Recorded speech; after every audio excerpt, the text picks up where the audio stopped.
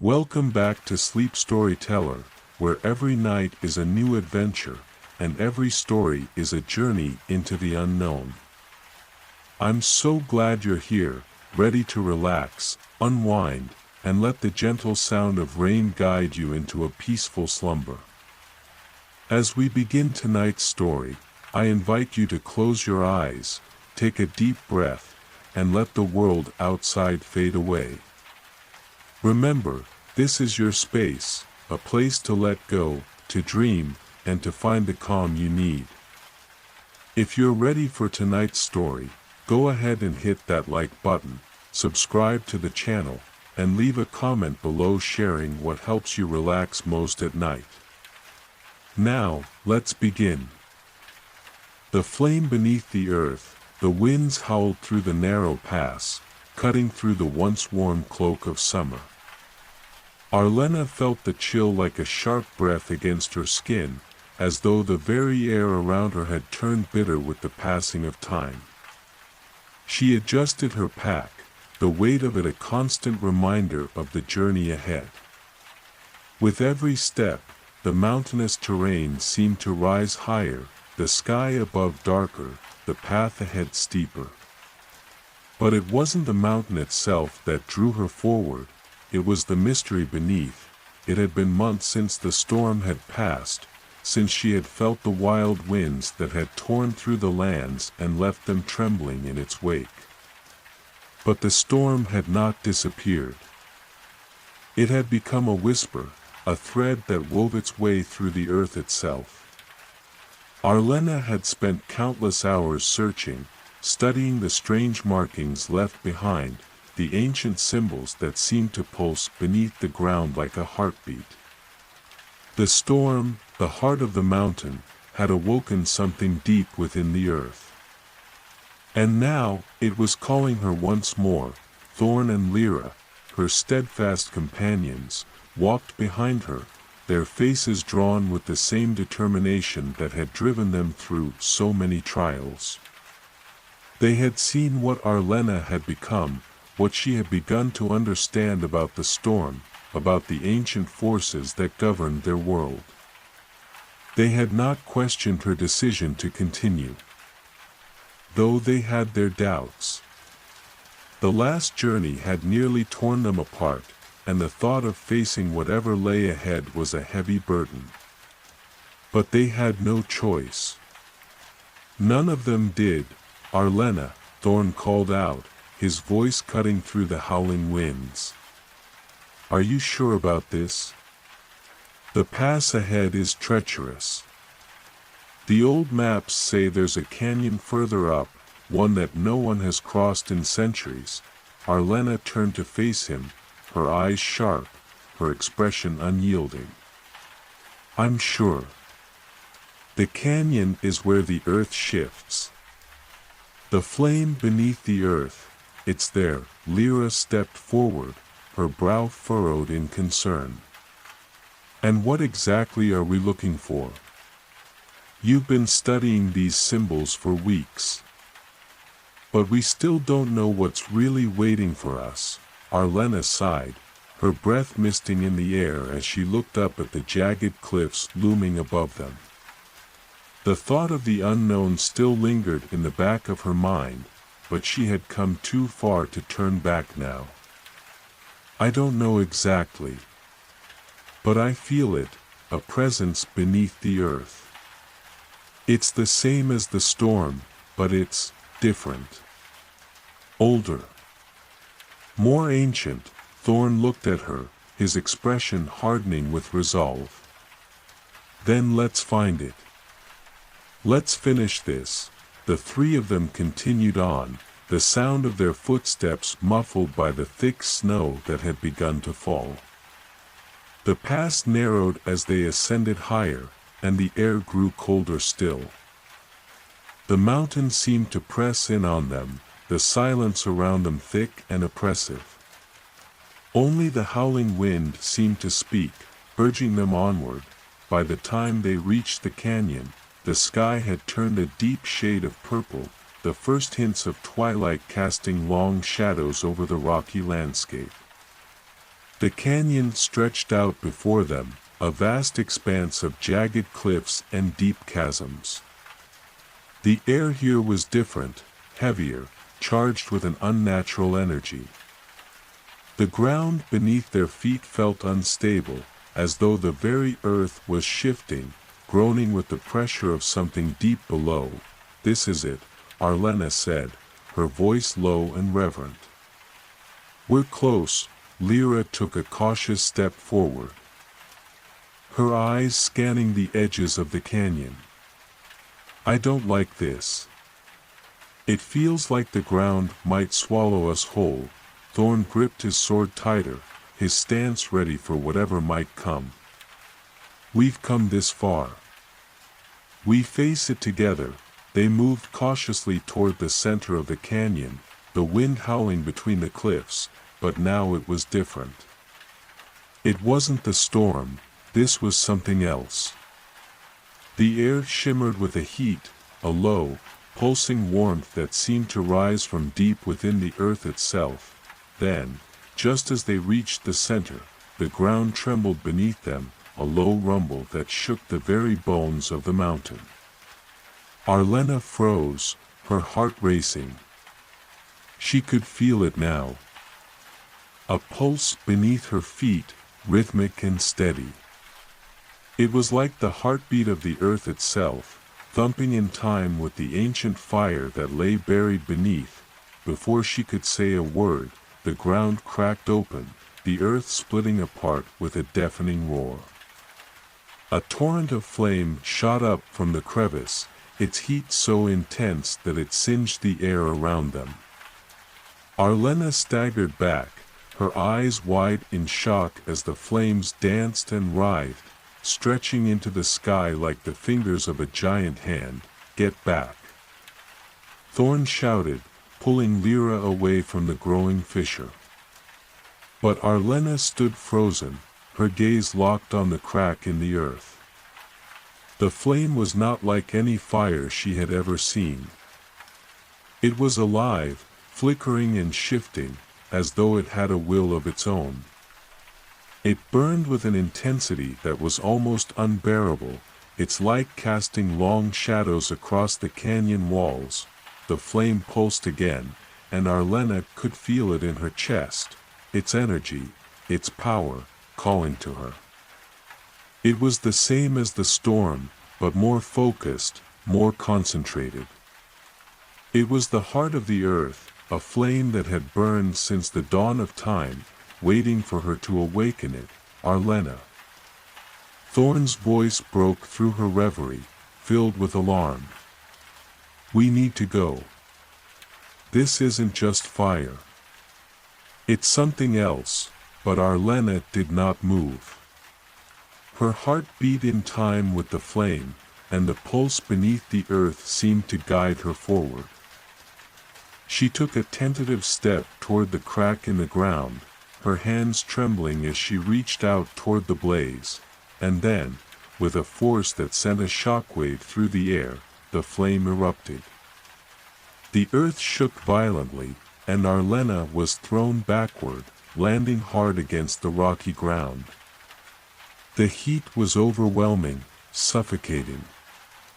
The fire raged, consuming the canyon, its light blinding as it spread outward, devouring everything in its path. "Arlena." Lyra's voice was a desperate cry, but the sound was drowned by the roar of the flames. Thorn grabbed her arm, pulling her away from the widening fissure as the fire threatened to consume them all, but Arlena could still feel it, the pull of the flame beneath the earth. The ancient energy that beckoned her forward. It called to her, a promise of power, of understanding, of something more than she had ever known. "Thorn."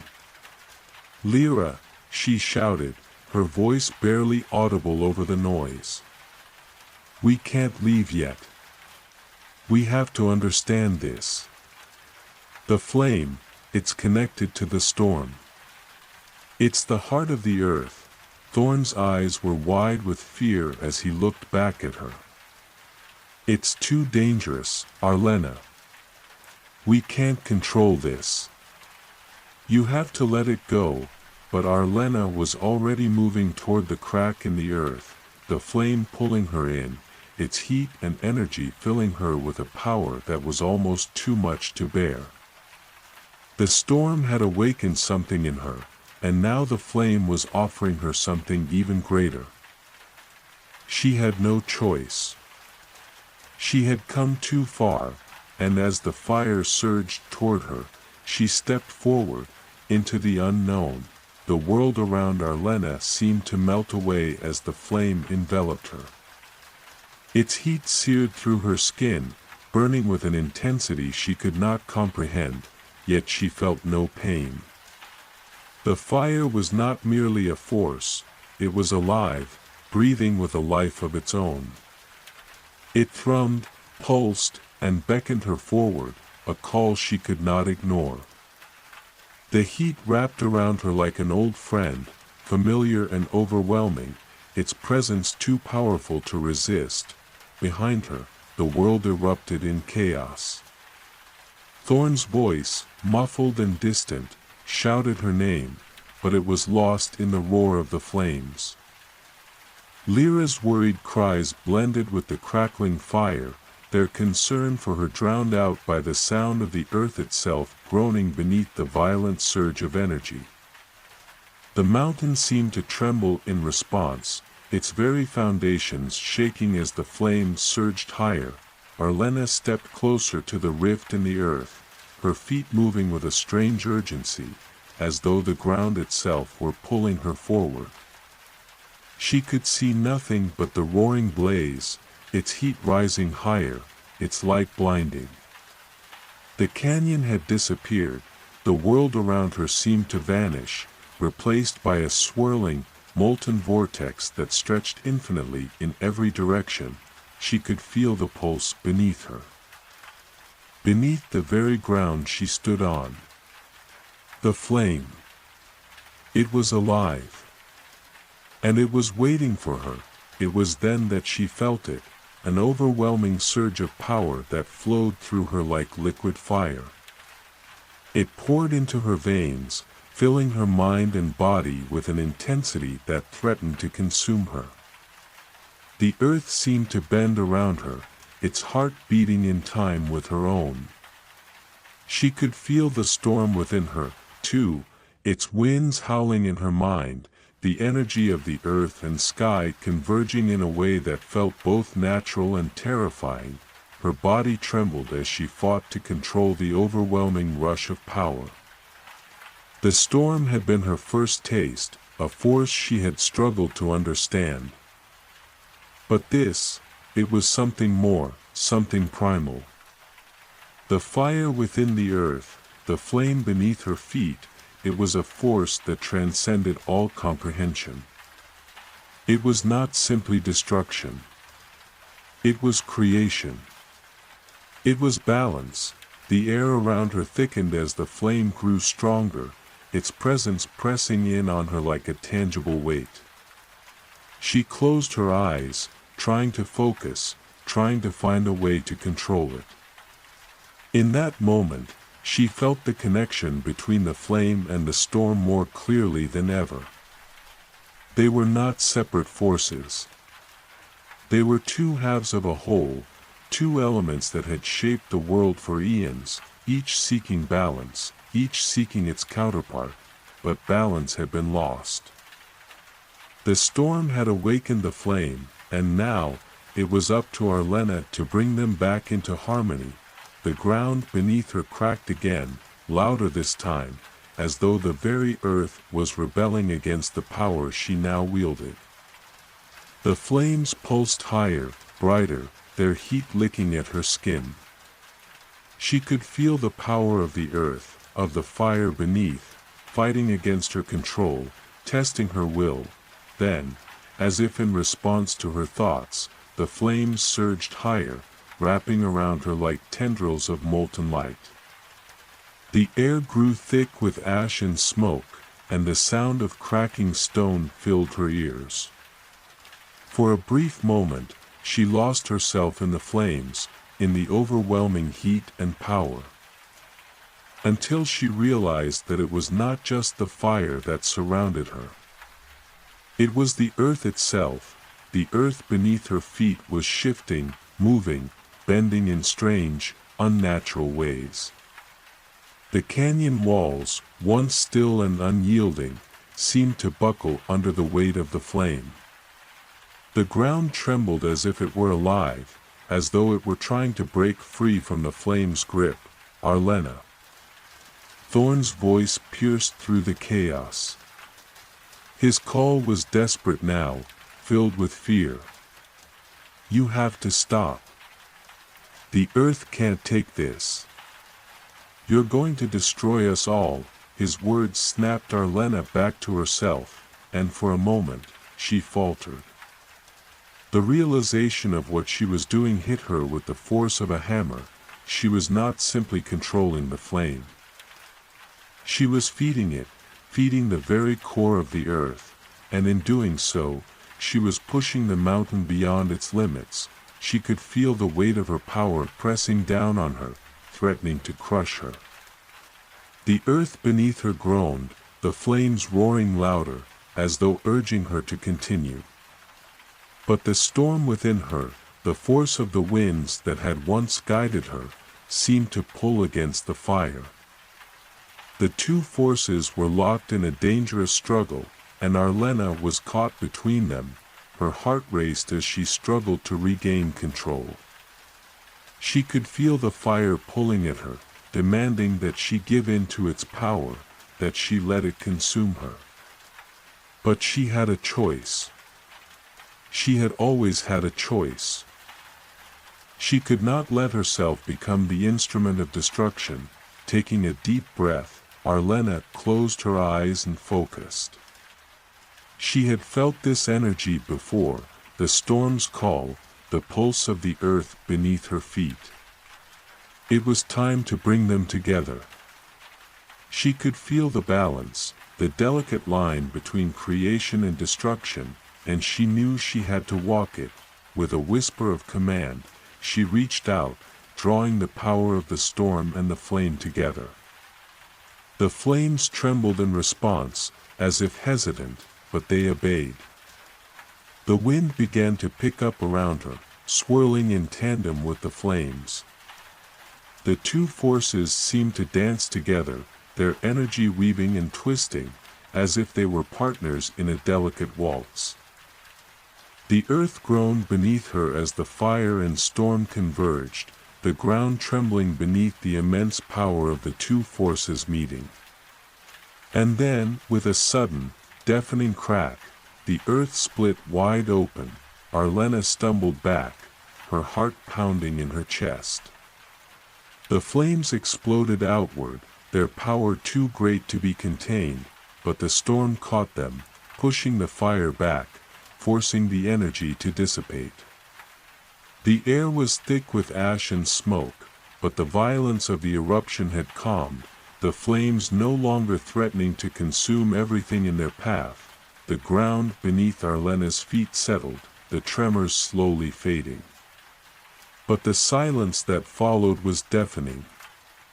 The storm had not completely subsided, nor had the flame been extinguished.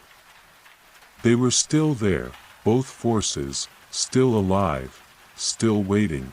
Thorn and Lyra rushed to her side, their faces pale with fear. "Arlena, are you?" Thorn began, but his voice trailed off as he saw the look in her eyes. She stood tall, her breath heavy, but her gaze was steady. She had done it. She had calmed the forces, at least for now. The storm and the flame were no longer fighting each other, no longer threatening to tear the world apart, but she knew this was only the beginning. She had balanced them, temporarily. But the world was changing. And if she could not find a way to maintain that balance, if she could not learn to control the flame beneath the earth, then it would consume them all. "We need to move," Arlena said, her voice firm, though it trembled with the weight of what had just transpired. "We need to find the source."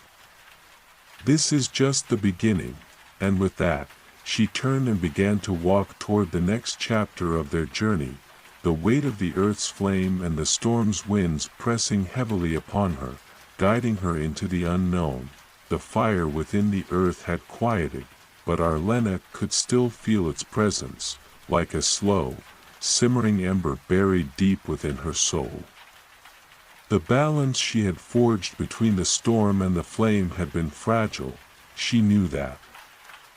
And though the immediate danger had passed, it was clear that the forces at play were far from contained. The flame was ancient, older than any storm or storm-born being, and it had not been stirred without consequence. Behind her, the mountain whispered in low groans, its ancient bones creaking as though awakening from a deep slumber. The ground felt unstable, as if it were a living thing, still reeling from the forces she had unleashed. The air was thick with the scent of smoke and earth, and the sky above had darkened further, clouds swirling ominously. The storm she had so carefully tried to calm was still raging, but now it felt different, its winds no longer wild and untamed but focused, almost as though they were being drawn toward something. Arlena, Lyra's voice broke through the tension in the air. Sharp and worried. What now? We've contained the flame, for now. But what happens when it awakens again? What happens when it burns through the earth again? Arlena turned to face her companions, her eyes burning with the same intensity as the flame beneath. She could feel their fear, their uncertainty, but she could not afford to let it sway her. She had made her choice, and there was no turning back. The flame will not burn through the earth again, not unless we allow it. But we must find its heart. Its source. Do you think you can control it? Thorn's voice was low, his gaze wary as he scanned the canyon around them.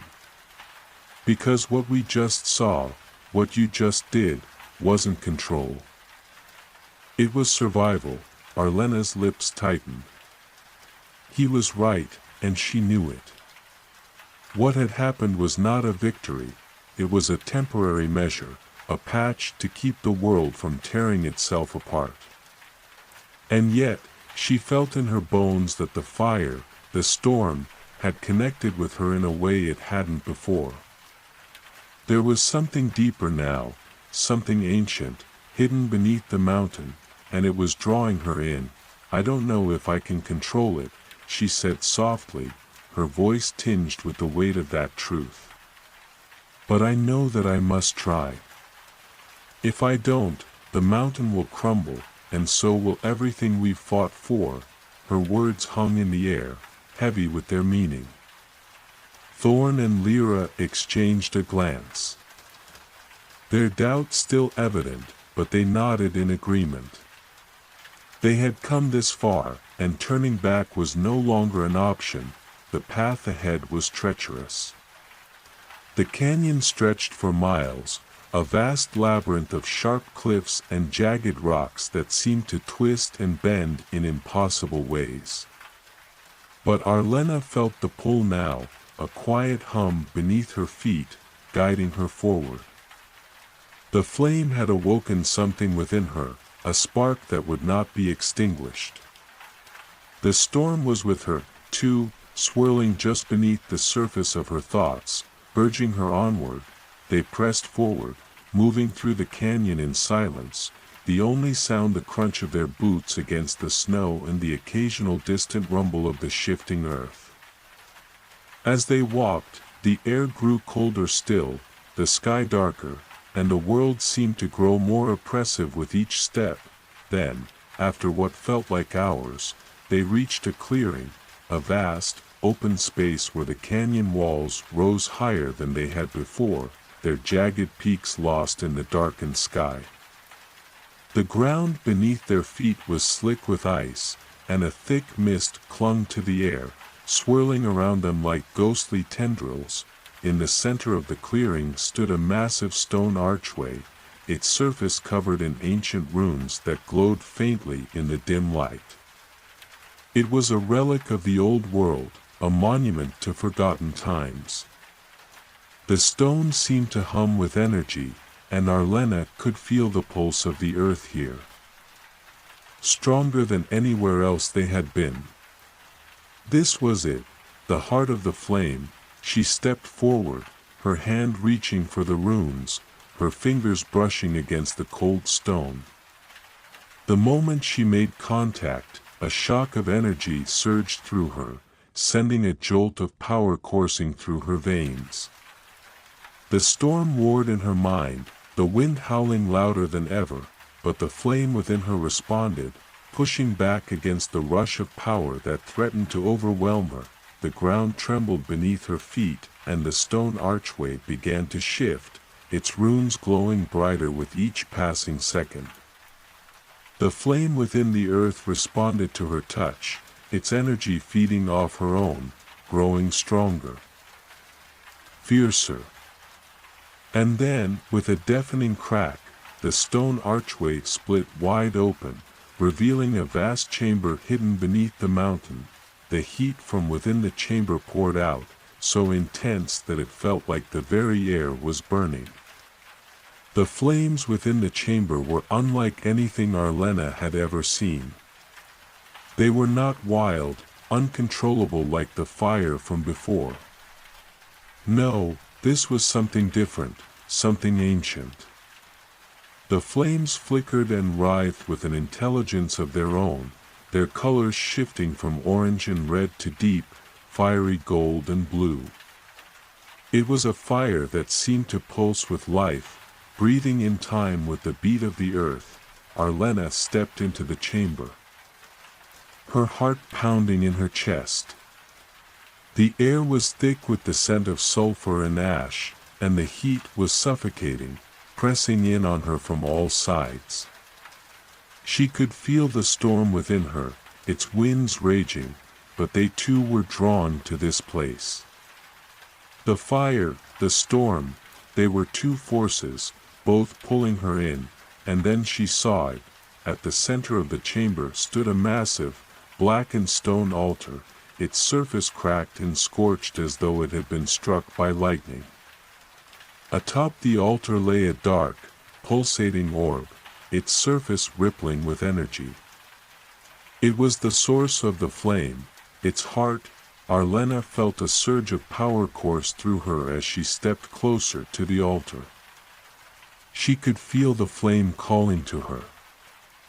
Its heat almost unbearable, yet she was drawn to it. Her heart beat in time with the pulse of the orb, the same rhythm she had felt beneath her feet when the storm and the flame had clashed. The two forces were not enemies, they were siblings, tied together in ways she had only begun to understand, but there was something wrong. The orb was not just the heart of the flame, it was the heart of the mountain. It was the pulse of the earth itself, and it had been dormant for far too long. With a heavy breath, Arlena reached out toward the orb, her fingers trembling. As she touched its surface, a shock of energy shot through her, more intense than anything she had felt before. The storm and the flame collided within her, their power surging like a tidal wave. The orb's energy flooded her mind, and for a moment, everything went black. When she opened her eyes, she was no longer standing in the chamber, she was standing in the heart of the earth itself, surrounded by swirling flames and winds that howled like beasts. The world was chaos, yet within it, she could feel the heartbeat of the earth, steady and unyielding, and at that moment, she knew. The storm and the flame were not separate. They were one. The world around Arlena was no longer the familiar, solid ground of the chamber. Instead, she was surrounded by an endless expanse of swirling fire and wind, their violent dance twisting and churning in a chaotic rhythm. The heat from the flames seared at her skin, and the winds whipped around her like an uncontrollable storm, howling as though they were alive. But amidst the chaos, she felt a strange calm, an unspoken connection to the forces surrounding her. It was then that she realized the truth. She was no longer separate from the flame, nor the storm. She was part of them, a conduit between the two forces, and they were part of her. The orb, the pulsing heart of the mountain, had awakened something deep inside her, something primal and ancient. She could feel its power thrumming beneath her, alive and all-encompassing. For a moment, she simply stood there, letting the energy of the flame and the storm flow through her. The wind and fire surged, pulling her in every direction, but she no longer fought against them. She surrendered to the current, allowing herself to be carried by the tide of elemental power that now coursed through her veins. But even as the storm and the flame merged within her, a strange sense of unease settled over her. There was a growing awareness that this connection, this fusion of fire and wind, was not just a gift. It was a responsibility. And with that responsibility came a heavy burden. As the flames flickered and the winds howled, Arlena sensed something beneath the surface of the earth, a dark presence that had been stirred by the awakening of the flame. It was subtle at first. A faint tug on her consciousness, but it quickly grew stronger, more insistent. The deeper she delved into the pulse of the mountain, the more she realized that there was something else down there, something ancient and malevolent. The storm and the flame were not the only forces in this world. There was something older, something darker, and it was beginning to stir. A voice whispered in the back of her mind, a voice that was not her own, a voice that came from the very core of the earth itself. Arlena, you have awakened me. The words reverberated through her soul, sending a shiver down her spine. She clenched her fists, trying to shake off the overwhelming sense of dread that washed over her. But the voice persisted, echoing in her thoughts like a relentless drumbeat. I am the flame that was forgotten. I am the storm that never sleeps. And now you have woken me, child of the mountain. The earth will burn, and the wind will carry its ashes. Arlena's breath caught in her throat. The voice, the presence, was not simply a distant whisper. It was real. It was alive, and it was speaking directly to her. The flame and the storm, the forces she had thought of as allies, now seemed like fragile things, easily consumed by the presence that was awakening deep within the mountain. Her heart raced, and she took a step back, trying to steady herself. The world around her was shifting. The flames now flickering with a strange, unnatural light. The winds grew fiercer, howling with an intensity that threatened to tear her apart. And still, the voice continued to call to her, its dark, ominous presence growing stronger with every passing moment. You are mine now, Arlena. You are the bridge between the elements, the one who will bring forth the end. The words felt like a weight in her chest, pressing against her ribs as if the very earth itself were trying to crush her. She tried to breathe, tried to fight against the overwhelming presence, but it was no use. The connection between her and the flame, between her and the storm, was undeniable. It was too powerful to resist. The ground beneath her trembled again, this time with a force that threatened to throw her off balance. The flames roared higher, their light blinding, and the winds picked up into a violent spiral.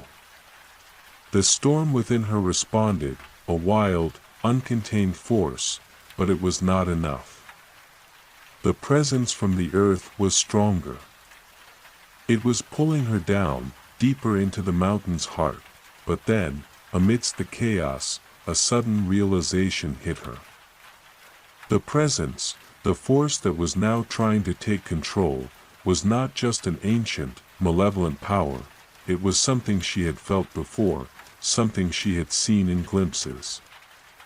It was the mountain itself, or rather, what the mountain had become after centuries of corruption. The flame had been its heart, but now it was twisted, corrupted by the same forces that had ravaged the world so long ago. The voice was the echo of that corruption. With a surge of will, Arlena focused on the connection between the storm and the flame within her. She could feel them, both forces thrumming in time with her heartbeat, yet there was something new now, something darker, like a shadow creeping into her thoughts. She had to push it back. She had to control it before it consumed everything. The wind howled louder, the flames now raging around her like an inferno, but she stood her ground. Her hands rose, and with a single, deep breath, she called to the storm. She could feel its winds within her. Could feel the air crackling with the potential to destroy, to reshape everything. She reached deeper, pulling the energy of the wind into herself, drawing it together with the fire. The storm and the flame responded, their energy merging in a brilliant explosion of light and power. The force of their union surged outward, pushing back against the dark presence that had tried to claim her. For a moment, the world seemed to shudder in response, the forces battling against one another with a ferocity that could split the earth in two, but Arlena refused to let go. She was the bridge between the storm and the flame, and she would not allow the corruption to take root. With one final push, she released the combined energy of the storm and the flame. The forces collided with the dark presence at the heart of the mountain, and for a moment, everything went still. The winds died down. The flames flickered and subsided. And the voice, the dark presence, fell silent. Arlena stood there, breathing heavily, her body trembling with exhaustion. The storm within her had quieted, and the flame had dimmed. But there was no time to rest. The battle had not been won. It had only just begun. The chamber around her was now silent, the heat of the flames replaced by a coldness that seeped into her bones. She looked around, her heart racing, knowing that the true test lay ahead. She had pushed the corruption back, but it was still there, beneath the surface, waiting for the right moment to rise again. Arlena. Thorn's voice echoed from the entrance of the chamber. "Are you all right?" She turned to see her companions standing at the threshold, their faces etched with worry. The fight was far from over, but she couldn't let them see her uncertainty, not yet. Not until she understood what she was truly up against. "I'm fine," she said, though her voice was strained. "But we need to move quickly. The corruption in this mountain is stronger than I thought. If we don't stop it now, it will consume everything." With that, she turned toward the darkness at the heart of the mountain. Knowing that the flame and the storm had not yet revealed their full potential, and neither had she, the mountain was silent now, but that silence was more unnerving than the storm's fury. Arlena could feel it pressing in on her, the weight of the earth's ancient power, held in check for now but restless beneath the surface. The flame was still alive, still smoldering in the heart of the mountain, its heat lingering like an echo that vibrated through her very bones.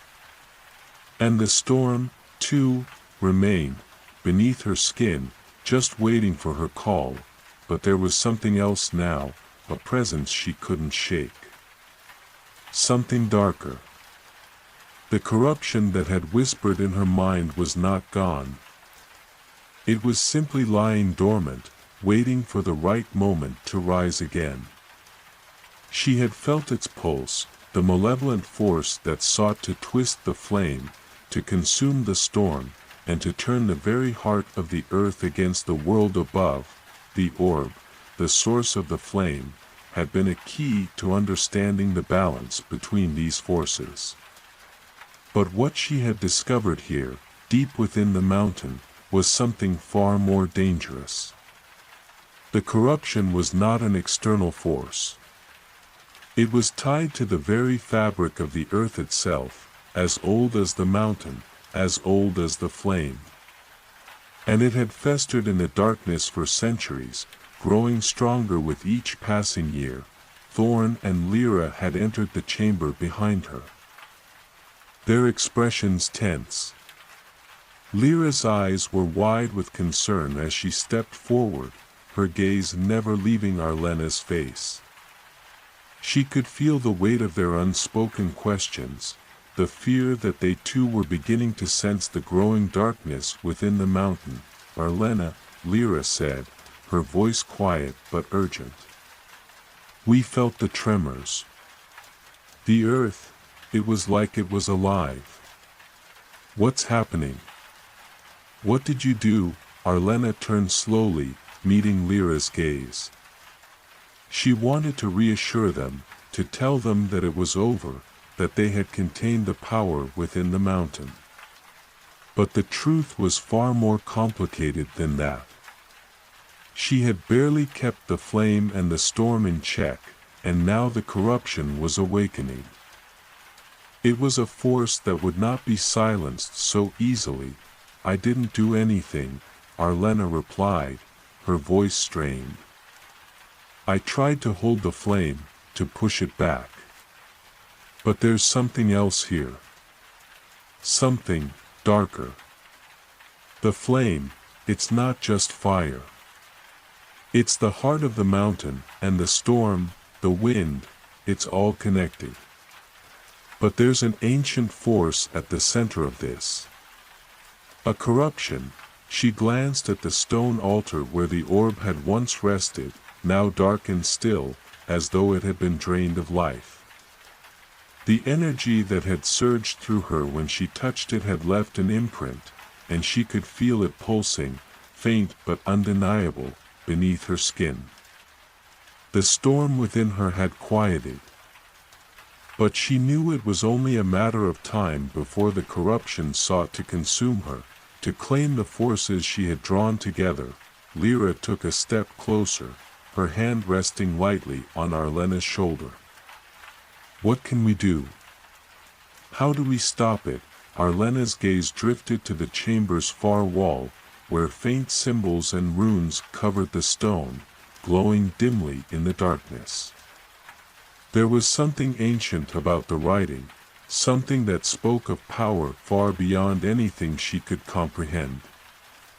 The corruption had been sealed away once, long ago, but the seal had weakened over time. And now, with the awakening of the flame, it was free. "I don't know yet," Arlena admitted. "But I have to find the source of the corruption. We need to understand it before it consumes the mountain and the world beyond." Thorn, who had been silent up until now, stepped forward. His brow was furrowed, and his hand rested on the hilt of his sword, as though prepared for whatever might come next. "Then we should move quickly," he said, his voice steady. "The longer we stay here, the stronger the corruption will grow. We can't let it spread." Arlena nodded, grateful for his support. "We need to find the heart of the corruption. It's hidden somewhere deep within the mountain, perhaps even deeper than we've gone before. If we don't stop it now, it will tear this place apart." The three of them stood in the silence for a moment, their thoughts heavy with the weight of what lay ahead. The mountain felt alive, the air thick with tension, and the ground beneath their feet trembled slightly, as if anticipating what was to come. With a determined nod, Arlena turned toward the exit of the chamber, her footsteps firm as she moved toward the narrow passageway leading deeper into the mountain. The others followed, their presence a silent support as they ventured farther into the unknown. The passage was long and winding, the air growing colder the farther they went. The walls of the mountain seemed to close in around them, the stones slick with moisture and the faint glow of phosphorescent moss lighting their way. The deeper they went, the more oppressive the atmosphere became. The air felt thick, heavy with the weight of history, as if the very mountain had been holding its breath for centuries. "Do you feel it?" Lyra whispered, her voice barely audible. "It's like the whole mountain is holding its breath." "I feel it too," Arlena replied, her voice strained. "It's like the earth itself is alive, and it's waiting." They continued on in silence, the only sound the echo of their footsteps and the distant rumble of the earth shifting beneath them. As they moved deeper, the temperature continued to drop, and the air grew thinner. The storm within Arlena stirred, swirling in the recesses of her mind. But she focused on the path ahead. She could feel the presence of the corruption growing stronger with every step, a dark energy that seemed to pulse beneath the earth's surface, just out of reach. Finally, after what felt like hours, they arrived at a vast, cavernous chamber. The walls were lined with veins of crystal that glowed with an eerie, unnatural light. At the center of the room stood a massive stone structure, a twisted, jagged spire that seemed to rise from the very heart of the mountain. The air was thick with a suffocating heat, and the ground beneath their feet was cracked and scorched, as though something had burned through it long ago. "This is it," Arlena murmured, her voice barely above a whisper. "This is where it all began." As she stepped forward, the corruption in the air grew stronger, pressing in on her from all sides. The storm within her surged, the wind howling in her mind, but she held it back. The flame responded, flickering in her chest, but she kept it contained. At the center of the chamber, the stone spire pulsed with a dark, throbbing energy, and from it, the corruption seemed to bleed out, seeping into the very air around them. The flame had been awakened, but this was something far darker, a force that was slowly consuming the very mountain they stood upon. "We need to destroy it," Thorn said, his hand gripping his sword tighter. "Before it spreads any further," Arlena nodded. But deep within her, a small voice whispered, "Destroy it, yes, but what if this corruption is not just a force to be fought, but a part of something much larger?" She pushed the thought aside, focusing on the task at hand. The flame and the storm were hers to command, and she would wield them to stop the corruption from consuming the world. But she couldn't shake the nagging feeling that there was more to this than she understood, something deeper, darker, and far older than the flame and the storm themselves.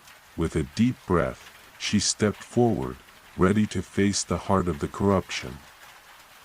The cavernous chamber loomed before them, its walls alive with a faint, eerie glow from the crystal veins that ran through the stone. The ground beneath their feet was scorched and cracked, as though the mountain had bled fire in ages past. The twisted spire at the center of the chamber pulsed with a dark energy, a living force that seemed to reach out with tendrils of corruption, seeking to ensnare everything in its grasp. Arlena stood at the threshold of the chamber, the storm and the flame both stirring within her. She could feel the pull of the corrupted energy in the air, the oppressive weight of it pressing against her chest. It was like a cold hand was gripping her heart, squeezing tighter with every breath she took. She could sense the corruption's hunger, its desire to spread, to consume everything in its path. "We need to destroy it," Thorn said again, his voice tense, his hand still clutching the hilt of his sword. Arlena didn't answer immediately. Her mind was racing, thoughts colliding with one another, unsure of what to do next. She could feel the flame inside her, still strong, still burning with the power of the mountain's heart. The storm was there too, wild and restless, swirling in her mind like 1,000 winds. But there was something else now, a whisper of doubt that threatened to take root. What if the corruption wasn't just a force to be fought? What if it was something more? Something that could not simply be destroyed. Her hand reached out, her fingers brushing the rough stone of the spire. The moment her skin made contact with the surface, the ground trembled beneath her feet, and the air around her seemed to grow thicker. The dark energy seemed to surge in response, curling around her like a serpent, wrapping itself around her mind, pulling at her thoughts. Arlena. Lyra's voice broke through the haze of her thoughts. Don't touch it. You don't know what it will do. But Arlena couldn't move. The connection between her and the corruption was too strong. She could feel the pulse of it, the rhythm of its heartbeat matching her own. It was not just darkness, it was ancient. An old, forgotten power that had once ruled the earth. And now, it was awakening, stirring beneath the mountain, rising to the surface once more. I am not your enemy, the voice whispered, deep and ancient, echoing in her mind. I am the earth, the flame, and the storm. I am the one who watches over this world. And you have come to destroy me. Arlena's heart raced, her breath quickening as the voice echoed through her soul. She could feel the storm within her growing restless, the winds picking up again in her mind. But beneath it, the flame flickered and burned brighter, pushing against the weight of the corruption. It was as though the two forces were fighting for dominance inside her. The flame and the storm at war with one another. No, Arlena whispered, shaking her head. I don't want to destroy you. I just need to understand what you are. You have already awakened me, child. You have already opened the door. The corruption is not mine, but it is a part of me. It is the shadow of what once was. And it is the price of power.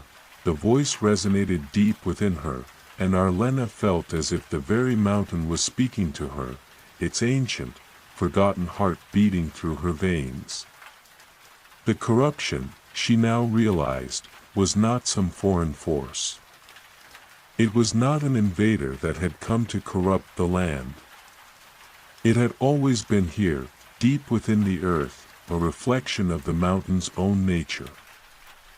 The flame was the heart of the mountain, but the corruption was its shadow, an inevitable part of its existence. She staggered back, breaking contact with the spire. The world around her seemed to shift, as though the very fabric of reality was unraveling. The storm within her grew stronger, the wind howling in her ears, but the flame, so bright and wild, was the counterbalance. The two forces warred against one another, but there was no clear victor. It was as though they were bound to this place, bound to each other, forever entwined. What did it say? Thorn asked, his voice low, wary. It's not just a corruption, Arlena answered slowly, her mind still reeling from the encounter. It's a part of the mountain itself. The flame, the storm, and the corruption, they're all bound together. The corruption isn't something foreign, it's a natural part of the Earth's cycle. And now that I've awakened the flame, it's like I've opened a door. The mountain can't exist without it. Lyra looked troubled, her brow furrowed. So what does that mean? That we're supposed to let it consume everything? No, Arlena said quickly, shaking her head. The corruption is powerful, yes, but it's not invincible. We just need to find a way to balance the forces. The flame, the storm, and the corruption, they all have their place. The question is, how do we stop it from taking over? As Arlena stood there, considering their next move, the mountain seemed to groan beneath them. The stone trembled again, and a deep rumble filled the chamber. The twisted spire pulsed with an even darker energy, and the air grew heavier, charged with a static tension that made Arlena's skin crawl. "We don't have much time," Thorn said, his eyes scanning the cavern. "It's getting worse. We need to make a decision." Now, Arlena nodded, her jaw tightening. She could feel the corruption seeping through the stone, crawling through the air, winding its way into every crevice. The longer they waited, the harder it would be to stop it. She could feel the storm in her chest, restless and eager for release. The flame, too, was burning hotter, its heat like a firestorm ready to consume everything in its path. There had to be a way to channel the two forces, to use them together in a way that would contain the corruption rather than feed it. Arlena closed her eyes, focusing on the rhythm of the flame and the storm, listening to the ancient pulse of the mountain beneath her feet. She could feel the energy of both forces moving in time with her heartbeat, alive and powerful, but how could she harness them without letting the corruption consume her, Arlena? Lyra's voice broke through her thoughts. "What are you thinking?" Arlena took a deep breath. I think we need to find the heart of the corruption. We need to confront it directly. If we can't destroy it, we can at least seal it away, bind it with the power of the storm and the flame." Thorn nodded, though his expression remained tense. "And how do we do that?" Arlena stepped toward the spire once more, the storm and the flame stirring within her. "I don't know yet. But I'll find a way." The air around them grew still, the tension mounting. The corruption was closing in, the darkness creeping through the cracks in the earth, and the mountain seemed to watch them with a quiet, waiting gaze. The battle to save the world had just begun, and the stakes were higher than any of them could imagine. The silence that followed felt heavy, almost suffocating. The cavern around them seemed to hold its breath, as though the mountain itself was waiting for what would come next. Arlena stood at the heart of the chamber, her fingers brushing against the cold, jagged stone of the spire, feeling the dark pulse of corruption emanating from it. The flame within her stirred restlessly, but so too did the storm, a wild, untamed force that yearned to break free. The tension in the air was thick, and Arlena knew that the choices they made now would determine the fate of the mountain, and perhaps the world itself. She could feel the weight of her responsibility pressing down on her like 1,000 tons of stone, but the answer was elusive. The flame and the storm were too volatile to simply unleash without direction. And the corruption, ancient, malevolent, was not a force to be easily reckoned with. Thorn moved beside her, his steps light on the cracked stone, his hand still on the hilt of his sword. He seemed as ready for a fight as ever, but even he knew that this was a battle unlike any they had faced before. Lyra, too, had a worried look in her eyes, but she was always the steady presence, the one who kept her cool when the world threatened to burn. "Arlena," Lyra said softly, her voice breaking through the silence. "You're not alone in this. We'll figure it out together." Arlena turned to look at her, a faint smile tugging at the corners of her lips. Lyra's words were a balm, soothing the gnawing worry in her chest. But the task at hand was far from simple, and even with her companions by her side, the mountain held its secrets close. The spire pulsed again, sending a wave of dark energy through the air, its tendrils of corruption swirling around them like a storm. Arlena could feel it, a low, guttural hum in the air that threatened to pull her under. The corruption was alive, hungry, and if they didn't act soon, it would consume them all. "I think I've figured it out," Arlena said suddenly, her voice clear and steady, despite the storm raging within her. "The corruption isn't just in the mountain. It's in the very earth itself. Tied to the heart of this place. It's not something we can fight directly, not with force.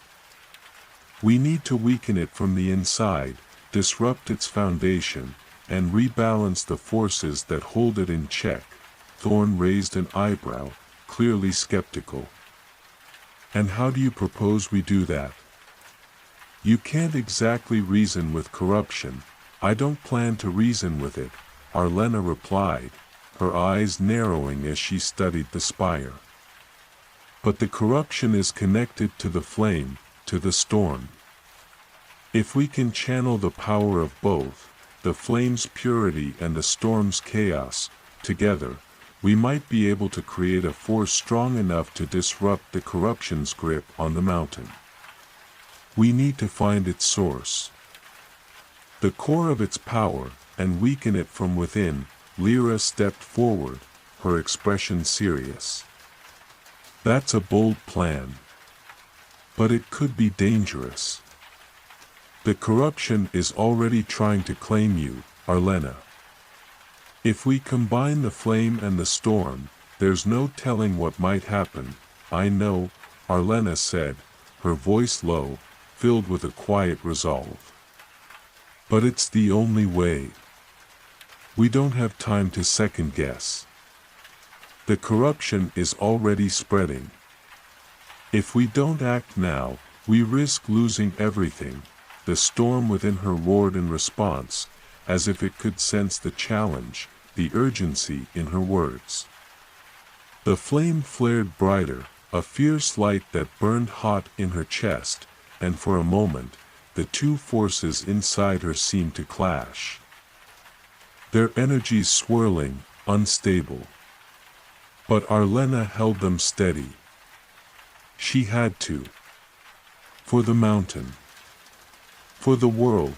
Thorn gave a curt nod, and Lyra's face softened with concern, but she, too, understood the gravity of the situation. The three of them stood together in the heart of the chamber, facing the dark, pulsing spire at the center, knowing that the path ahead was fraught with danger. But there was no turning back now. "We move quickly," Thorn said, his voice firm. "We don't know how much time we have before it becomes too strong to fight." Arlena took a deep breath, the air around her thick with the weight of their decision. The forces within her were restless, but she felt a calm resolve settle in her chest. The corruption was a part of the mountain, a part of the earth's eternal cycle, but that didn't mean it couldn't be controlled. If she could find a way to balance the flame and the storm, to wield them together, perhaps she could bind the corruption, push it back into the depths from which it came. She stepped forward toward the spire, her heart steady as her fingers brushed the cold stone once more. The energy within the mountain surged, and for a moment, everything went still. The flame flared brighter in her chest, and the storm within her stirred, a howling wind in her mind, ready to be unleashed. "Now," she whispered to herself, her eyes closing as she drew on the power of both forces. The flame and the storm answered her call. In an instant, the spire trembled, a deep rumbling that echoed through the chamber. The ground beneath their feet cracked open, and a wave of raw, chaotic energy surged from the spire, crashing toward them. The corruption lashed out, a dark, tendril-like mass of energy that sought to engulf them, to snuff out the light and the storm. But Arlena stood firm, her body crackling with the combined force of the flame and the storm. She was a conduit, a bridge between the two. The flame within her surged, its heat radiating outward, and the storm howled in response, winds whipping through the chamber, tearing at the walls, shaking the very foundation of the mountain. The two forces collided, a clash of light and darkness, chaos and order, and for a moment, it seemed as though the mountain itself would tear apart, but Arlena held steady, her heart pounding in her chest as she poured everything she had into the battle. She could feel the corruption fighting back, pushing against her, but it was weaker now. The flame was burning brighter, stronger, and the storm was wild and uncontrolled, its winds howling louder as the two forces met in a final, powerful surge. For a moment, it seemed as though the world had frozen in time, the storm and the flame locked in a furious battle against the corruption. And then, with a final, explosive burst of energy, the corruption recoiled, its tendrils retreating into the mountain, disappearing into the depths from which they had come. The chamber fell silent. Arlena stood there, breathing heavily, her body trembling from the sheer force of what she had just unleashed. The flame and the storm had subsided, but their energies still hummed beneath her skin, a reminder of the power she had wielded. She had done it, she had held back the corruption, for now. But she knew that the mountain's heart was not so easily tamed. The forces within it would always be in flux, always in danger of tipping into darkness again. Thorn and Lyra were silent for a moment, their eyes locked on Arlena, but slowly. They nodded in agreement. They had made it through. The corruption had been contained, but the mountain's ancient power was far from gone. "We did it," Lyra said softly, her voice filled with awe. "For now," Arlena replied, her gaze drifting toward the spire, which now stood still and silent, its dark energy dissipating. But this is only the beginning. The cavern stood still, a tense silence settling in the wake of their victory. The storm that had raged within Arlena was now quiet, and the flame that had burned so fiercely inside her had become a steady, low warmth, like embers in a hearth. Yet, despite the calm, Arlena could still feel the undercurrent of something dark and restless beneath her feet. The corruption may have retreated, but it was far from gone. She knew this was only a temporary reprieve. Thorn stepped forward, his eyes scanning the chamber with a sharp intensity, as though expecting something else to emerge from the shadows. The walls of the cavern were still scarred from their confrontation, cracks running like veins through the stone. The faint glow from the crystal veins that snaked through the walls flickered, casting erratic shadows that seemed to move of their own accord. "We've only delayed it," Thorn said, his voice low but resolute. "We need to be ready. If the corruption comes back, it will," Arlena interrupted, her voice steady but filled with an undercurrent of weariness. "It always does. We can't destroy it completely." "Not in this place," Lyra, standing a little behind them, looked out over the chamber, her expression troubled. "But why? Why does the corruption return, no matter how hard we fight it?" Arlena hesitated for a moment, her thoughts swirling. She had felt the mountain's heart beat within her, a rhythm that pulsed with both the flame and the corruption. The two forces, bound together by time and nature, seemed inextricable, each one feeding off the other, both a source of life and destruction. The corruption is part of the mountain, Arlena finally said, her gaze drifting to the dark spire that had once pulsed with such malevolent energy. It's not an invader. It's a reflection of this place. The mountain has always held both creation and decay within it. The flame burns bright, but it cannot exist without the shadow, but that doesn't mean we should let it destroy everything, Thorn said, his voice growing more urgent. What if it keeps growing stronger? What if the balance tips in its favor?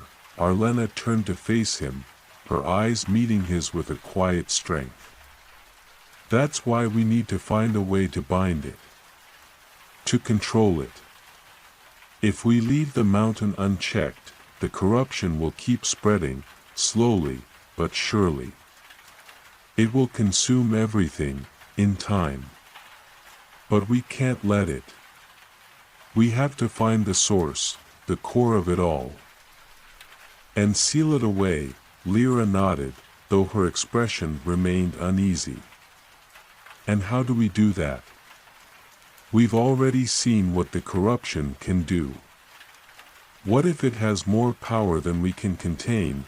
We don't have a choice, Arlena replied, her voice steady with determination. We've already awakened the flame, and with it, we've triggered something deep within the mountain. The corruption has always been a part of this place, but now it's more active.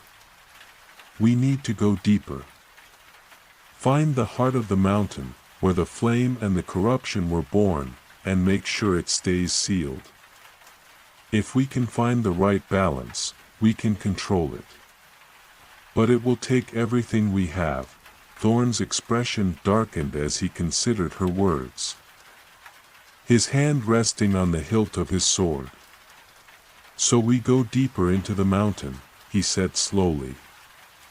And hope that we can somehow keep it from consuming everything. Yes, Arlena answered firmly. It's our only chance. A deep rumble echoed through the cavern, and the ground trembled beneath their feet. The noise was distant, but unmistakable. The mountain was shifting again. Whatever was stirring below was not yet satisfied. We don't have much time, Thorn said, his eyes narrowing. Let's move before it's too late. Without another word, the three of them began to make their way deeper into the mountain, the path ahead uncertain and treacherous. The stone beneath their feet was uneven and sharp, and the air grew colder the further they descended, as though they were approaching the heart of the earth itself. The faint glow of the crystal veins dimmed, casting long shadows that seemed to stretch and writhe in the flickering light. Arlena's mind raced as they moved forward. The corruption still lingered, an ever-present threat, but she had felt its retreat, its withdrawal from the chamber when the flame had burned brightest. That brief moment of victory had not been without cost. She had felt the strain, the heavy toll that channeling both the flame and the storm had taken on her. But now, the storm inside her was quiet again, the flame calm but ever present, like a smoldering ember ready to burst into life. As they continued deeper into the mountain, Arlena's thoughts turned to the heart of the corruption, the source of all the suffering. The corruption had a shape, a will, a mind of its own, but it was not evil in the traditional sense. It was born of balance, the balance between creation and destruction, light and dark, flame and shadow. The mountain had always held both in delicate harmony, but something had disturbed that balance, something had awakened the corruption, and now it sought to consume the mountain once again. She clenched her fists. The flame would burn bright, she knew it. But it could not do so alone. The storm was part of this, too. She could feel it, waiting, ready to unleash itself. But if they were to succeed, if they were to keep the corruption from consuming everything, they would need to understand it. They would need to understand the mountain, and the forces that bound it together.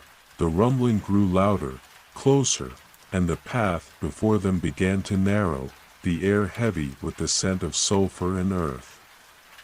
The walls seemed to pulse with life, and Arlena could feel the mountain's heartbeat growing faster, as though it was aware of their presence. The deeper they went, the more oppressive the atmosphere became. The silence between them grew thicker, and even Thorn, ever the warrior, seemed on edge. Lyra was quiet too, her gaze shifting from side to side. As though searching for something in the shadows. "We're close," Arlena said quietly, her voice barely above a whisper. "The heart of the corruption. It's close," and then, as if the mountain itself had heard her words, a tremor shook the ground beneath them. The air became thick with a foul, acrid scent, and the very stone seemed to quiver in response to something unseen. The mountain was waking. And so, too, was the corruption. The tremor beneath their feet was sharp, a sudden violent shake that sent loose stones tumbling down the narrow passageway. Arlena steadied herself against the wall, her breath quickening. The ground seemed to vibrate with a low, primal growl, the pulse of the earth itself thrumming in the deep. Like the heartbeat of some ancient, sleeping giant. "We're too close," Thorn said, his voice rough with urgency. He scanned the darkened passage ahead, his hand hovering near the hilt of his sword. "Something's coming, I can feel it," Arlena replied, her voice tight as she tried to steady the whirlwind of thoughts inside her. The corruption was stirring, alive, and more than ever, it seemed to be aware of their presence. The temperature in the tunnel had dropped drastically, and the air was thick with a sense of foreboding. Lyra, walking just behind them, shivered, but she didn't speak, her eyes darting nervously from side to side. She too could feel the mounting pressure, the tension that hung thick in the air. It was like the earth itself was holding its breath, waiting for the inevitable. The passageway narrowed, forcing them to move single file. The dim light from their torches flickered in the oppressive darkness, casting long, twisting shadows that seemed to move of their own accord. Each step they took felt like a step deeper into the belly of the mountain, deeper into its heart, and its corruption. They reached a large chamber, and as they stepped into the open space, Arlena felt a sudden shift, an almost tangible crackle of energy in the air. The chamber was vast, its ceiling lost in shadow, but there was something in the center of the room, a faint glow, pulsing with a sickly light. Flickering like a dying flame, "There," Arlena said, pointing toward the source of the light, the corruption. The light was not a beacon of hope, it was the faint, sickly glow of something far more sinister. It twisted and writhed in the air, like a serpent coiled within the heart of the mountain, its form undulating, shifting with every beat of its pulse. The ground beneath them seemed to warp and bend, as though the corruption itself was manipulating the very earth, twisting it to its will. Thorn's hand tightened around his sword hilt, and Lyra's brow furrowed in concern. They could all feel it, the weight of the corruption's presence, pressing down on them like a crushing force. Arlena stepped forward, her feet moving almost of their own accord, drawn toward the center of the chamber where the corruption pulsed. Each step felt heavy, laden with a mixture of fear and resolve. The flame within her burned brighter in response to the looming darkness, a flickering spark of light in the oppressive gloom. As she moved closer, the light of the corruption became clearer. It wasn't just a glow, it was a swirling mass of darkness, twisting and churning like smoke, tendrils of shadow reaching out as though it could feel her coming, as though it were alive and aware of her every movement. The corruption. Arlena whispered to herself, her voice barely audible. It's feeding off the mountain. It's tied to its very core. Thorn stepped forward beside her, his presence a steady anchor in the face of the growing darkness. "What do we do now?" he asked, his voice low, the weight of the moment settling over them like a storm. "We need to contain it," Arlena said, her eyes fixed on the pulsing mass. "The corruption is not just a force we can fight with swords or spells. It's part of the mountain. We have to sever the connection between the heart of the mountain and the corruption. If we don't, it will keep growing, feeding off the mountain, feeding off the flame, and we'll never be able to stop it." Lyra stepped closer, her eyes wide with both fear and determination. "How do we sever it?" "It's so alive." Arlena's mind raced, 1,000 thoughts flickering through her consciousness, but one truth stood out above all: the corruption was not merely an external force, not a creature they could defeat with sheer strength. It was woven into the fabric of the mountain itself, part of its ancient nature, its cycle of creation and destruction. And to sever the connection, they would have to reach the very heart of the mountain, the place where the flame and the corruption had first been born. Her gaze flickered back to the glowing mass, now swirling and undulating like a living creature. She could feel the heat of the flame inside her flare, the storm within her waiting to be unleashed. But even the combined might of both forces would not be enough to fight this onslaught. They needed something more, a way to sever the bond between the two, to destroy the source of the corruption. "I need to reach the core," Arlena said, her voice filled with quiet determination. "The flame inside me, it's the key. But I need to get closer, to the very center of it all. If I can bind the flame to the heart of the corruption, it will stop feeding, stop spreading. But I'll need help." Thorn nodded, his face grim. "We'll stay with you. Whatever it takes." Lyra, too, stepped closer. "We'll fight with you. We won't let you do this alone." Arlena took a deep breath, steadying herself.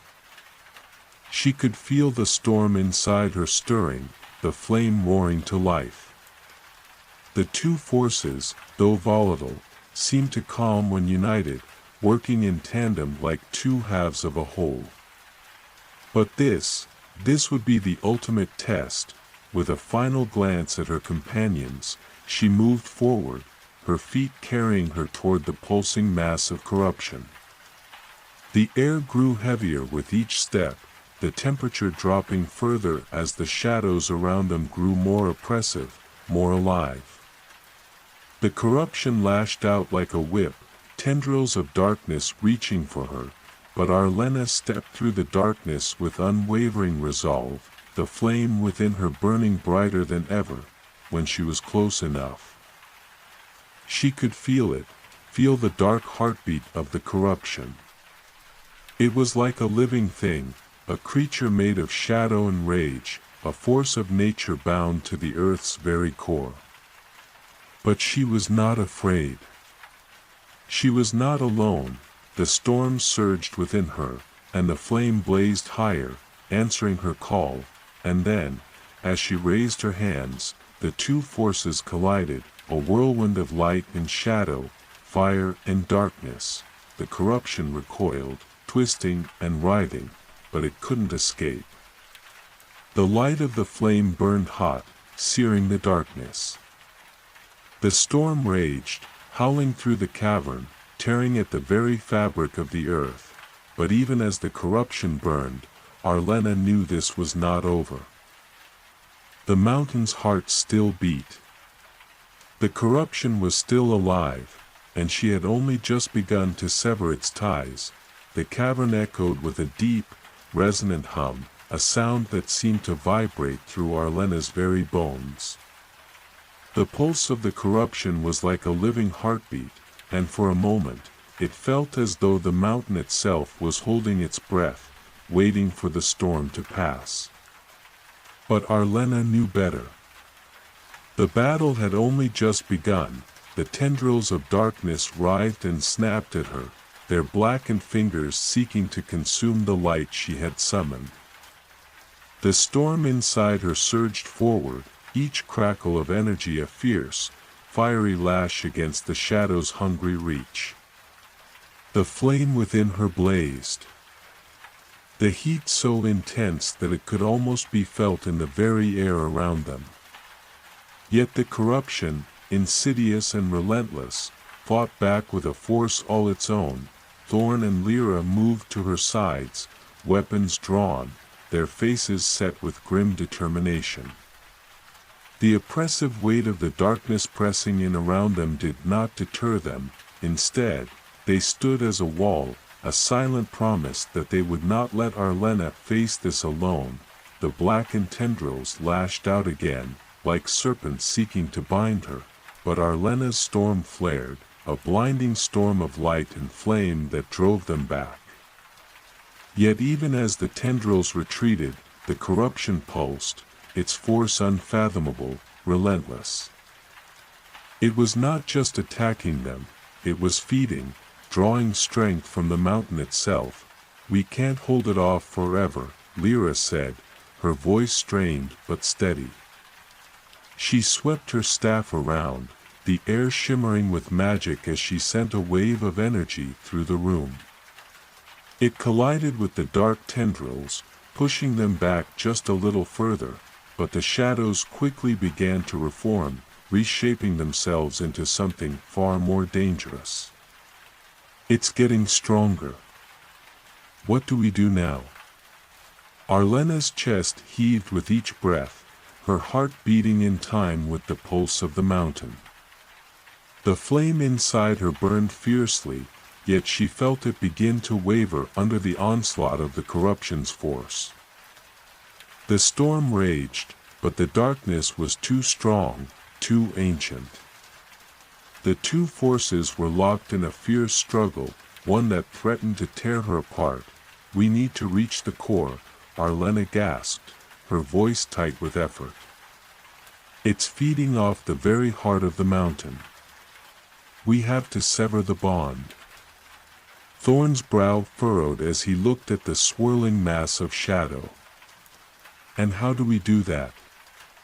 Arlena's mind raced.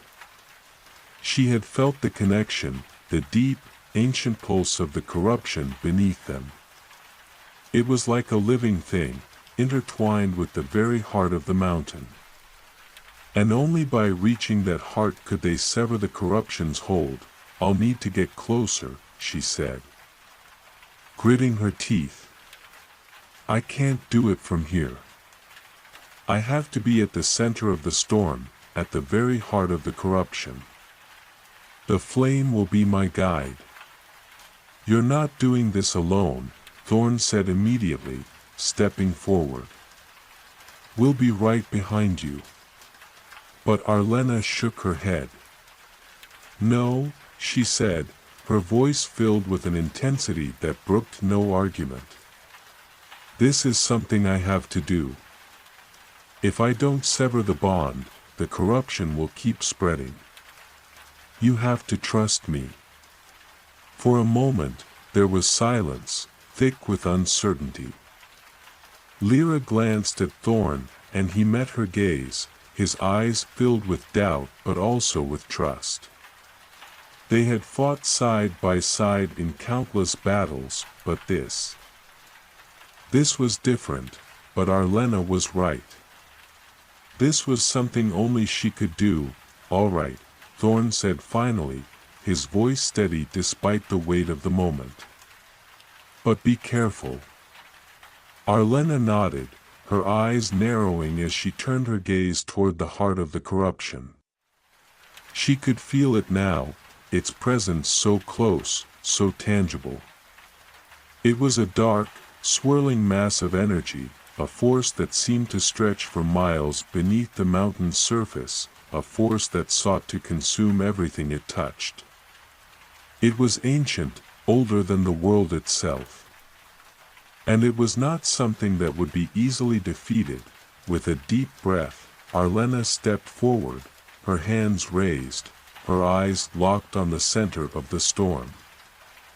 The flame within her surged, a bright beacon of light in the encroaching darkness. The storm within her began to build once more, the energy crackling and surging around her like a living thing. She could feel the weight of the mountain on her, its heartbeat resonating through her body. The tendrils of darkness reached for her again, but she was ready this time. The storm inside her surged, the flame roaring to life, and she pushed forward, her every step a battle against the pull of the corruption. The closer she got to the center, the stronger the pull became. The mountain seemed to be alive with energy, a great, throbbing force that threatened to swallow her whole. The corruption reached for her with tendrils of shadow. And she could feel the storm within her struggling against it, a battle between fire and shadow, light and dark, but Arlena's resolve was unshaken. She had come this far, and she would not let the mountain fall to darkness. With a final, desperate push, she reached the center of the storm, and then, with all her might, she thrust her hands forward. The flame inside her exploded outward, a burst of blinding light that collided with the heart of the corruption. The two forces met with a deafening roar, an eruption of sound and energy that shook the very foundation of the mountain. The air itself seemed to shudder with the force of the collision. For a moment, there was nothing but light. A blinding, overwhelming wave of fire and shadow, and then, the world went still. Arlena stood at the center of the chaos, her body trembling, her hands still outstretched. The flame within her had not faltered, but the corruption, no longer a writhing, living force, had collapsed in on itself, a dark, dying mass at her feet. The storm inside her had quieted, and the air around her had grown still, as though the mountain had taken a deep breath after a long battle. The corruption was gone, for now, but Arlena knew this was not over. The corruption was part of the mountain, and though she had severed its hold for now, it would return. It always did. Thorn and Lyra stepped forward, their faces filled with relief and awe. The light from the flame still flickered in the air around them, though it had begun to dim, its heat no longer threatening to burn them alive. "You did it," Thorn said, his voice low with admiration. Arlena nodded, though her gaze remained focused on the still smoldering remnants of the corruption.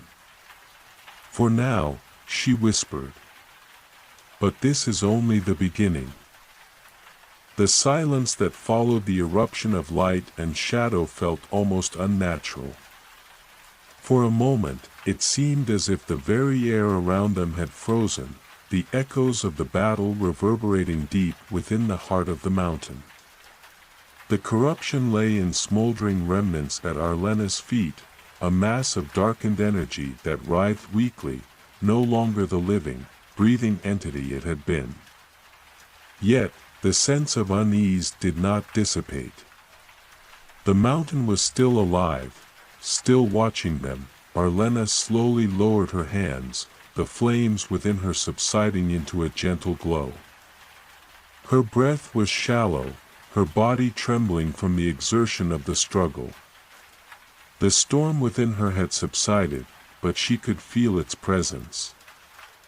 Ever vigilant, ready to ignite once again if the darkness dared to rise, Thorn and Lyra approached her, their expressions grim but relieved. "You did it," Lyra said quietly, her voice filled with awe. She reached out to steady Arlena, though her touch was gentle, as if afraid to disturb the fragile peace that had settled over the cavern. Arlena nodded, though her gaze was distant, focused on the remnants of the corruption. "For now," she said, her voice tight. "But this isn't over. The corruption, it's tied to the mountain, to the very core. Even if I've severed its hold, it will find a way to return." Thorn's brow furrowed. "What do we do then? We can't keep fighting this over and over." Arlena's expression hardened, and she turned to face them fully. "We need to destroy it. Not just contain it, not just push it back. We need to find its source, the heart of the corruption, and burn it from the inside out. If we don't, it will rise again, stronger and more twisted each time." Lyra exchanged a glance with Thorn, her eyes filled with both uncertainty and determination. "But how do we even begin to find its source? This place, this mountain, is like a labyrinth. We've barely scratched the surface." "I know," Arlena replied, her voice heavy. "But I can feel it. The corruption is ancient, bound to the mountain's core. We need to reach that core, to go deeper than we've ever gone before. Only then can we destroy it, once and for all." The weight of her words hung in the air like a dark cloud. The mountain, vast and unyielding, loomed around them, its tunnels stretching out into the unknown. They had already ventured far deeper than most would dare, but what lay ahead was uncharted territory, dangerous, unpredictable. Thorn stepped forward, his eyes locked on Arlena. "Then we'll go deeper. Together."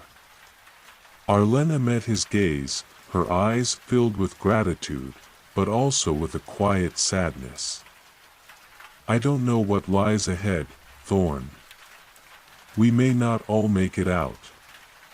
Lyra's hand clenched around her staff, her voice resolute.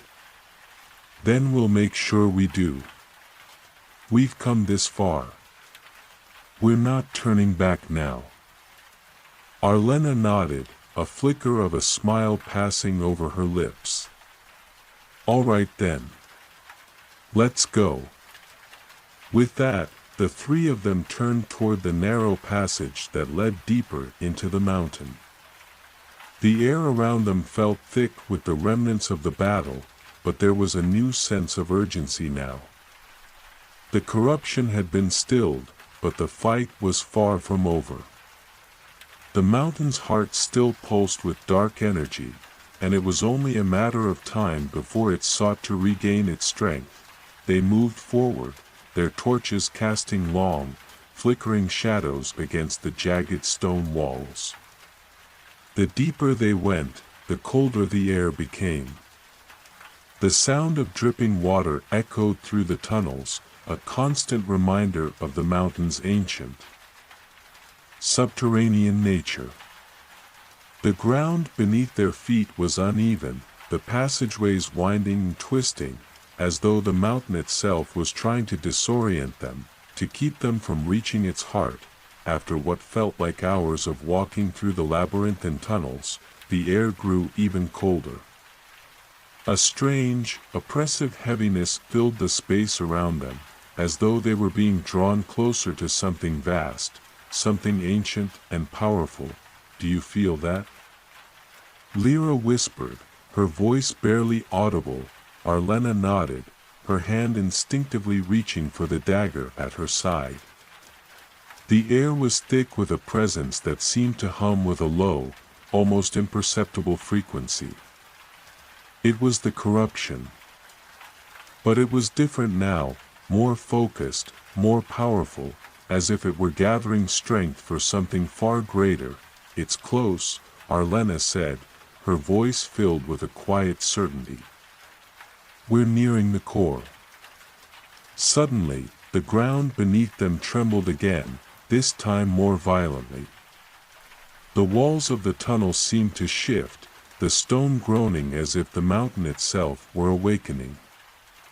The tremor subsided, but the air grew colder still, and the darkness ahead seemed to grow more impenetrable. Thorn glanced back at Arlena, his expression a mixture of concern and determination. What now? Arlena's gaze was fixed ahead, her senses attuned to the subtle vibrations of the mountain. We press on. The core is close. I can feel it. Without another word, they continued down the path, the cold increasing with each step. The silence around them was oppressive, broken only by the sound of their footsteps echoing in the dark. The corruption was close now, its presence looming like a dark cloud on the horizon, and then, they reached a door, a massive, ancient doorway carved into the rock itself.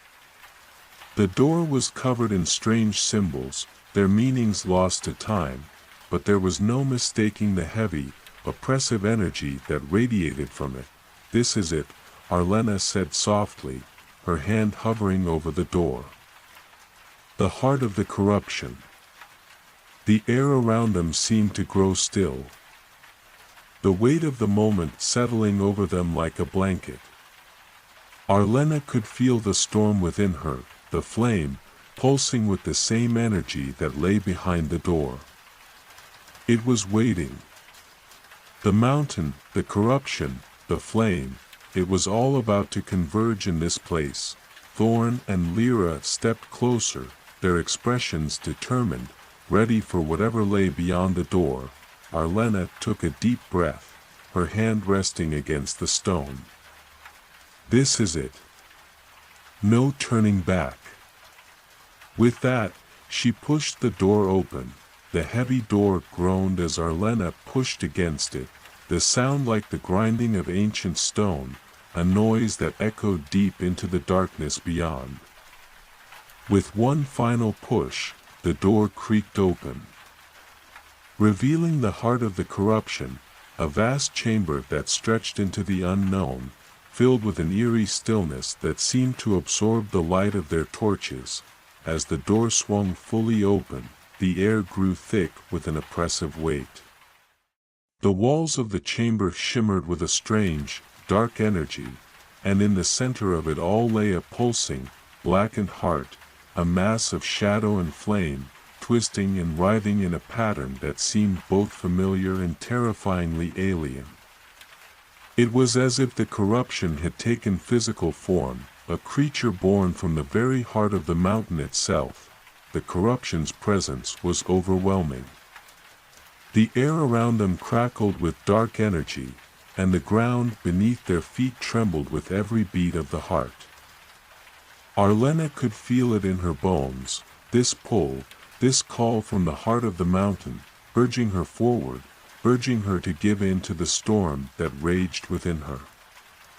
It was a battle she had fought her entire life, between the flame that burned with purpose and the darkness that sought to consume everything. The heart of the corruption pulsed again, sending waves of energy that made the floor beneath them quake. The pulse seemed to draw the shadows closer, filling the space with a deep, vibrating hum that echoed in Arlena's chest. It was the heartbeat of the mountain, but it was no longer a heartbeat of life. It was the rhythm of death, of decay. Lyra stepped forward, her staff glowing faintly in the dark. "This is where it began," she whispered, her voice almost drowned by the oppressive hum of the corruption. "The source of all of it." Thorn's jaw clenched as he scanned the chamber. "How do we stop it?" Arlena's gaze never wavered from the pulsating heart of shadow. She could feel the connection, the deep, ancient bond that tied the corruption to the mountain's core. It was as if the mountain itself were alive, bound by the darkness that festered within its heart. They had come this far, but the final step would not be easy. we destroy it, Arlena said, her voice firm, despite the tremor in her chest. But we need to sever the connection between the corruption and the mountain. If we don't, it will simply regenerate. The flame within me, it's the only thing strong enough to sever that bond. Thorn's eyes narrowed as he surveyed the chamber. And what happens if we can't sever it? Then we fail, Arlena said quietly. And the corruption will consume everything. This mountain, this land, everything we know. The corruption is part of the mountain, tied to its very soul. We can't let it return. Lyra raised her staff high, and the faint glow of magic illuminated her face. Then we'll fight with you. We won't let it take hold again. Arlena turned to face them, her expression filled with determination. Thank you, she whispered. She knew they would stand by her. But this was something only she could do. The flame within her had always been her greatest strength, but it was also her greatest risk. To tap into the full power of the flame would mean unleashing it in a way that could consume her, just as much as it could destroy the corruption. With a deep breath, she stepped forward, her hand outstretched toward the heart. The air crackled with energy, thick with the dark power that emanated from the corruption. As her hand neared the center of the chamber, the heart pulsed again, sending a wave of energy that pushed her back. The ground buckled beneath her feet, and the air grew colder, the weight of the darkness pressing down upon them, but Arlena did not falter. She dug her heels into the stone and stood her ground. She could feel the storm within her, the flame that burned bright, its light flickering weakly against the overwhelming force of the corruption. Thorn and Lyra took their positions behind her, ready to support her, but Arlena knew that this moment was hers to face alone. She was the only one who could ignite the flame strong enough to sever the bond. The dark heart throbbed again, its pulses synchronized with the tremors beneath her feet. It was a sickening rhythm, a dance of death that threatened to swallow everything. But Arlena could feel the flame within her pushing against it, a force that burned brighter and brighter with every passing moment. She closed her eyes, her hands clenched into fists as the power of the storm surged within her. The flame inside her seemed to grow, swelling until it threatened to consume her entire being. It was not just a flame, it was a tempest, a force of nature, and she was its vessel. Focus, she whispered to herself. Focus. You are the flame. The storm is yours to control.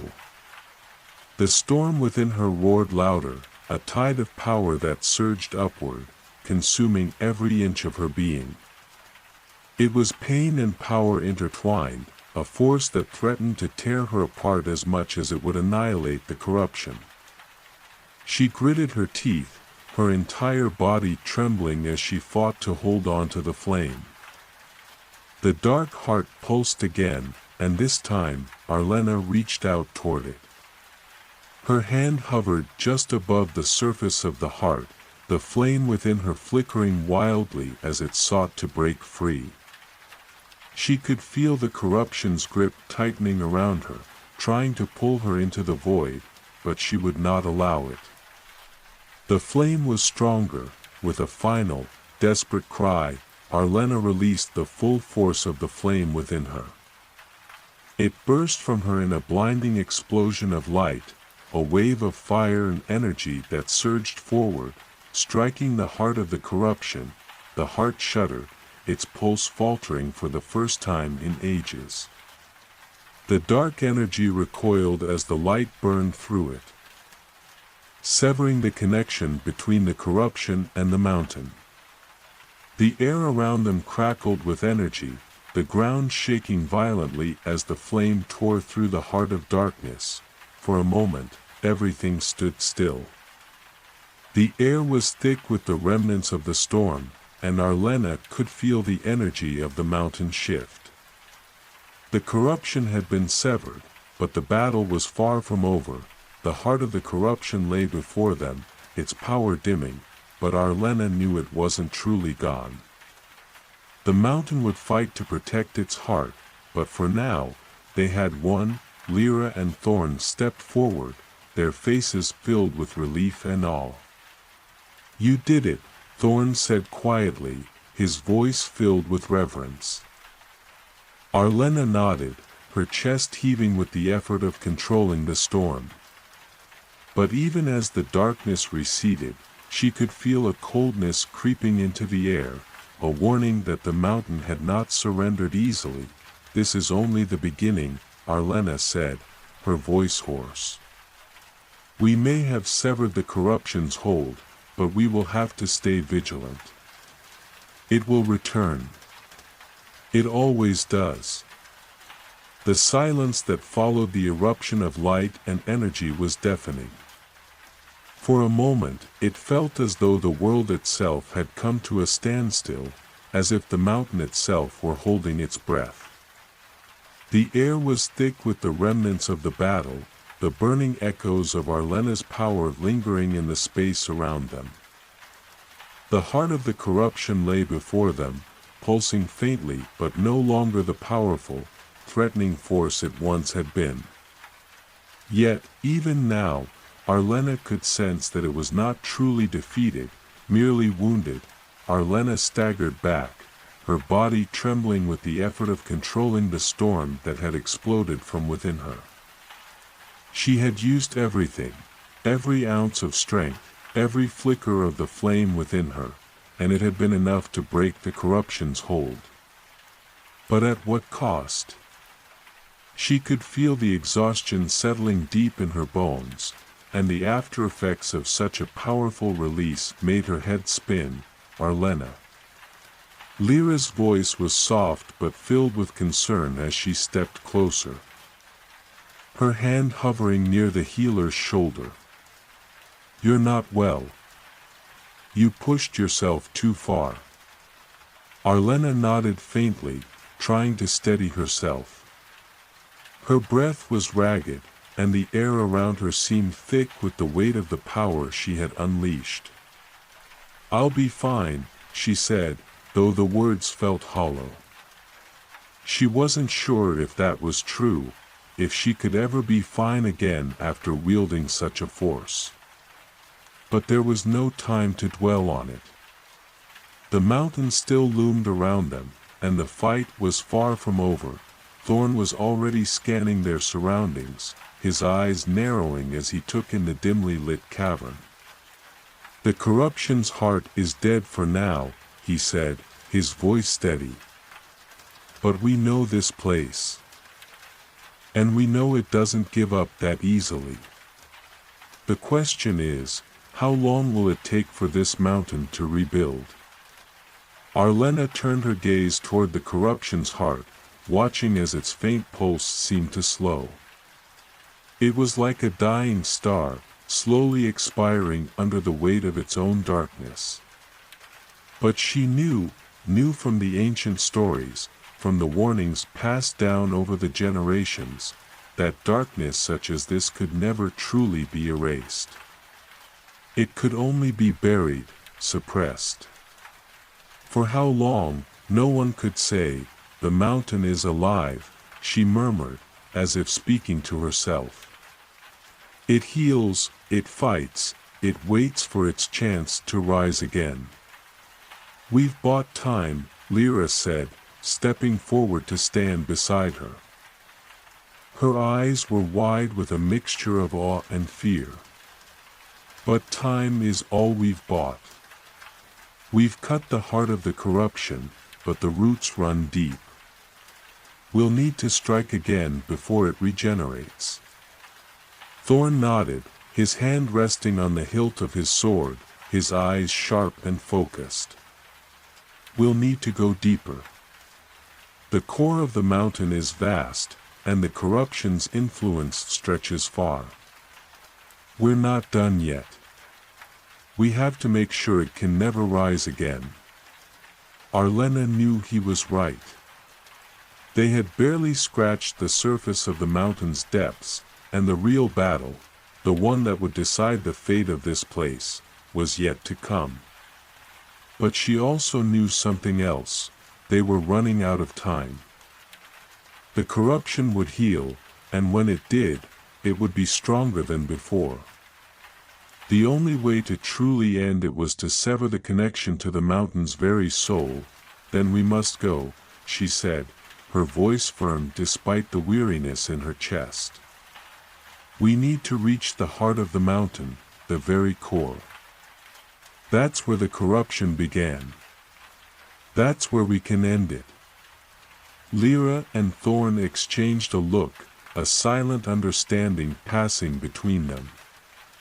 The path ahead would be treacherous, and there were no guarantees that they would make it out. But they had come this far. They would not turn back now. Let's move, Thorn said, his voice low but determined. With that, the trio began to move once more. The sound of their footsteps echoing in the vast chamber as they ventured deeper into the mountain. The air grew colder the further they went, the very stone seeming to close in around them as they descended into the depths. The tunnels twisted and turned, the path growing darker and more oppressive with each step. For hours, they pressed on, their torches casting flickering shadows along the walls, their every movement met with a silence so thick it felt like they were being watched. The mountain seemed to breathe around them, its ancient heartbeat pulsing faintly beneath the ground, guiding them forward, if only they knew where. Finally, they reached a vast chamber, an underground chasm that seemed to stretch endlessly, its depths lost in shadow. The air was thick here, thick with the power of the mountain itself, and the ground beneath their feet hummed with a strange energy that made Arlena's skin crawl. "This is it," Arlena whispered, her voice filled with awe and fear. The core. The source of the corruption. The chamber was unlike anything they had seen before. In the center of the vast expanse lay a massive stone altar, ancient and worn with the passage of time. It was surrounded by cracks in the ground, deep fissures that seemed to lead down into an abyss of unknown depth.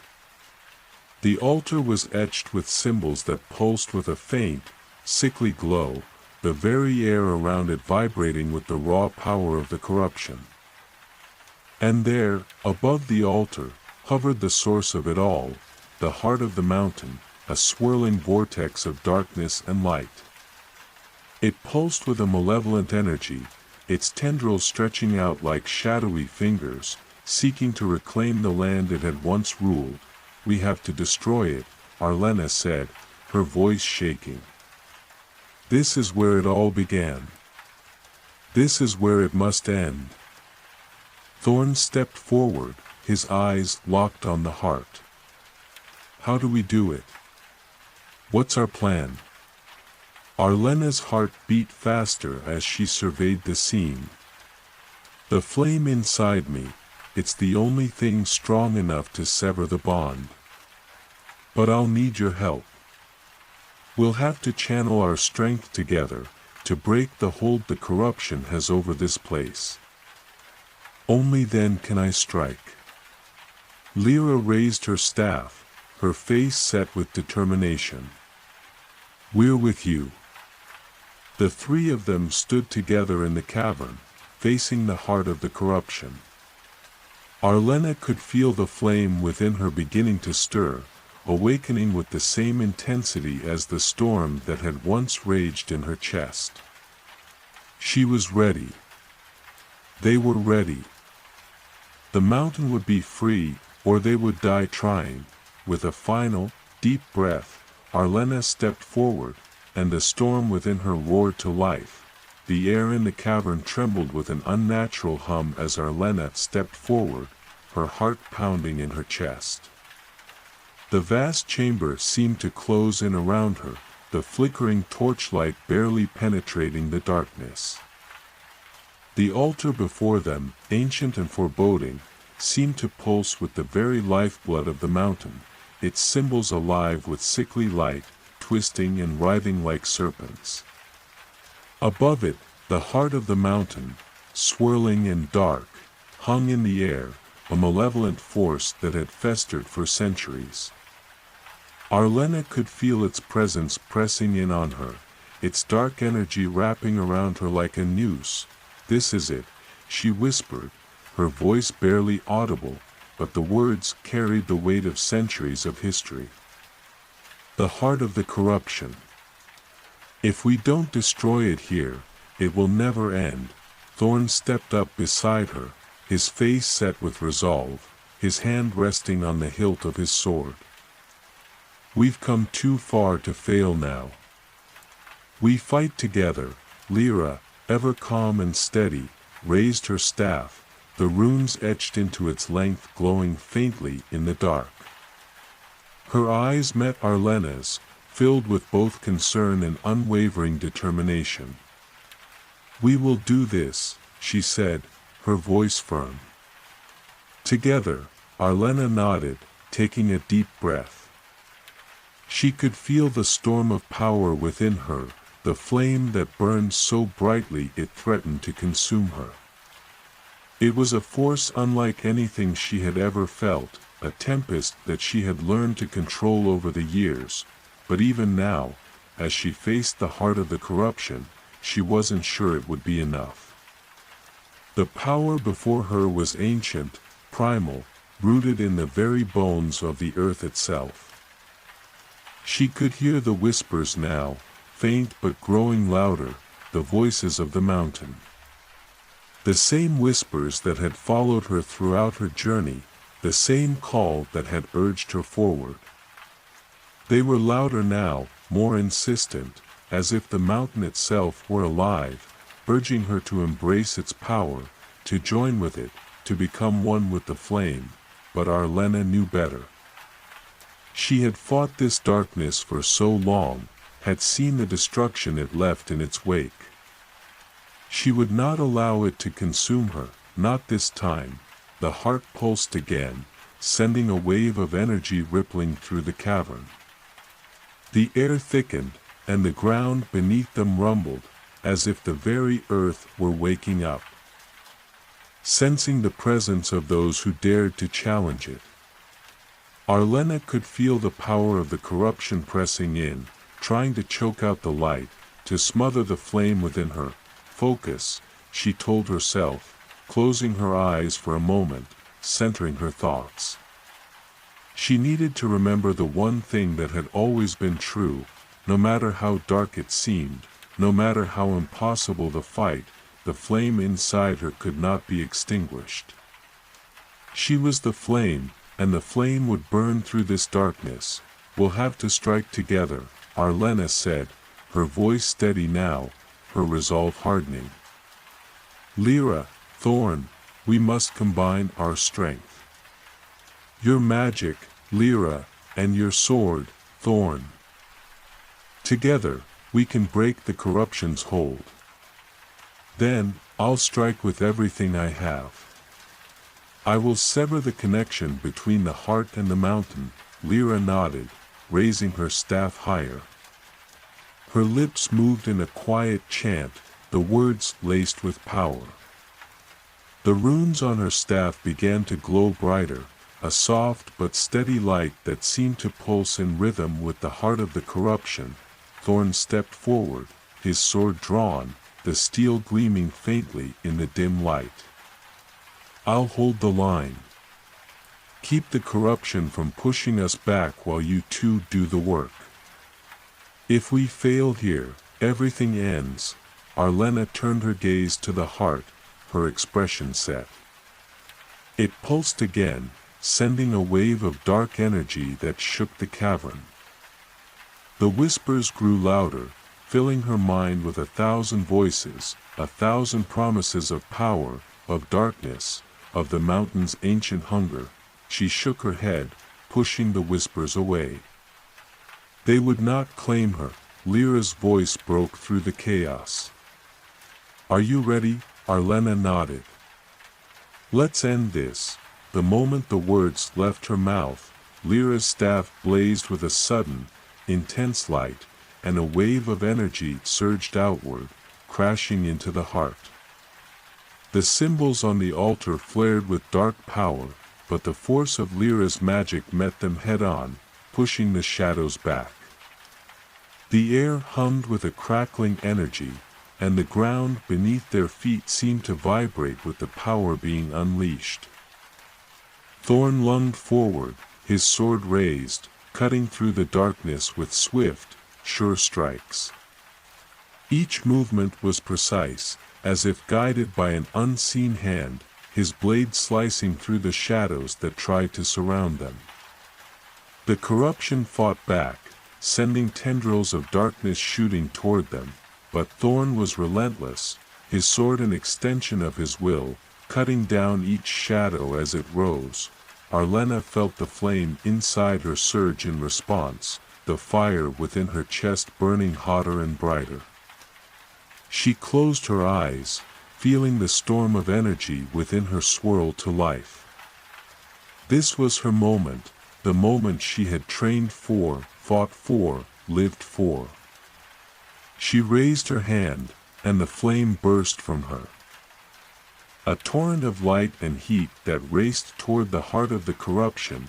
The flame struck the heart with the force of 1,000 storms, exploding in a blinding burst of light that seemed to shake the very foundations of the mountain. The energy was overwhelming, like a flood of power that tore through the darkness, burning away the corruption, searing the very earth beneath their feet. The mountain groaned in response, the ground trembling as if it were alive, as if it were trying to fight back. Arlena felt herself faltering, the strain of wielding such raw power taking its toll. The flame threatened to consume her, to burn her from the inside out, but she held firm. She focused all her energy on the heart.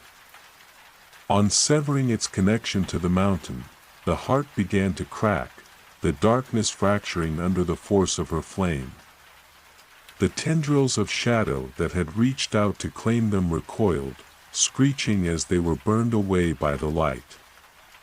The mountain itself seemed to shudder, the corruption's grip loosening, its hold on the land weakening, but then, just as the heart seemed to be on the verge of destruction, a terrible, guttural roar erupted from the depths of the mountain. The ground shook violently, and the air became thick with the stench of sulfur and decay. A new presence, ancient and powerful, emerged from the depths, a force even darker than the corruption itself, the heart. Weakened but not destroyed, pulsed again, and Arlena's flame flickered.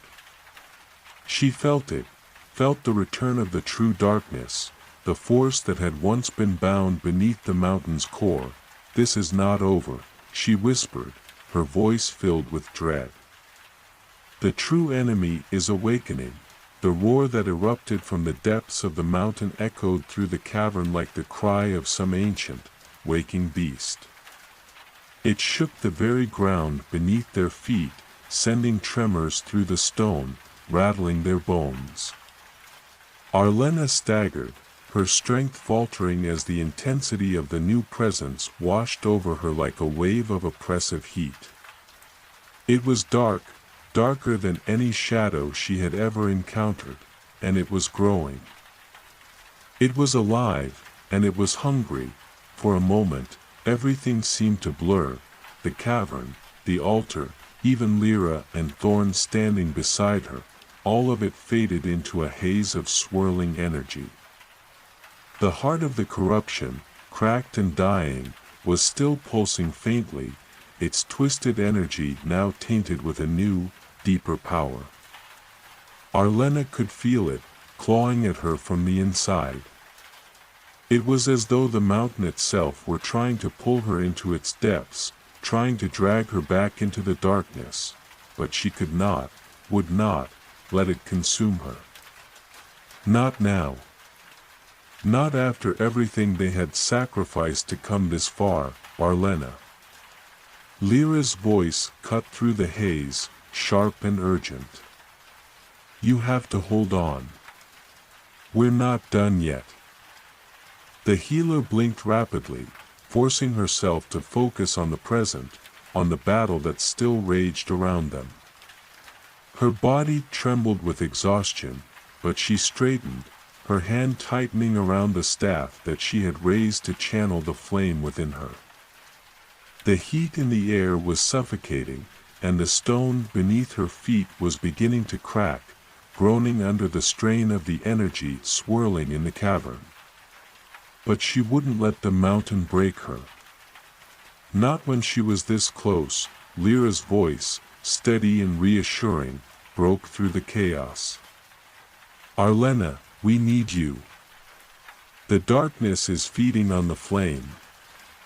We must strike before it recovers. Thorn, ever vigilant, stepped forward. His sword still drawn, his eyes narrowed with focus. We need to finish it. Now. Arlena's chest heaved as she took a deep breath, willing the storm of power within her to calm, to focus. She could feel the darkness creeping closer, seeping into the cracks of her mind, trying to lure her into its embrace. It was stronger than anything she had felt before. This was the true force that had corrupted the mountain, the ancient darkness that had been imprisoned for eons. But she could not let it take hold. The flame surged again within her, a torrent of light and heat, roaring up from her very core. She extended her hands toward the heart of the corruption, feeling the energy course through her. The mountain itself seemed to shudder at the power she was wielding, as if it were alive, as if it were fighting against her. The air around her thickened with an unbearable pressure. Lyra. She called out, her voice straining with the effort. Now. Lyra's staff glowed with an intense light as she chanted softly, her voice like a lullaby in the midst of a storm.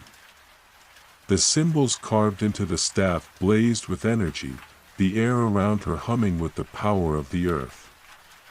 Slowly, the stone beneath their feet began to crack, the fissures spreading outward, as if the mountain were trying to resist the pull of the magic. But Lyra's will was unshakable. With a mighty shout, Lyra thrust her staff forward, sending a wave of pure, radiant energy crashing into the heart of the corruption. The darkness recoiled, screeching as if in pain, but the power of the flame and magic combined tore into it, weakening it even further. The heart trembled, its once vibrant pulse beginning to slow. Yet the presence of the darkness still lingered, watching them with eyes unseen, waiting for its moment to strike. Arlena closed her eyes for a brief moment, summoning every ounce of the flame within her. It roared like a wild beast, surging in her chest, demanding release. She raised her hands again, this time releasing everything she had, every bit of light, of heat, of fury that the flame had held. The explosion of energy was beyond anything they had ever encountered. The cavern trembled with the sheer force of it. The heart of the corruption screamed, a deafening cry of agony, as the flame burned through it, searing the very stone of the mountain itself.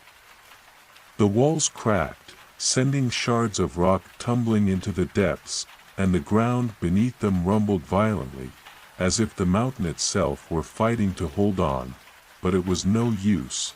The heart of the corruption shattered, a burst of light so bright that it consumed everything in its path.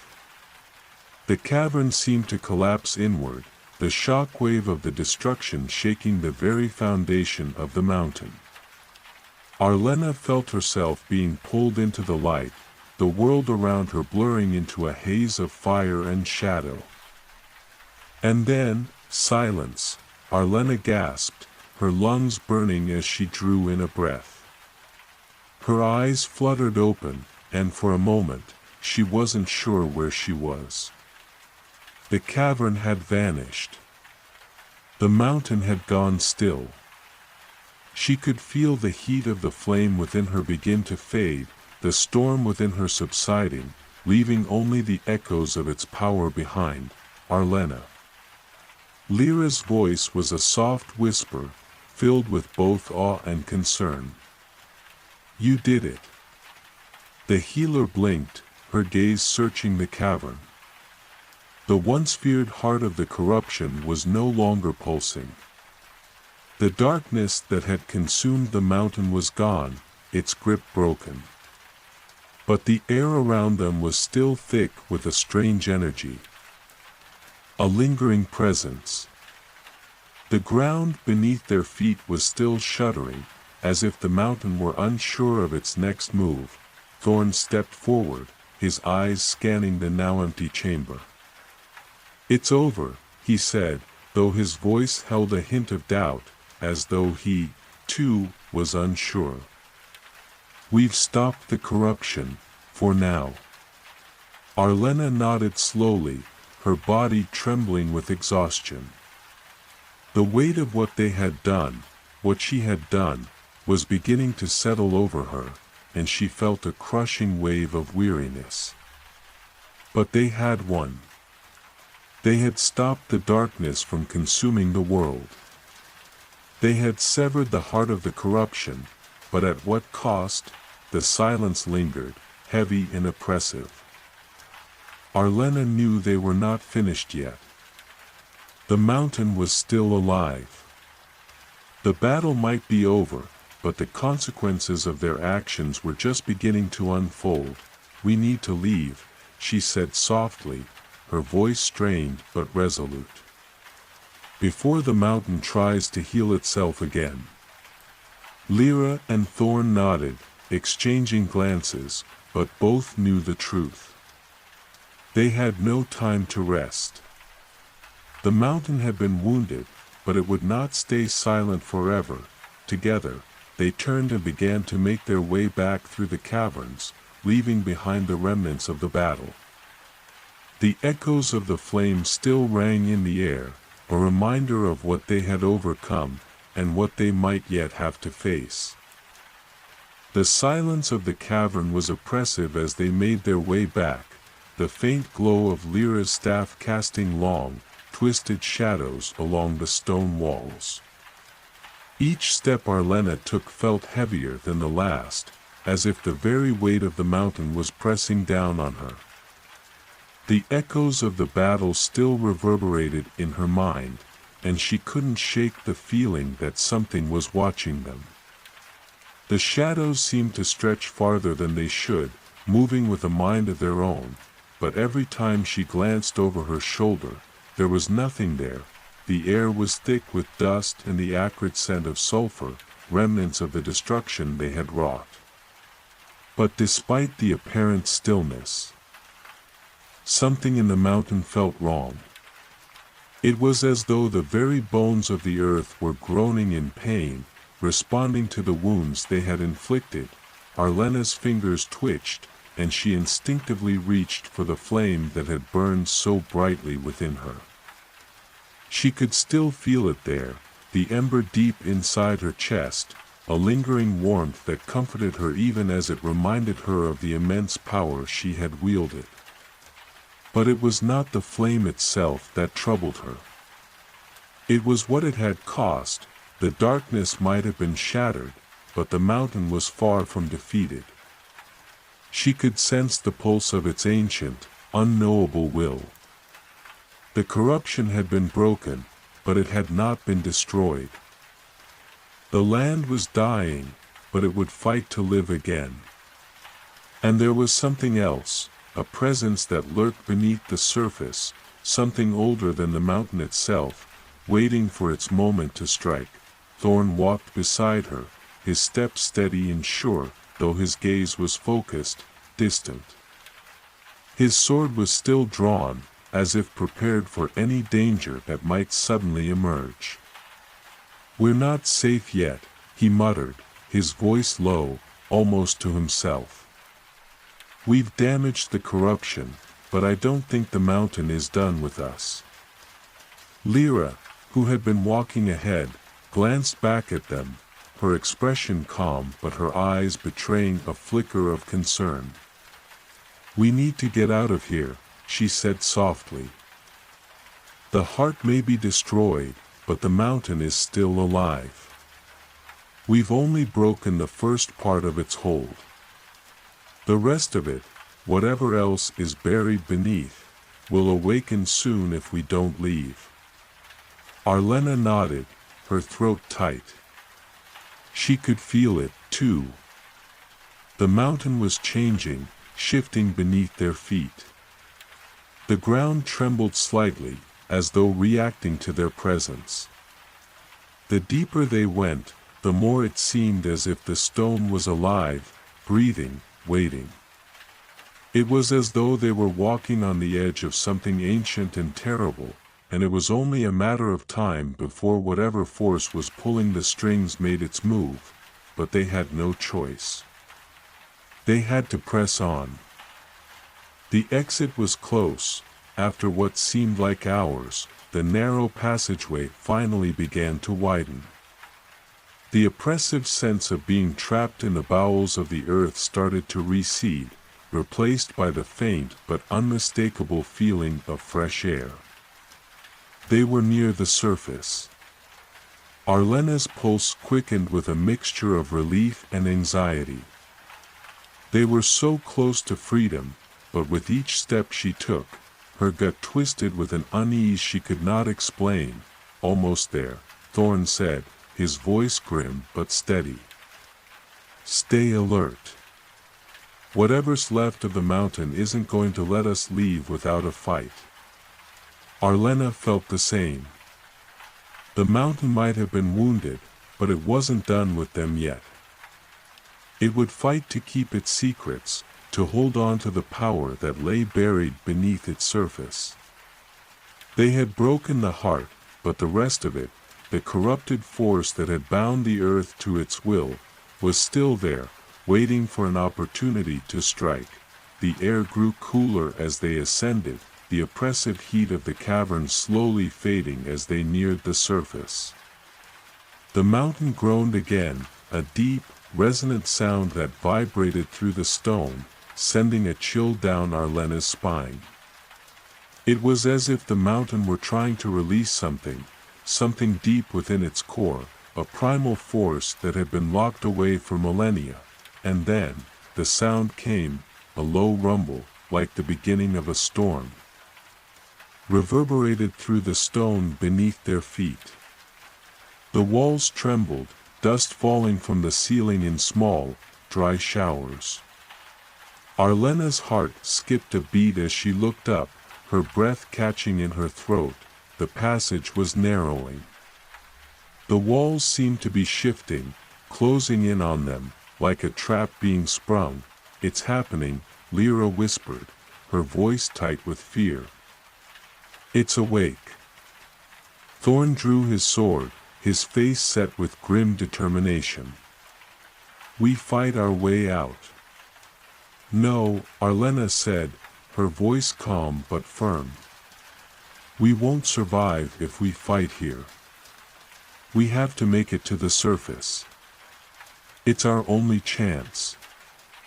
The tremors grew more violent, the mountain's internal forces thrashing as if it were coming alive. The once sturdy walls of the passage buckled, and large stones fell from the ceiling, crashing to the ground with deafening force. The exit was ahead, just beyond the next turn, but it seemed miles away now, the path blocked by rubble and falling debris. "We'll never make it." Thorn growled, frustration coloring his tone. "The mountain's collapsing. We have to," but his words were cut off by a deafening crash. The very earth beneath their feet buckled, and the ground shook so violently that they were thrown off their feet. Arlena gasped for breath, her vision blurring as the world around her spun. She struggled to rise, pushing herself to her knees, her hands scraping against the stone floor. Lyra's voice rang out, distant and panicked. "We have to get out, now." With a great, grinding noise, the walls of the cavern began to split, the stone cracking open like the jaws of a great beast. Arlena's heart raced. There was no time to think, no time to hesitate, we're almost there. She shouted, pulling herself to her feet. The surface is just ahead. Keep moving. But just as they made a desperate sprint toward the exit, the ground gave way beneath them. The floor collapsed entirely, and they plunged into the darkness. The world around Arlena fell away, the ground disappearing beneath her feet like the very earth had swallowed them whole. For a brief, heart-stopping moment, she felt weightless, suspended in the crushing darkness. She gasped, her lungs burning for air as her mind scrambled to understand what was happening. The stone walls had given way, and now they were plunging into the heart of the mountain, further into its depths than they had ever been before. The fall seemed endless, the air whipping past her like a storm. She reached out instinctively, her hands clawing at the space around her, but there was nothing to grab, no solid surface to anchor herself to. And then, just as quickly as it had begun, the world beneath her shifted. With a bone-jarring crash, Arlena hit the ground, the force of the fall knocking the breath out of her lungs. She lay there for a moment, dazed, her body aching from the impact. Her vision was blurry, the edges of the world swimming as she fought to regain her senses. Her ears rang with the deafening roar of falling stone and the deep rumble of the mountain's heart. But the dust began to settle, and the world came back into focus. She was no longer in the passageway. The stone beneath her was rough, jagged, and covered with ancient symbols, some of which glowed faintly with a dark, sickly light. The walls were far higher than she could reach, stretching upward into an inky blackness that seemed to swallow all light. The cavern was enormous, vast, and utterly alien. The air was thick, heavy, and warm, with a faint, sulphurous scent that burned her nostrils. Arlena pushed herself to her knees, her heart pounding. Her hands shook as she scanned her surroundings, looking for any sign of the others. Her breath caught when she spotted them, Lyra and Thorn, both on the ground several feet away from her, just beginning to stir.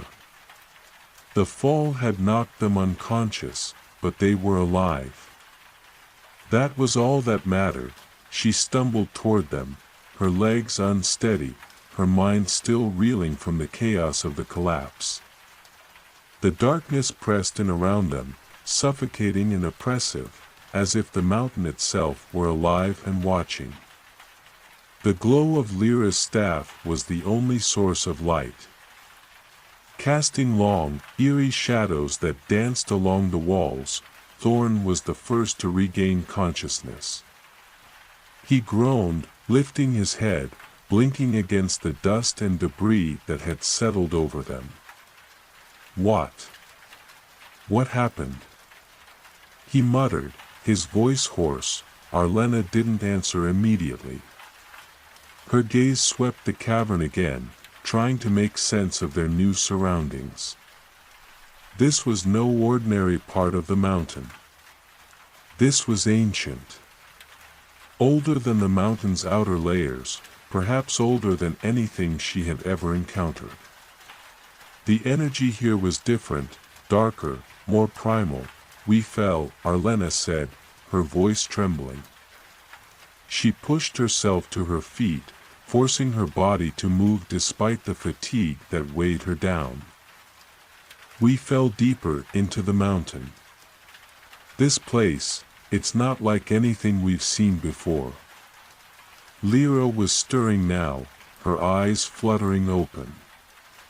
She winced, her hand going to her head as she sat up. "Where are we?" she asked, her voice low and strained. "I don't know," Arlena replied. "But this isn't just a cave. It's ancient. There's something here." Thorn stood up beside them, his sword still drawn. He scanned the cavern warily, his eyes sharp, though the uncertainty was clear in his expression. "We need to keep moving. This place isn't safe." Arlena felt it too, the weight of the mountain pressing in on them, suffocating, like it was closing around them. She had no doubt that the forces of the mountain were far from done with them. But there was something else, too. A deeper, more sinister presence that pulsed in the very walls of the cavern, beckoning them forward, pulling them in. "We can't stay here," she said, her voice firm. "We need to find a way out." Lyra nodded, standing slowly, her staff flickering to life with a faint glow. "But we can't leave without understanding what's here. What's beneath us?" Arlena nodded, her gaze turning to the walls. The symbols etched into the stone pulsed with a faint, otherworldly energy. They were familiar and yet unfamiliar, like fragments of a language she had once known but had long forgotten. The energy they gave off felt twisted, corrupted, as if something dark had been sealed away here for centuries. "There's something buried here," she said softly, as if the words themselves might awaken whatever lay hidden in the deep. "Something older than the corruption we fought. The heart was only one part of it. This, whatever this is, it's the source." Thorn looked around, his brow furrowed. "Then we need to find it. And destroy it." The words were simple, but Arlena could feel the weight of them. The mountain was more than just a force of nature, it was alive, a living thing, born of ancient power and forgotten magics. What they had destroyed, the heart of the corruption, had been a symptom. The true source of the darkness lay here, in the heart of the earth, but what was it? And why had it been hidden so deep? "Let's move," Thorn said, his voice cold and determined. "The longer we stay here, the more danger we're in."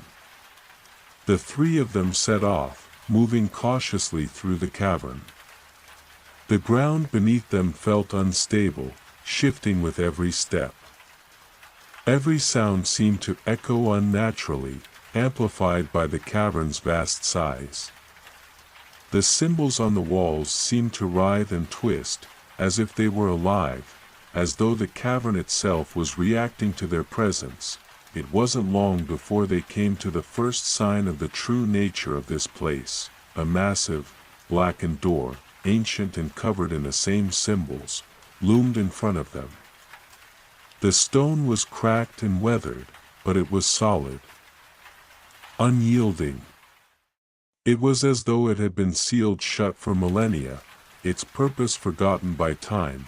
"We found it," Arlena said, her voice barely above a whisper. The door was the only way forward. It was no accident that they had fallen here. The mountain had drawn them in, led them to this place, where whatever lay beyond the door awaited. Thorn stepped forward, his sword ready. "Let's open it." But even as he raised his hand to touch the door, a deep, rumbling sound echoed from within the stone. The ground trembled beneath their feet, and the air grew thick with an ancient energy. The mountain was awakening, the rumble of the mountain grew louder, its vibrations shaking the very air around them.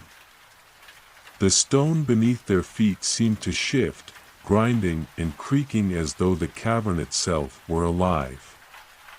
Arlena felt her heart race, every instinct screaming that they were no longer in control. The presence beneath them, whatever it was stirring. The door before them was now thrumming with a deep, unnatural energy, as if it were alive, responding to their proximity. The symbols etched into its surface pulsed with an eerie, red glow, casting an ominous light that danced across the cavern walls. Thorn, his sword raised, took a step forward, but Arlena's hand shot out, grabbing his arm. "Wait!" She hissed, her voice urgent. Thorn looked at her, his brow furrowed, but he didn't move. "What's wrong?" "I don't think we should touch it just yet," Arlena said, her voice low. "The mountain's reacting to us. Whatever is on the other side of that door, it knows we're here." Lyra, who had been watching the door with a mixture of fear and fascination, nodded slowly. "I agree. We need to be careful. The energy here, it's not like anything I've felt before." The air around them crackled, as though the very atmosphere were charged with some ancient, unspoken power. Arlena could feel the heat rising, an oppressive warmth that seemed to come from the depths of the earth itself. It was as though the very ground beneath them was a living, breathing thing, ready to burst forth with unimaginable force.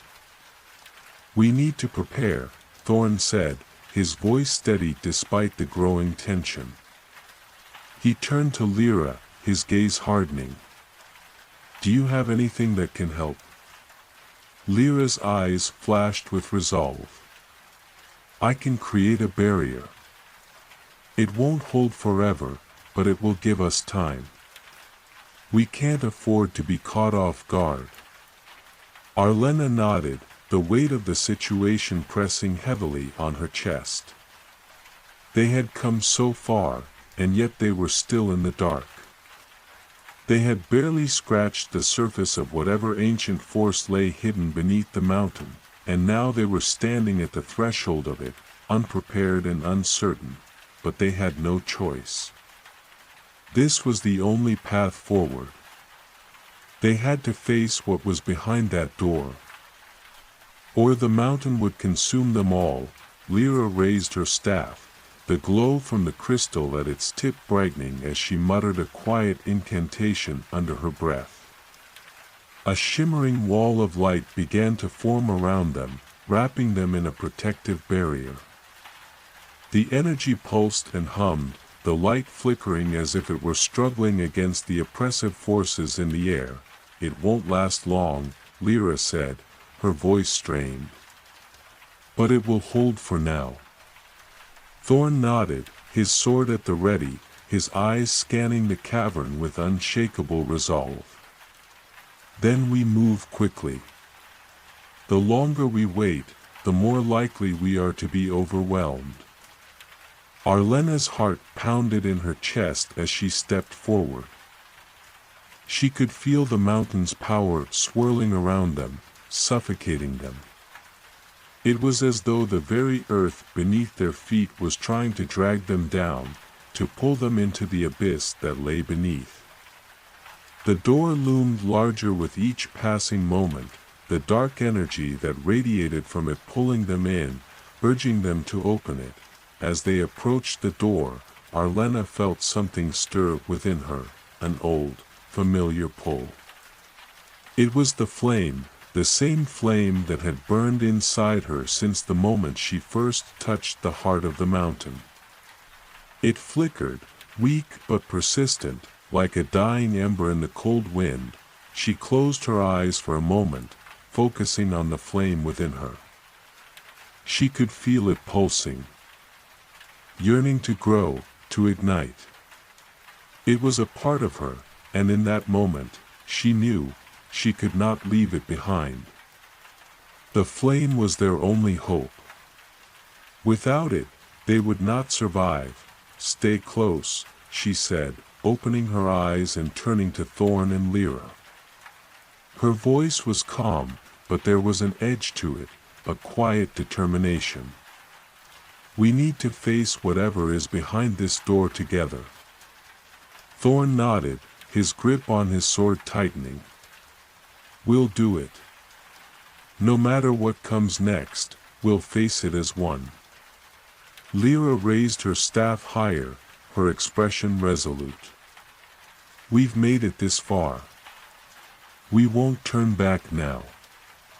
With a deep breath, Arlena stepped forward, her hand outstretched toward the door.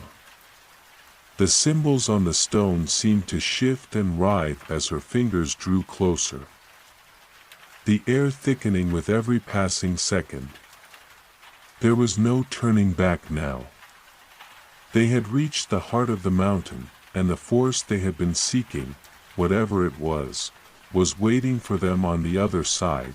Her fingers brushed the door, and the moment she touched the cold stone, the entire cavern seemed to tremble. The ground beneath their feet rumbled, the stone groaning as if in protest. The door began to crack, a deep, resonant sound that echoed throughout the cavern. The symbols on its surface flared with light, and the air grew even hotter, as though the very core of the earth were awakening in response. Then, with a deafening roar, the door began to open, a wave of heat and pressure slammed into them, sending Arlena stumbling backward. She reached out instinctively, grasping for support, but the force was too great. The protective barrier around them shimmered and flickered as though it were struggling to hold back the immense power that poured from the door. "Hold fast!" Lyra shouted, her voice strained as she fought to maintain the barrier. "This is only the beginning." Arlena's pulse raced as she stared into the opening. What lay beyond was shrouded in darkness, a deep, impenetrable void that seemed to stretch on forever. But there was something else, something pulsing within the darkness, a presence that was as old as the earth itself. The power that radiated from it was suffocating, almost unbearable, and then, from the depths of the void, something moved. The thing that moved in the darkness was not of this world, not of any world Arlena had known. The air itself seemed to thicken, crackling with unnatural energy, as if the very fabric of reality were being strained by the presence that stirred beyond the door. The cavern quaked, its very walls groaning as though they were being pulled inward, drawn toward whatever lay waiting on the other side. Arlena stood frozen, her heart hammering in her chest. The barrier Lyra had conjured flickered violently, the light from her staff dimming and brightening in erratic bursts as the power of the creature beyond the door surged. "What is that?" Thorn whispered, his voice low and tense as he gripped his sword tighter, eyes narrowing toward the yawning darkness. "I don't know," Arlena muttered, her voice tight with fear. "But whatever it is, it's ancient, and it's alive."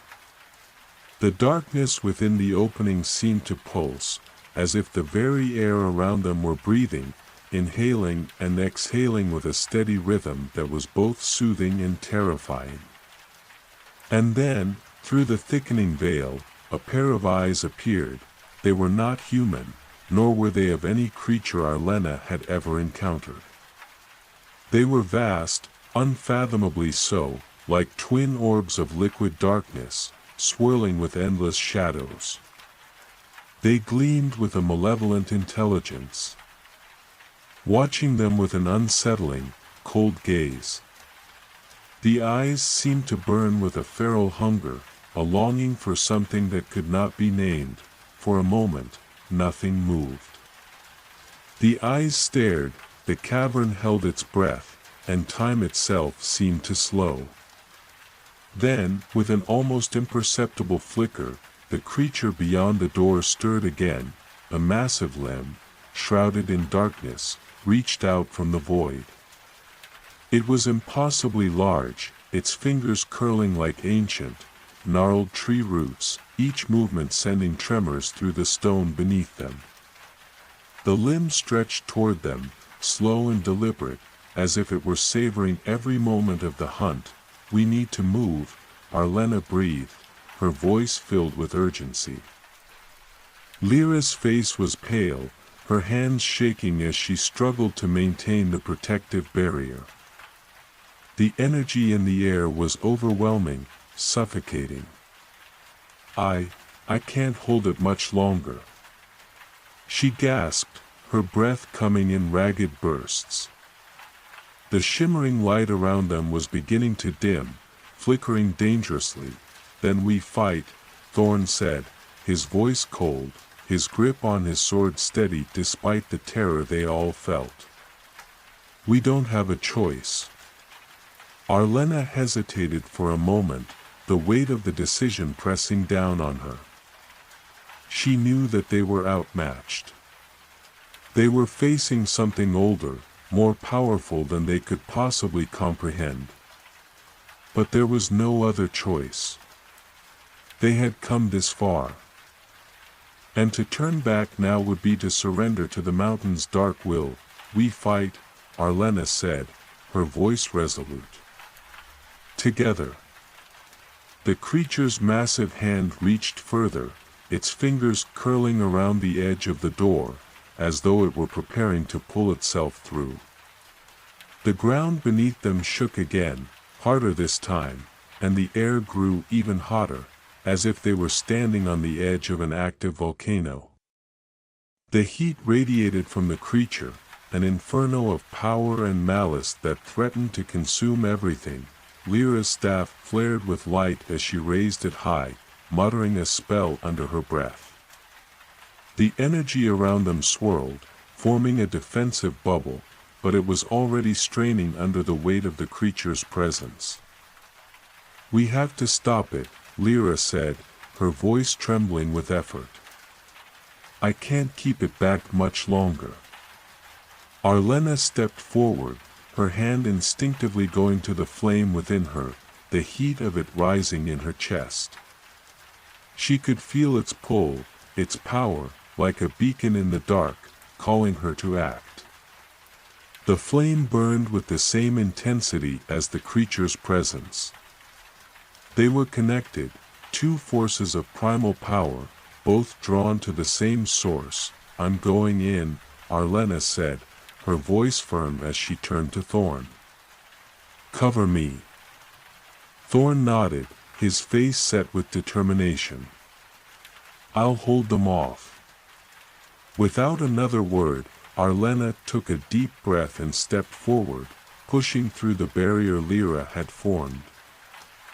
The light from her staff flashed, and the creature's gaze snapped to her, its eyes narrowing as it focused on her every movement. It knew what she was, knew that she carried the flame within her. The ground trembled beneath her feet as she advanced, her heart pounding with each step. The heat intensified, suffocating, but she pressed forward, determined to reach the heart of the creature's power. The air felt thick, heavy with ancient energy, but it was the same flame that burned within her, the flame that had guided her this far. She could feel it growing stronger, answering the creature's call.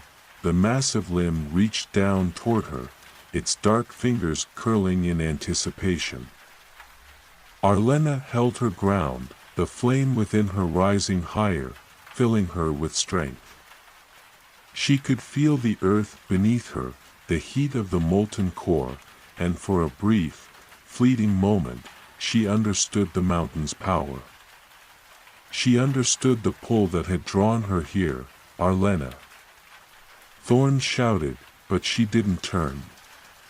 She couldn't. The flame within her surged, pushing her forward as she reached out toward the creature. In that instant, everything fell away. The air, the ground, the cavern, it all vanished, and she was left with nothing but the flame. The creature's presence overwhelmed her, drowning out everything else, and yet, the flame answered, burning brighter than ever before. She could feel it now, the connection between them. The creature was the source, the heart of the mountain's darkness, and she was the flame that could either consume it or be consumed by it. The creature's fingers closed around her, and for a moment, she thought it was the end. But the flame within her erupted, a searing inferno that blazed out in all directions. The creature shrieked, a sound that shook the very foundations of the mountain, and the ground beneath them trembled violently as the walls of the cavern cracked. Arlena. Thorn cried again, but the world around her had dissolved into fire and darkness. The flame had taken over, the world around Arlena had turned into an inferno. The very air seemed to warp, twisting with heat and energy as the flame within her exploded outward, filling the cavern with a brilliant, blinding light. Her heart raced in sync with the flames that surged through her, overwhelming her senses as if she had become one with the fire itself. The creature's shriek reverberated through the mountain, shaking the ground beneath her feet. The dark fingers that had reached for her now recoiled in agony, burning with the intensity of the flame that had come from within her. She could feel its pain, its fear. It was not a creature of flesh, but something older, something of the earth's deepest secrets, something that had been disturbed by the flame she carried. But she didn't stop. The flame inside her pulsed, calling her forward. It was no longer a mere ember within her chest, it was a roaring blaze that seemed to consume her very soul. She reached out with her hands, feeling the heat pour from her, as though the power of the mountain itself were merging with the fire inside her. The air around her shimmered, and for a brief moment, she could see the mountain's heart laid bare before her. Deep beneath the stone, a molten river of fire surged and twisted. The heart of the creature, the source of its power, was connected to the earth itself. It was part of the mountain. Arlena knew what she had to do. She wasn't just fighting for her life anymore. She was fighting for the very balance of the earth. Her hands reached toward the door, where the dark limb of the creature still lingered, struggling against the flames. The creature's presence filled her mind, urging her to stop, to surrender, to let the darkness take hold. But the flame within her burned brighter still, cutting through the creature's whispers with the clarity of 1,000 suns. Arlena. Thorn's voice broke through the haze of heat and fire, distant but steady. Don't let it take you. She didn't answer. There was no time for words, no time for hesitation. The flame within her would either consume the creature or be consumed by it. And right now, she could feel that the battle was hers to win. The creature's eyes, still locked on her, flickered with something that might have been desperation. It recoiled further, the darkness around it swirling and howling as if trying to protect itself from the power she wielded. But the flame was relentless, burning away the shadow, weakening its grip on the world above. The cavern shuddered, the stone trembling beneath her feet as the creature's limb seemed to shrink back. The heat intensified, and Arlena felt as though her very soul was on fire, consumed by the flame's hunger. Her fingers tingled, the power surging through her body like a storm, building to a crescendo. For a moment, she felt something stir within her, a voice, not her own, whispering in the flames. It was ancient and wise, a presence that was both comforting and terrifying. It spoke of the mountain's heart, of its ancient purpose and its bond with the earth, and of the flame's role in restoring that balance. But that voice was distant, fading, as the creature's darkness began to twist, to writhe in agony.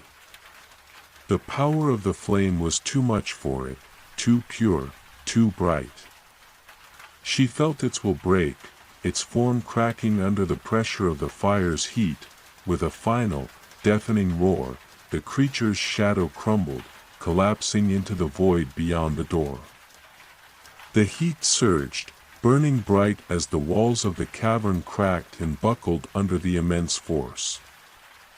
For a moment, Arlena thought the mountain itself would shatter, but then, as the flame within her burned its brightest, the energy suddenly collapsed inward. The light faded, and a deafening silence followed, blanketing the cavern in an eerie calm.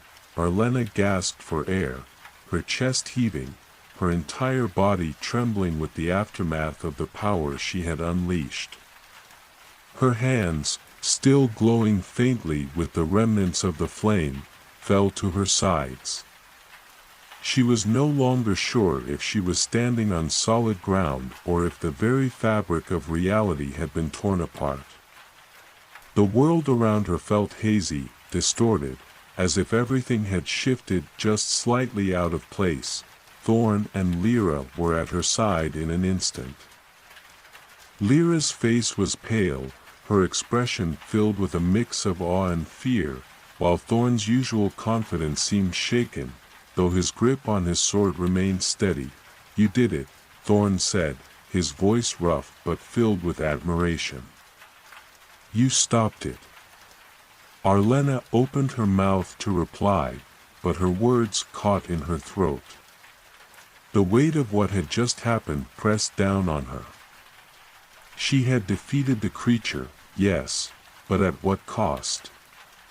What had the flame truly taken from her, and what had she become in the process? Lyra's voice interrupted her thoughts, soft and uncertain.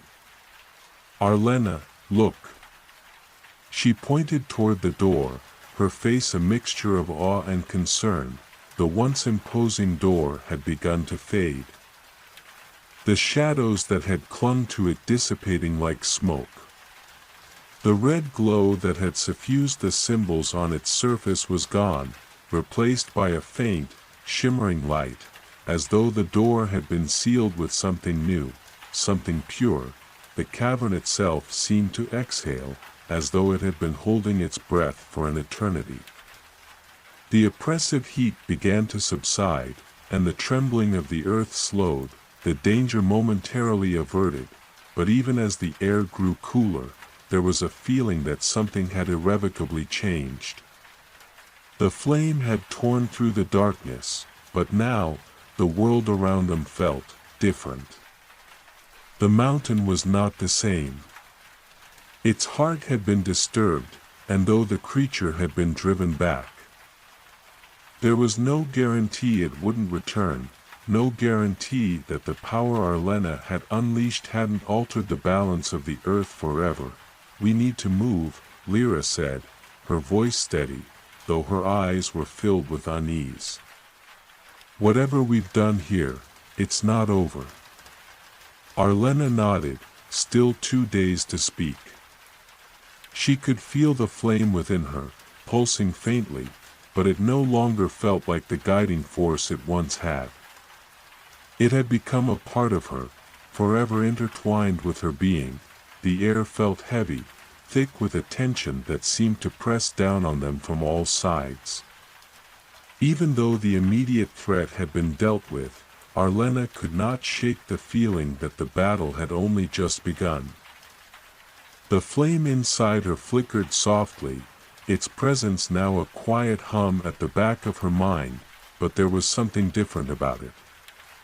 Something older, more entwined with the very pulse of the earth itself.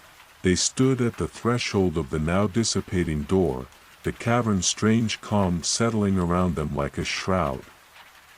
The once oppressive heat had diminished, but the atmosphere was still charged, as though the air itself was waiting for the next turn of fate. "Where do we go now?" Thorn asked, his voice breaking the silence. His eyes were still scanning the cavern, the tension in his posture betraying his unease. Arlena didn't answer immediately.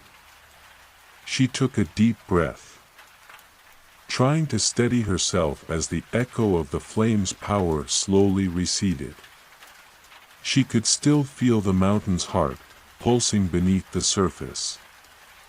It was a distant, rhythmic beat, almost a warning, like the throb of a living creature aware of its own mortality. Lyra, too, seemed lost in thought, her staff dimly glowing in her hand. "The seal, the door, it's gone. But that doesn't mean the danger is over. Whatever we've unleashed, it's still out there."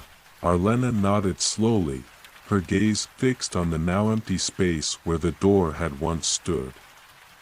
"It's not just about what we unleashed," she said softly. "It's about what was already here, waiting. This mountain has secrets, secrets that no one has dared to uncover for centuries." She turned to face her companions, her mind racing with the implications of their actions. The creature, whatever it had been a guardian, a protector of the mountain's deepest, most dangerous truths. And now, in the wake of its destruction, that protection was gone. There was nothing left to keep the ancient powers locked beneath the earth. "We have to find out what's beneath the surface," Arlena said, her voice steady but filled with resolve. "We need to know what we're really up against." Thorn's expression was unreadable, but Lyra's eyes darkened. "What do you mean? You want us to go deeper? To where the creature came from?" Arlena nodded. "Yes. We've already disrupted the balance. If we leave now, we're only delaying the inevitable.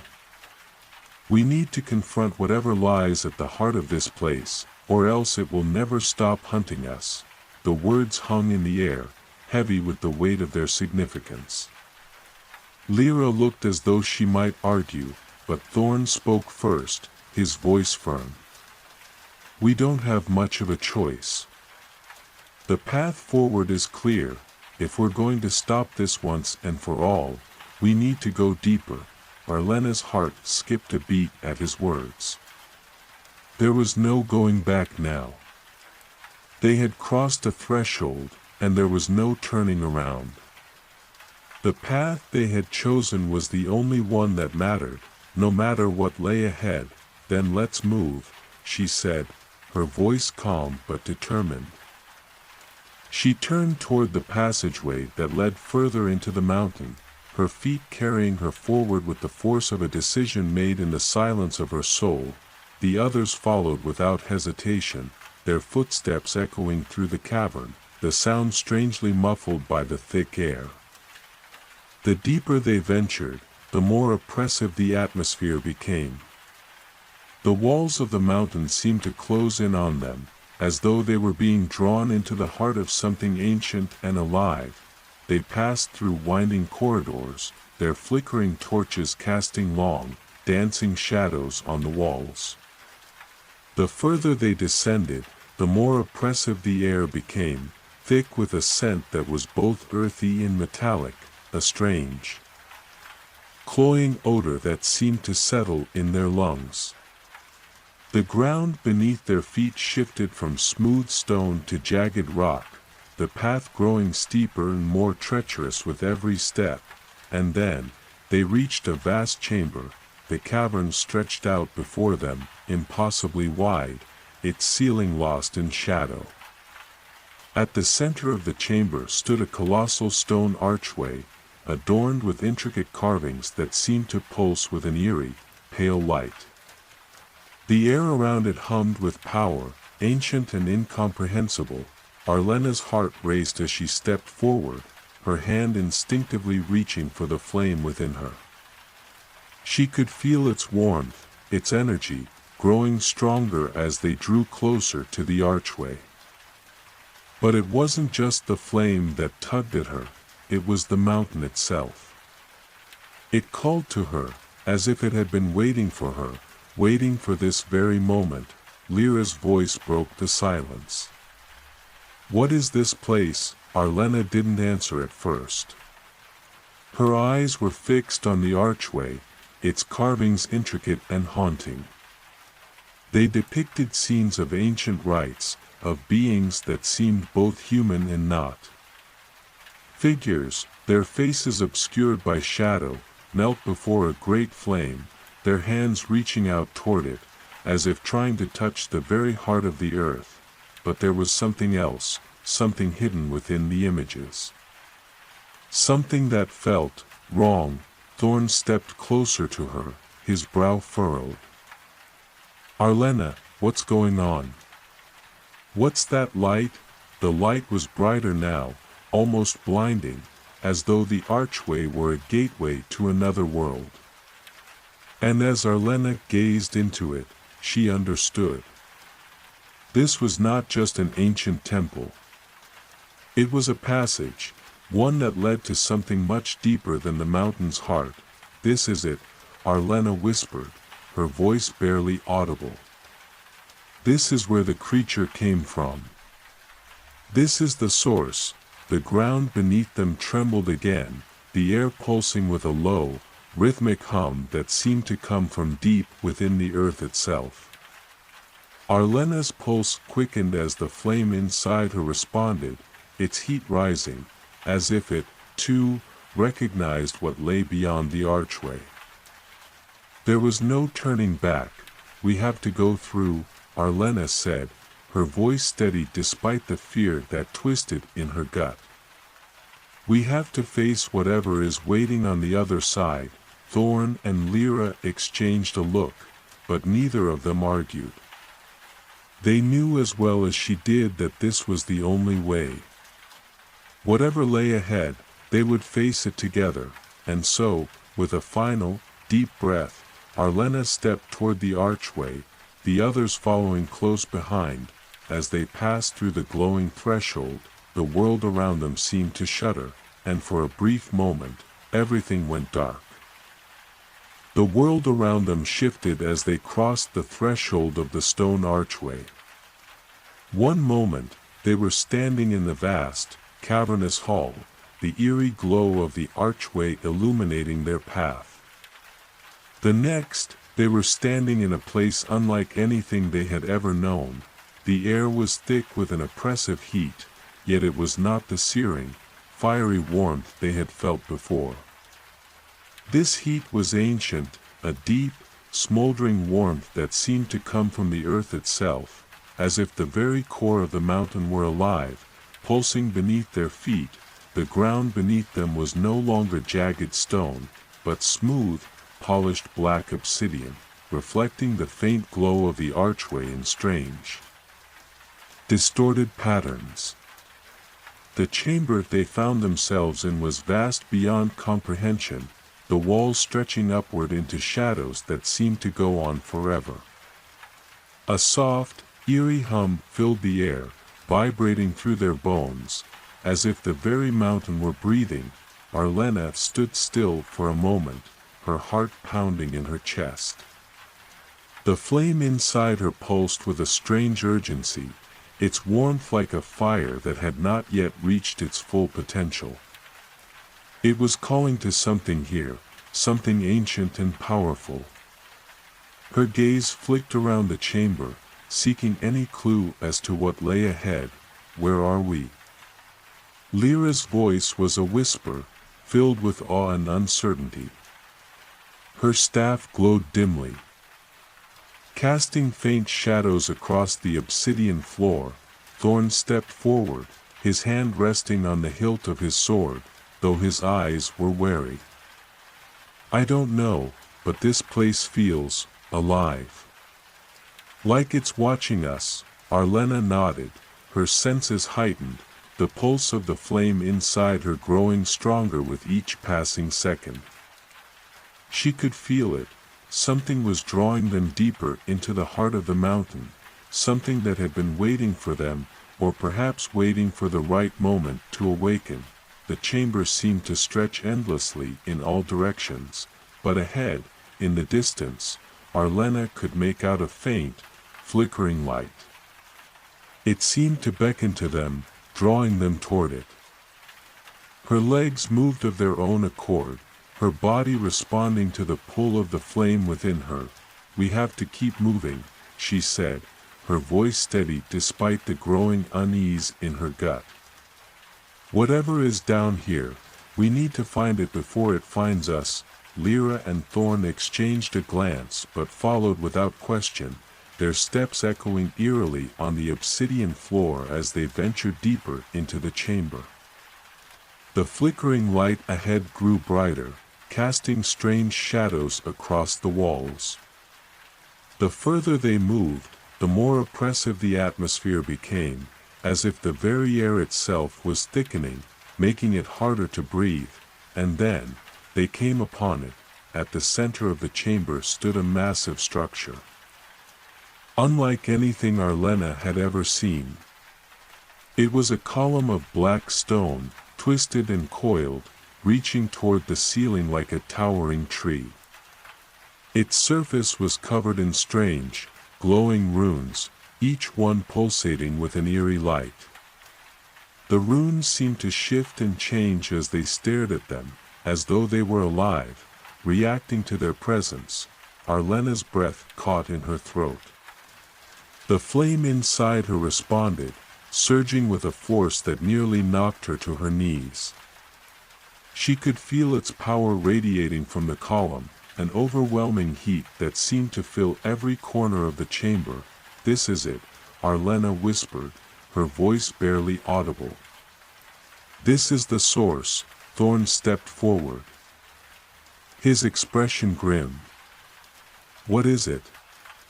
A shrine? A temple?" "I don't know," Arlena said, shaking her head. "But it's ancient. Older than anything we've ever encountered." Lyra, who had remained silent until now, stepped closer to the column, her eyes narrowed in concentration. "The runes, they're not like anything I've ever seen before. They're moving. Changing. Like they're alive." Arlena felt a shiver run down her spine. She could sense the energy radiating from the column, a power that was both alluring and terrifying. It was as if the mountain itself had been transformed into this structure, its life force woven into the very fabric of the stone. Suddenly, the flame inside Arlena flared. A burst of heat that made her gasp in shock. The runes on the column glowed brighter, and the air around them crackled with raw energy. "Get back!" Thorn shouted, his hand reaching for his sword as he instinctively moved to shield Lyra. "Something's happening," but it was too late. The column erupted with a violent burst of energy, sending shockwaves through the chamber. The runes flared, their light blinding, and the ground beneath them shook as if the entire mountain were coming to life. Arlena's vision blurred as the heat intensified, her body trembling under the force of the power. She barely had time to react as a voice, deep and ancient, resonated through her mind. "The flame has returned." It was not a voice she could hear with her ears, but a presence that filled her very soul. The words reverberated within her, as if the mountain itself were speaking directly to her. "You have awakened what should not be disturbed." Arlena's heart raced, her pulse pounding in her ears as the voice continued, "The flame within you is the key. But it will not be enough." Not yet. The world around her began to distort, the walls of the chamber warping and shifting as though the very fabric of reality was unraveling. The flame inside her surged, hotter than ever before, as if it were trying to break free from her body. "Arlena." Lyra's voice cut through the chaos, but Arlena could barely hear her over the deafening roar of the power that enveloped them. She tried to move, to speak, but her body was frozen, as if the very air around her had turned to stone, and then, through the overwhelming heat and energy, she saw it, a figure, shadowed and indistinct, stood at the center of the column. It was both human and not, its form shifting and flickering in the chaos of the chamber. The figure raised its hand, and the flame within Arlena responded, flaring violently, as if it were being drawn toward it. The figure's eyes glowed with an intense, golden light, locking with Arlena's. The world seemed to fall away, leaving only the burning connection between them. The flame will either save you, the voice intoned, or it will consume you. Arlena's breath caught in her throat as the world around her seemed to collapse, the darkness closing in, and the figure's eyes burned with a cold, unforgiving fire. The chamber around them had become a storm, a swirling maelstrom of heat, shadow, and pulsing energy. Arlena felt as though she were being pulled in all directions at once. The ground beneath her feet had dissolved into a shifting sea of obsidian, and the air was thick, pressing against her skin like a weight she could neither lift nor escape. The figure, this being, both shadow and flame, stood at the center of it all, its eyes glowing like twin suns, unblinking, unyielding. Arlena could feel the presence of the mountain itself emanating from it. A power far beyond anything she had ever encountered. The flame will either save you, or it will consume you, the voice echoed in her mind, growing louder with each passing heartbeat. It was not a simple warning. It was a promise. A fate that hung between two extremes, the very balance of life and destruction teetering on the edge of the abyss. Thorn shouted her name, his voice strained and desperate. Arlena! Snap out of it! We need to get out of here, but Arlena couldn't move. The flame inside her had taken on a life of its own, surging with energy that was both intoxicating and terrifying. It was as if the mountain itself had awakened, reaching into her very soul, pulling at the raw power she had carried within her for so long. You are the key, the figure's voice boomed, resonating with the force of an earthquake. The flame within you is the only thing that can either bind this place or set it free. And when the time comes, it will choose. The words were like a lash, cutting through the air, tearing at her resolve. The flame inside her flickered, its heat unbearable now, as though it were alive, fighting for control. It was not just a force, it was a part of her, and yet, it felt as though it were something separate, something that no longer listened to her will. Her hands trembled, and she gripped her arm tightly, trying to contain the fiery energy that swirled within her. She could feel it threatening to explode.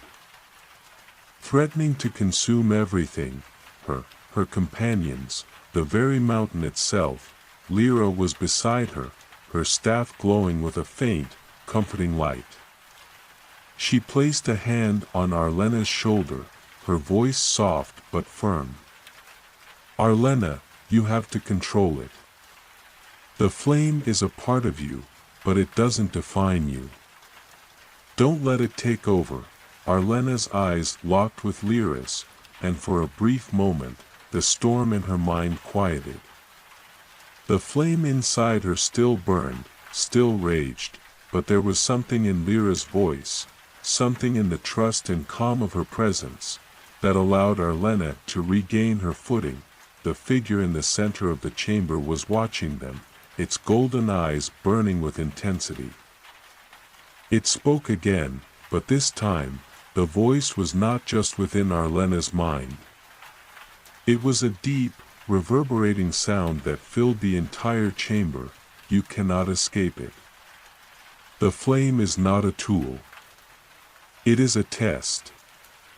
And when you are tested, there is only one way out. The air crackled with energy, and the ground beneath them began to tremble once more. The obsidian floor shifted violently, causing Arlena to stagger. She barely caught herself, her hand reaching for Lyra's staff for support. "Arlena, what's happening?" Thorn asked urgently, his sword drawn, though he remained several paces away, his face pale with concern. Arlena swallowed hard, the heat of the flame inside her intensifying with each passing second. It's trying to control me. The figure, the mountain, it's trying to take me in. It's a test of some kind." The figure's lips curled into something that could have been a smile, though it lacked any warmth. "You cannot avoid your fate," it said. "The flame is your destiny, Arlena.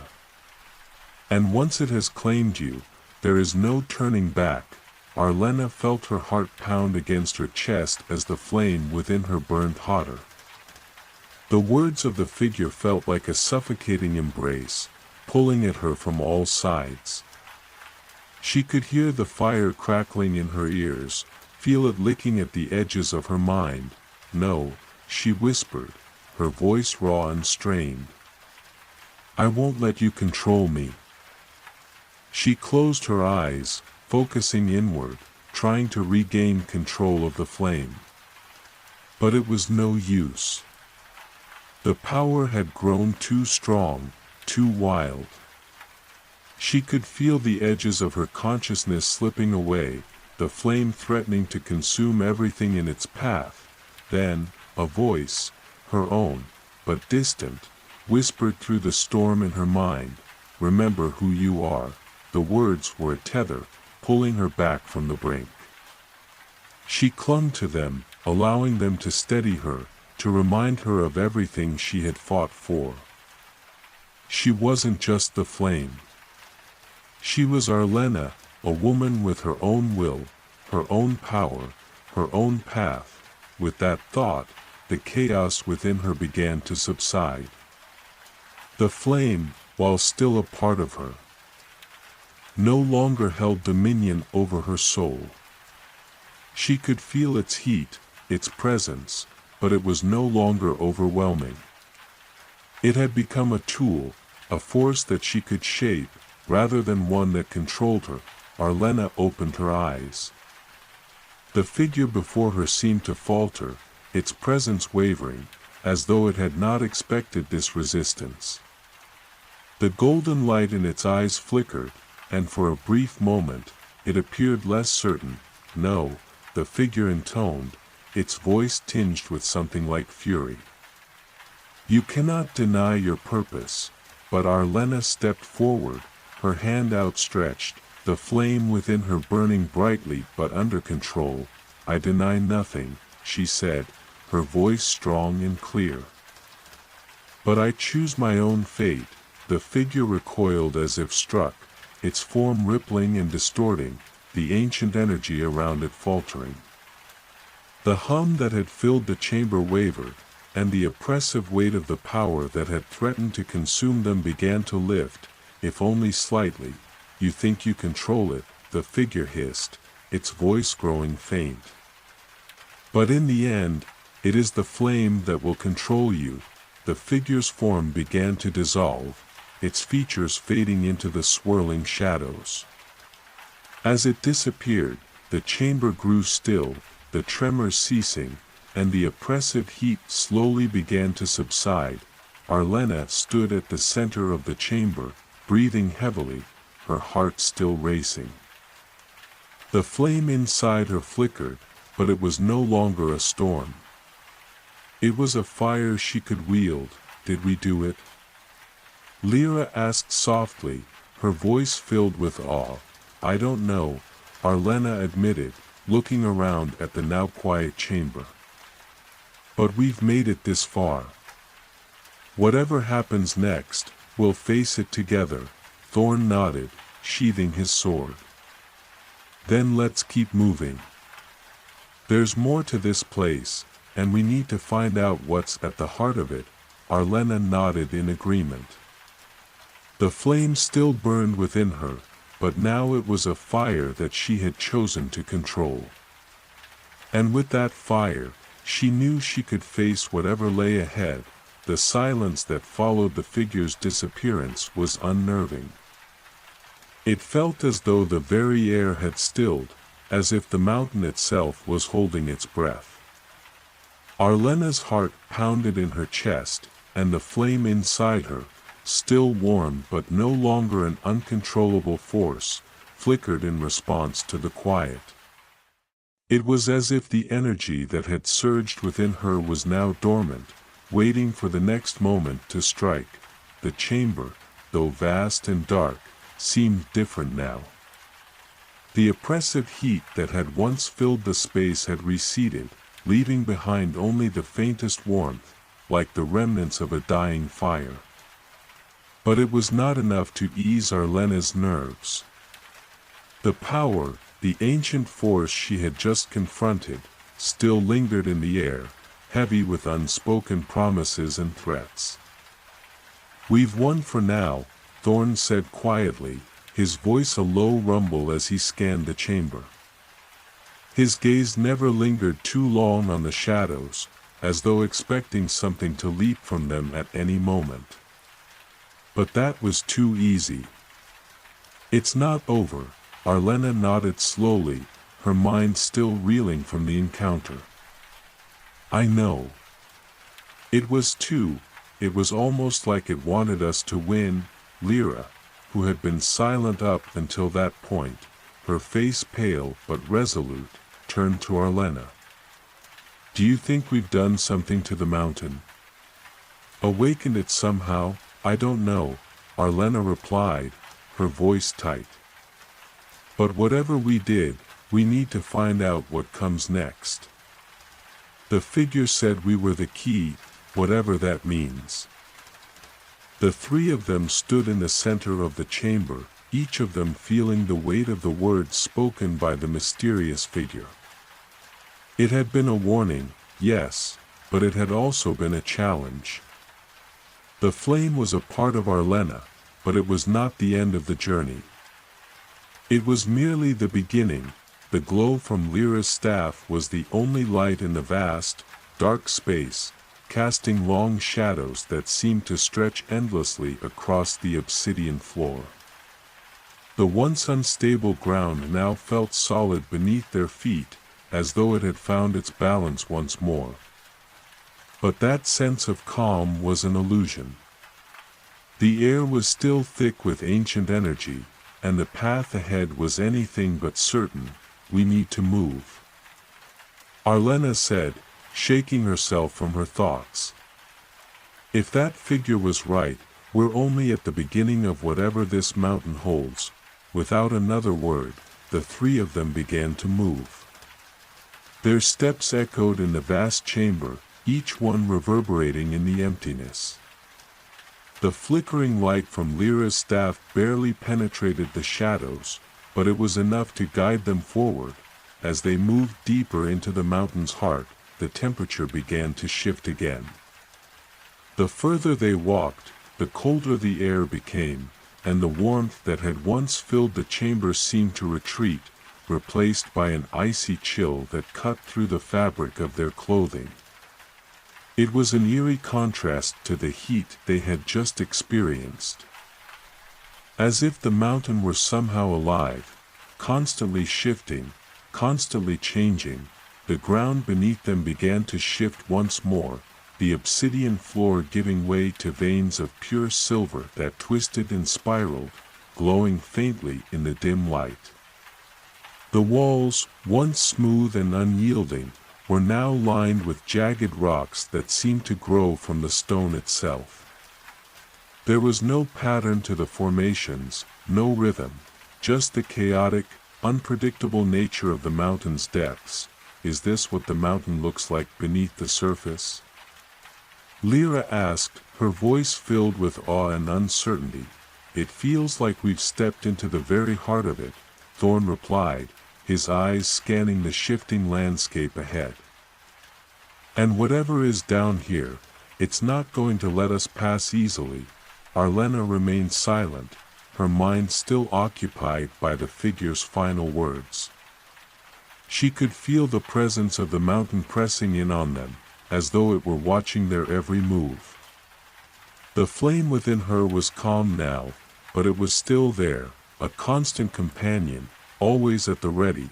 They walked in silence for what felt like hours, the air growing colder with every step.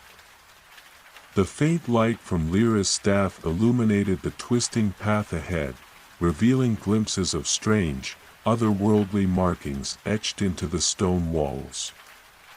The symbols were like nothing Arlena had ever seen before, their patterns alien and unsettling. Then, as they rounded a corner, the path suddenly opened up into a vast chamber. It was smaller than the previous one, but it was no less awe-inspiring. The walls of this chamber were lined with massive, towering pillars of ice, each one glowing with an inner light that seemed to pulse in time with their own heartbeats. The temperature had dropped drastically, and Arlena could feel the cold seeping into her bones. At the center of the room stood an altar, a stone slab, old and worn, but still intact. It was surrounded by intricate runes, similar to the ones they had seen earlier, but these were different. They were carved into the stone itself, not glowing with energy but etched with such precision that they seemed to hum with a life of their own. Lyra stepped forward, her staff casting a faint glow on the altar. This place, it feels ancient. Older than anything we've seen. Arlena moved closer, her eyes drawn to the altar. The runes surrounding it were familiar in a way that unsettled her. She could almost understand their meaning, though they were foreign, distorted in a way that made them impossible to fully grasp. "This is where it ends," Arlena whispered, more to herself than anyone else. Lyra's voice trembled as she stepped up beside her. "What do you mean? Where does it end?" Arlena's gaze remained fixed on the altar. "I don't know. But I can feel it.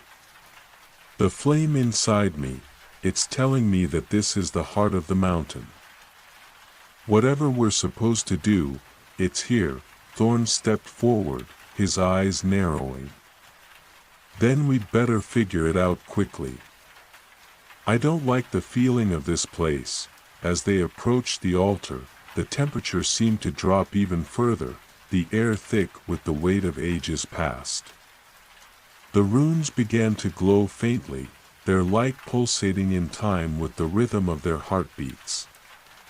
Arlena's flame flared in response, its heat rising once more, but it was different this time.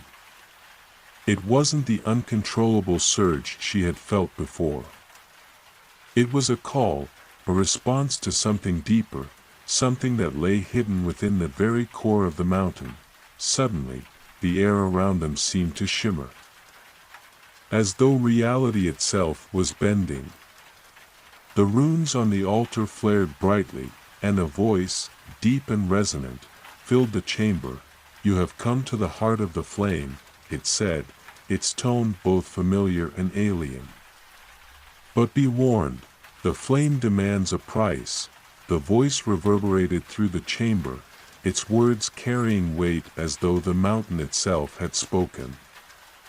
The air crackled with energy, a hum that vibrated through the stone and into their bones.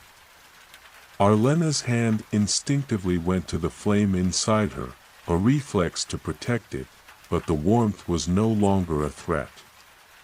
It felt like a pulse, like the mountain's heart, in sync with her own. "Price?" Lyra's voice was cautious, but there was an edge of curiosity in it. "What do you mean, price?" The runes around the altar glowed brighter, casting shadows that danced across the ice pillars, making the chamber feel even more otherworldly. The temperature had plunged, and Arlena could feel the cold seeping into her very core, but it was no longer the same as before. It was as if the mountain was preparing them for something important. Arlena stepped closer to the altar, drawn by an unseen force. As her footfalls echoed through the stillness, the voice spoke again, a low, rumbling sound that seemed to come from the very foundation of the mountain. The flame you carry is the essence of this place. It is the breath of the mountain, the heartbeat of the earth. It is a power that has been locked away for millennia, waiting for one who could understand its true purpose. You are that one. But the price of understanding is great. The air seemed to thicken, as if the weight of the words was pressing down on them. Arlena felt a strange pull in her chest, a tightening that made it hard to breathe.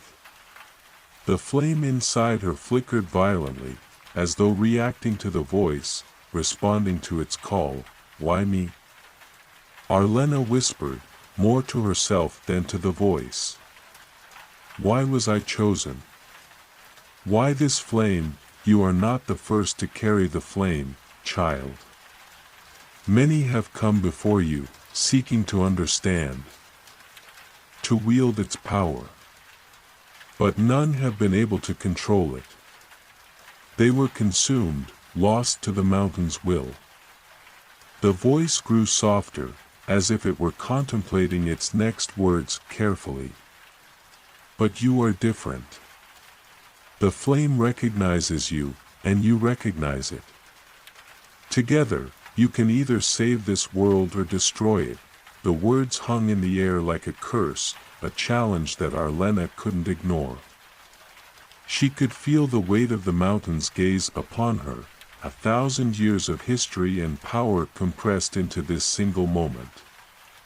Her breath was shallow, the icy cold seeping into her veins, but it was not the cold that terrified her. It was the flame inside her, the wild, unpredictable force that she had come to understand and fear in equal measure. Lyra stepped forward, her voice steady despite the fear that radiated from her. What do you want from us? What is the price? For a long moment, there was silence. The runes around the altar flickered, their light fading, returning in waves. Then, slowly, the voice returned, its tone almost mournful. The price is sacrifice. The flame demands a life to sustain its power. To wield it fully, to unlock the mountain's secrets, one must give up something precious. It is the balance of the flame. Arlena's heart skipped a beat. A life, she echoed, her voice barely a whisper. What does that mean? Who must give it? The temperature in the chamber plummeted, and Arlena felt her hands tremble. Not from the cold, but from the weight of the choice before her. Her mind raced, but the voice seemed to answer her unspoken thoughts. The flame does not care who sacrifices what. It will take the life that is most valuable to you. The price will be personal, and it will shape the outcome of all that follows. Lyra's grip on her staff tightened. No. We won't allow it. We didn't come this far to. You have no choice, the voice interrupted, its tone cold and final. The flame will consume what is offered. Only then can the truth of the mountain be revealed. Only then can the path forward be clear. The air seemed to vibrate with an unbearable pressure, and Arlena staggered back, clutching at her chest as though something were squeezing the very air from her lungs. The flame inside her pulsed violently, its heat surging up her arm, and for a moment, she felt as though she were about to burst into flames. The chamber seemed to close in around her, the shadows and light warping together in a dizzying dance. She heard Thorn's voice, faint but steady, cutting through the chaos. Arlena, her eyes snapped open, and she looked to him. His face was pale, concern etched deeply into his features. But there was something else there, a determination, a promise to stand by her. No matter what, I won't let you do this alone, he said, his voice unwavering. We've been through too much. We'll find another way. There has to be another way, Lyra nodded, stepping closer to Arlena, her face full of resolve.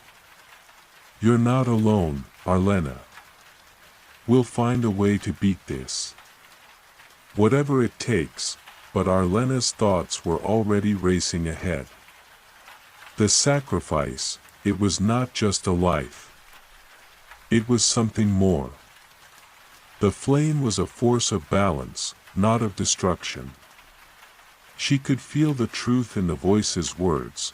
The flame needed something in exchange for its power, something that would tip the scales one way or the other.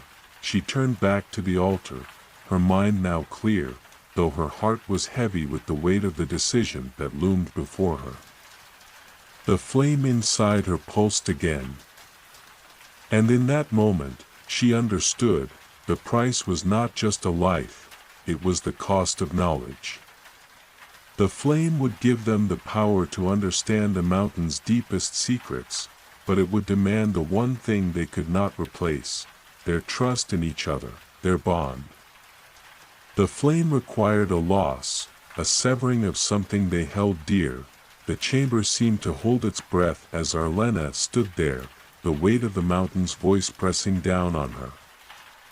In that moment, she knew there was no turning back. The path ahead was uncertain, but the flame had chosen her, and the choice was hers to make. The price must be paid, the voice intoned once more. Are you ready to sacrifice for the truth? The words echoed through the chamber, and for a moment, everything stood still. The very air seemed to freeze, the atmosphere thick with the weight of the decision that hung before them. Arlena stood at the heart of the mountain, the flame inside her burning bright, but with it came an overwhelming sense of dread. The price was not just a sacrifice, it was something deeper, more personal, and the consequences were as vast as the mountain itself. Thorn stepped closer to her, his hand reaching out to gently touch her shoulder. His presence was a steadying force, but even he couldn't hide the concern in his eyes. Arlena. You don't have to do this alone. Lyra, too, moved closer. Her face pale but resolute.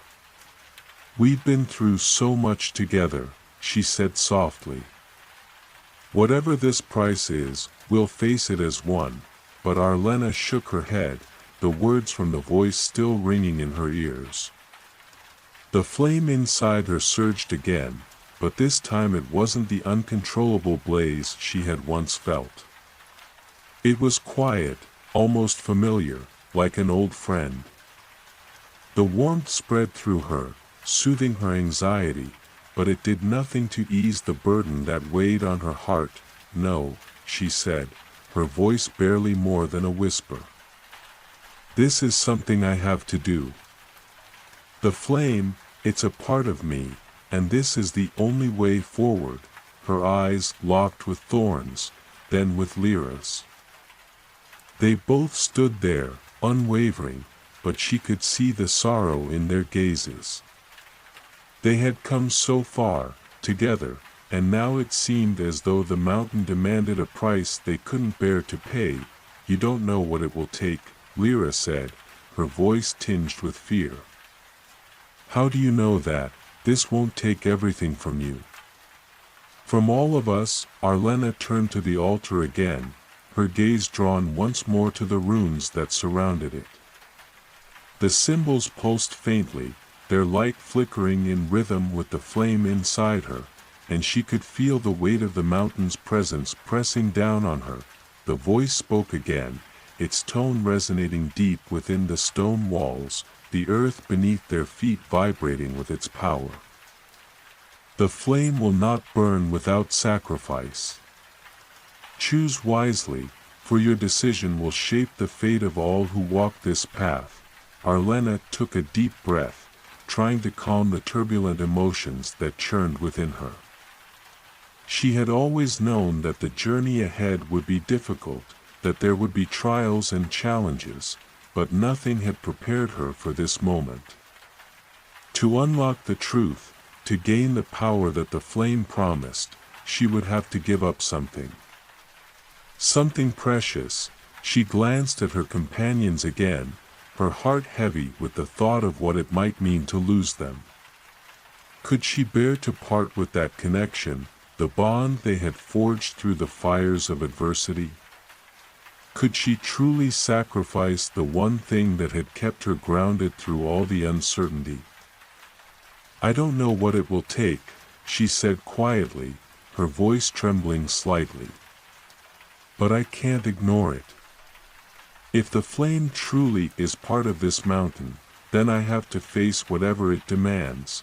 Thorn's jaw tightened, and Lyra stood still, her face unreadable, but Arlena could feel the tension between them.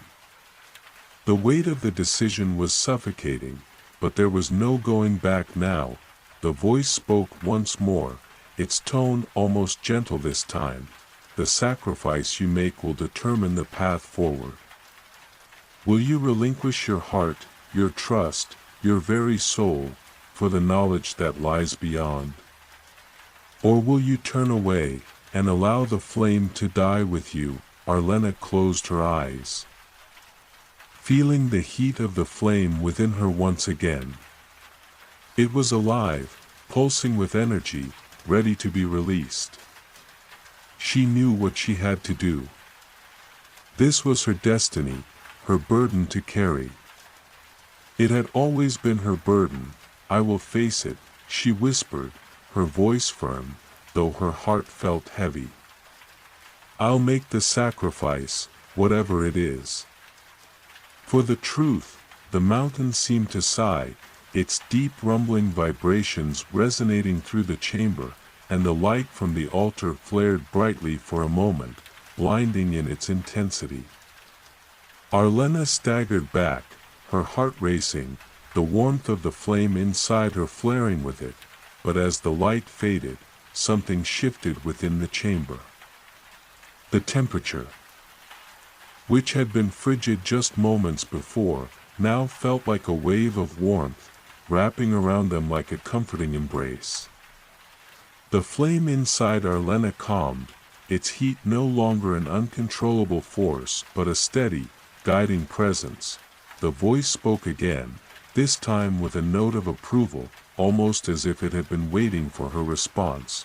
"You have chosen. The path is now set. The flame will guide you, but know this: the price will be greater than you imagine." The light from the altar began to shift, the runes glowing brighter and brighter until they formed a swirling pattern in the air, a map of sorts, a path that stretched far beyond the walls of the chamber. Arlena felt herself drawn to it, as if the map were calling to her, beckoning her to follow. "That's it," Lyra said, her voice filled with awe. "It's showing us the way." Thorn, too, looked up, his eyes narrowing as he studied the swirling patterns. "The flame has given us a path, but at what cost? What does it want from us?" Arlena hesitated. The air around them crackled with power, and the flame inside her pulsed in response. She could feel it, a connection to the mountain, to something ancient and deep. The flame had been waiting for this moment, for her to make the sacrifice and unlock the path forward. "It doesn't want anything from us," Arlena said, her voice steadier now. "It wants to be understood. It's not about what it takes, but what it offers. We have to be ready to face whatever lies ahead." She took a step forward, her heart beating in rhythm with the flame. The others followed, though their steps were hesitant, uncertain. They knew what was at stake, but they also knew that this was the only way forward. The path ahead was uncertain, but it was a path they had to walk together. The path that stretched before them was a maze of glowing runes, twisting and turning in patterns that seemed to shift as they moved. The very air felt alive, pulsating with the rhythm of the flame, guiding them forward. Each step they took was accompanied by a faint hum, as though the mountain itself were resonating with the energy they had awakened. Arlena led the way, the flame inside her burning steady and strong. Its heat was comforting now, no longer wild and unpredictable, but a constant presence within her. She could feel its pulse, its heartbeat, matching her own, as though they were two parts of the same whole. And yet, as much as the flame had calmed, she knew that the sacrifice she had made would soon come due. The voice had warned her that the price would be greater than she imagined, and she could not shake the sense of dread that clung to her every thought. Behind her, Thorn and Lyra followed, their faces grim, their steps cautious. Thorn's eyes were locked on the glowing path ahead, but his brow was furrowed, as though he were calculating something in his mind. Lyra, ever the stoic, seemed lost in thought, her lips pressed tightly together as she scanned the surroundings. The deeper they ventured into the mountain, the more oppressive the air became. The walls of the passageway narrowed, the ceilings growing lower, and the faint glow from the runes was their only source of light. It was as if the very mountain was closing in around them, testing their resolve. As they continued onward, the temperature began to drop again. The warmth from the flame within Arlena was still there, but it felt distant now, as though it were fading, retreating into the depths of her being. The chill seeped into her skin, making her breath visible in the cold air, and she felt an uneasy tightening in her chest. "Are you all right?" Lyra's voice broke through her thoughts, and Arlena glanced over her shoulder to find her friend's gaze filled with concern. "I'm fine," Arlena replied, though she could feel the strain in her own voice. "Just trying to understand what's happening." They continued in silence for a few more moments, until the path before them opened into a vast cavern. The sight took them all by surprise, a colossal chamber, the walls and ceiling lined with jagged stone formations that glittered like ice. At the center of the cavern stood a massive structure, an altar of sorts, crafted from the very stone of the mountain. It was ancient, its edges worn smooth by the passage of time, yet it radiated an undeniable power. Arlena felt the flame inside her stir in response to the sight. It pulsed within her, a bright flare of warmth in the cold cavern, and she realized that this was the heart of the mountain, the place where the flame had come from. Where it had been birthed, the runes on the walls of the cavern flickered, their light growing stronger as they approached the altar. The symbols were not just glowing, they were alive, moving, shifting in ways that defied logic. The very stone seemed to breathe, its cracks and crevices pulsating as though the mountain itself were alive, waiting for them to make their next move. Arlena hesitated at the threshold, the flame inside her urging her forward, but something in her gut told her to wait. There was something more here, something she couldn't yet understand, and she wasn't sure she was ready to face it. "Do you feel that?" Thorn's voice broke the silence, his tone tense. Lyra nodded, her gaze fixed on the altar. "It's as if the mountain is waiting for us." Arlena took a step closer to the altar, the flame inside her flickering with a renewed intensity. The warmth spread through her chest, but the closer she got to the altar, the more the air seemed to chill. It was as though the temperature was fluctuating, the flame inside her growing stronger, but at the same time, the mountain's presence was pressing in on her, as though it were trying to suppress the fire. The voice echoed through the cavern once more, deep and resonant, vibrating through the stone beneath their feet. You have come this far, but the trial is not over. To awaken the flame fully, to claim the power of the mountain, you must pass through the gate. The flame will guide you, but it will also test you. Will you prove worthy of its power? Arlena felt a shiver run down her spine. The words were clear, but the meaning was not. What gate? What test? The flame inside her seemed to tremble in response, and she reached out instinctively, her hand brushing the surface of the altar. The stone was cold, colder than anything she had felt before, and the moment her fingers touched it, a surge of energy shot through her.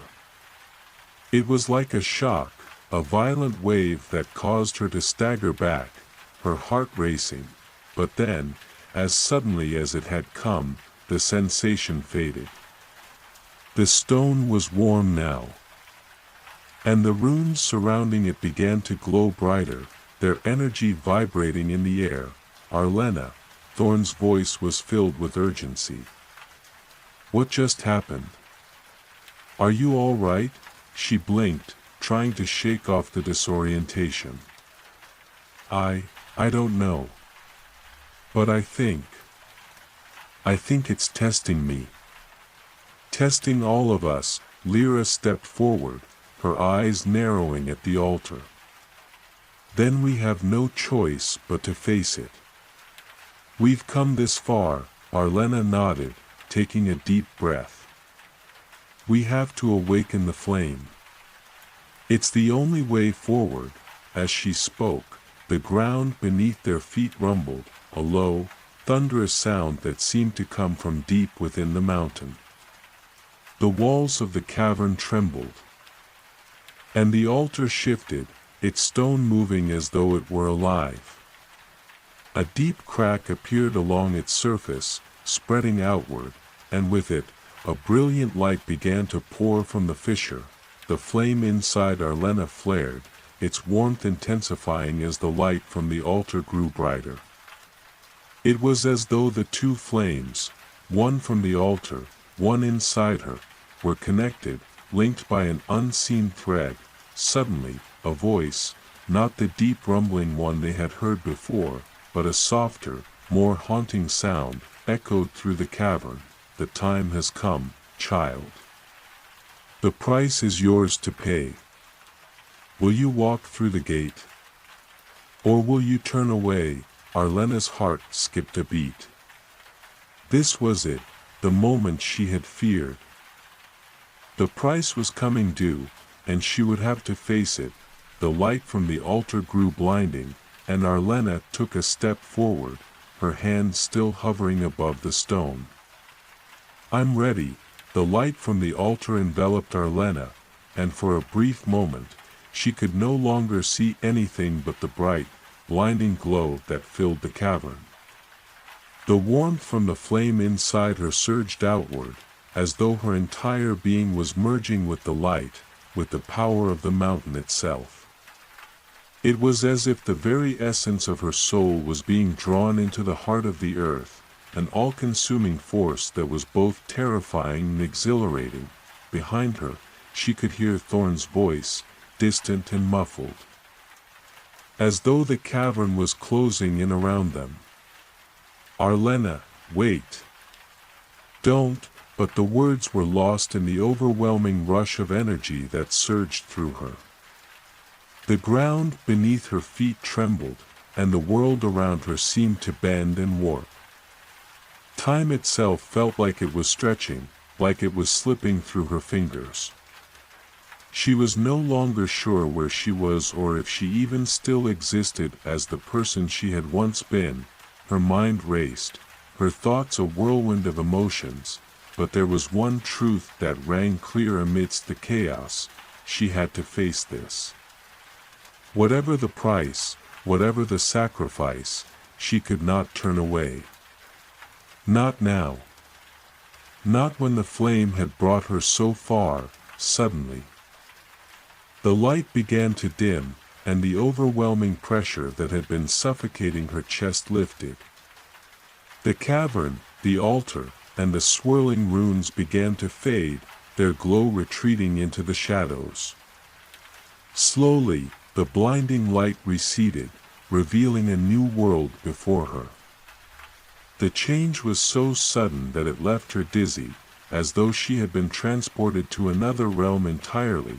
Arlena found herself standing on a precipice, a jagged cliff overlooking a vast, endless abyss. The sky above was an unnatural shade of crimson, swirling with dark clouds that seemed to pulse with energy.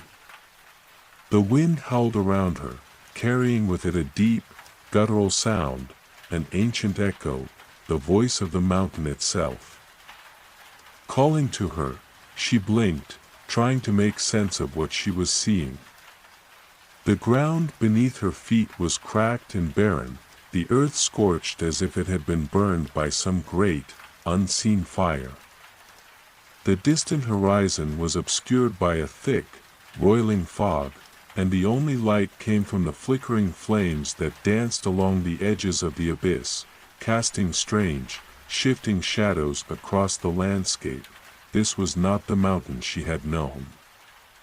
This was something else, something deeper, older, and far more dangerous. The altar had not just unlocked the flame within her, it had opened a doorway, a passage to a place beyond her comprehension, and yet, the flame inside her had not waned. It burned brighter now, its light a steady, constant pulse deep within her chest. Arlena reached up instinctively, her fingers brushing her skin as though checking to make sure she was still herself, still grounded in reality. The warmth was there, strong and unwavering. Where am I? Her voice was barely a whisper, but it felt strange in the air, as though the very act of speaking disturbed the eerie silence that surrounded her. There was no answer at first, only the distant rumble of thunder and the whisper of the wind. But then, a voice, not from the air but from within her own mind, spoke. "This is the realm of the flame," it said. The voice was familiar, but distant, like an echo of something she had heard before. "It is a place of trials, where those who seek the power of the flame must prove their worth. You have crossed the threshold, Arlena. Now you must face the fire within." Arlena shuddered at the words. The fire within. It was a phrase she had heard before, a warning of the trials that lay ahead. She had known from the beginning that the flame was not just a source of power, it was a test. And she had passed the first part. But now, it seemed, the true challenge had begun. "How do I prove my worth?" she asked, her voice trembling despite herself. "You will know when the time comes," the voice responded. "For now, you must wait. The flame will guide you." And with that, the world around her seemed to shift once more. The ground beneath her feet trembled, and the abyss before her opened wider, the flames at its edge growing brighter and more intense. She could feel the heat from them, the scorching heat that threatened to burn her to her core. For a moment, it seemed as though the entire realm was holding its breath, waiting for something to happen. Then, without warning, the flames surged upward, reaching toward her, as if they were calling to her. The wind howled louder, and Arlena took a step back, her heart pounding in her chest. The voice spoke again, this time with a sense of urgency. "The trial begins. You must walk through the flames.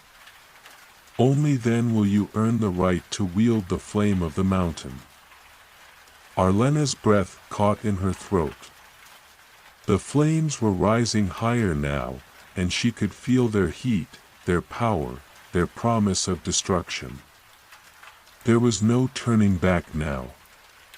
The trial had begun, and she would have to face it. "Do I have a choice?" she whispered to herself. The wind howled around her, and the voice, once again, echoed through her mind. "There is always a choice, Arlena. But the price for turning away is greater than you can imagine." The flames surged higher, casting long shadows across the barren landscape, and Arlena knew that she had no choice. She had come too far, and the flame inside her had awakened too fully for her to walk away now. With a deep breath, she stepped forward, into the flames. The moment Arlena stepped into the flames, the world around her shifted once again. The fiery tendrils wrapped around her, licking her skin with heat so intense it threatened to consume her, but the flame within her responded in kind, flaring with a power she had never felt before. It surged outward, pushing back against the inferno, its warmth fierce and unyielding. She felt as if she were caught between two forces, one that sought to burn her and one that protected her, both pulling in opposite directions. Her heart pounded in her chest, the rhythm of it echoing in her ears, but the flames were not just heat, they were alive. They whispered. Their voices like a chorus of forgotten souls, murmuring secrets and warnings in a language she couldn't understand. Yet, somehow, she could feel their meaning, a sense of urgency, a need for her to press forward. There was no turning back. She pushed forward, step by step, her legs heavy, each movement feeling as though she were wading through the air itself. The flames hissed and roared around her, but the fire inside her flared in response, pushing them away. She felt the temperature rising, the air growing thick with the pressure of raw, untamed power. The voice spoke again, deep and resonant, coming from within her and all around her at once. "The flames test you, Arlena. They seek to consume you, to see if you are worthy of the power you seek. Will you burn, or will you rise above it?" Arlena swallowed hard, the question echoing in her mind. Could she rise above it? Could she endure what was coming? The flames were beginning to shift, changing shape, swirling around her like serpents, their movement erratic and unpredictable. Every step she took felt like it was costing her more, but she knew she couldn't falter. The flame inside her was her guide, her protector, but it also demanded something in return, a price she had yet to fully understand. She reached out, her hand brushing the air in front of her, and the flames parted for a brief moment, revealing a path ahead. It was narrow, winding, and filled with an intensity she couldn't fully comprehend. The heat was unbearable, yet she pressed on, her resolve hardening with each step. She had come so far. She had crossed into this world, braved the trials of the mountain, and now, at the very heart of it, she was being tested in ways she could not have imagined. The flames were not just a trial of strength or endurance, they were a test of her very will. They sought to break her, to force her to confront the darkness within herself. And yet, with every passing moment, she realized the true nature of the trial. The flames were not her enemy. They were her reflection, her challenge. The fire that threatened to consume her was also the fire that had awakened in her heart, her spirit, her very essence. The voice spoke again, its tone filled with a mixture of ancient wisdom and something else, something darker. "You are more than you know, Arlena. You have carried the flame within you all along. The mountain has only awakened it. The trial is not to see if you are worthy of the power, but to see if you are willing to become the flame itself. The words hit her like a wave, and she stumbled, nearly falling to her knees as the realization struck her. She wasn't just here to wield the flame. She wasn't just here to use it as a tool. She was here to become it. To merge with it, to embrace its fire and let it burn away everything that was not her true self. The price, the sacrifice, it was not the loss of something she had, but the transformation of who she was. The flames around her surged higher, and for a moment, she was caught in a blinding storm of light. The heat became unbearable, and Arlena's skin burned, her body screaming in pain as the fire seared through her. The flame inside her, her own soul, was being tested, and the mountain was demanding that she face the fire, to walk through it and become one with it. Her vision blurred, her thoughts scattered, but through the chaos, one thing remained clear: the fire was not just a test. It was a rebirth. As the flames swirled around her, Arlena closed her eyes and let go. She let the fire consume her. The heat, the pain, the burning, it all became a part of her, melding into her very being. There was no more separation between the flame and herself. There was no more distance between who she was and who she was meant to become. The fire that had once threatened to destroy her now ignited something deep within her, a power that coursed through her veins, filling every cell of her body with light and heat. When she opened her eyes again, the world had changed. The flames had calmed, their intensity now a steady, comforting warmth that surrounded her. The air was still. The oppressive energy that had once filled the cavern now replaced by a serene quiet. The altar was gone, the abyss before her was no longer a vast, empty chasm. Instead, she stood in a place of calm, a place where the fire within her was in perfect harmony with the world around her.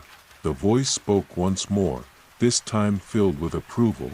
"You have done it, Arlena. You have passed the trial. You have become the flame." Her heart swelled with a sense of peace she had never known before. The flame inside her was no longer just a force to be reckoned with, it was her, and she was it.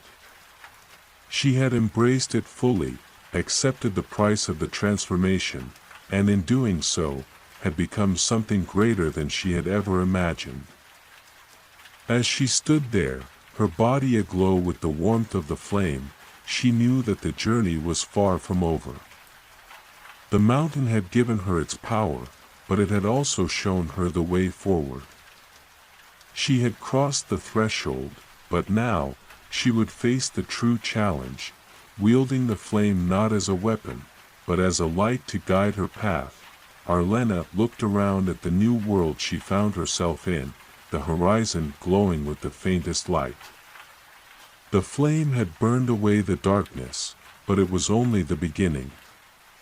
She would have to carry the flame forward, into the unknown, and become the beacon that would light the way for others. The mountain had given her its gift, but now, the flame was hers to shape.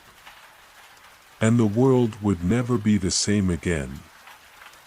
The silent abyss, the world of Yold, had once been a place of harmony, a kingdom of bright skies and vibrant fields.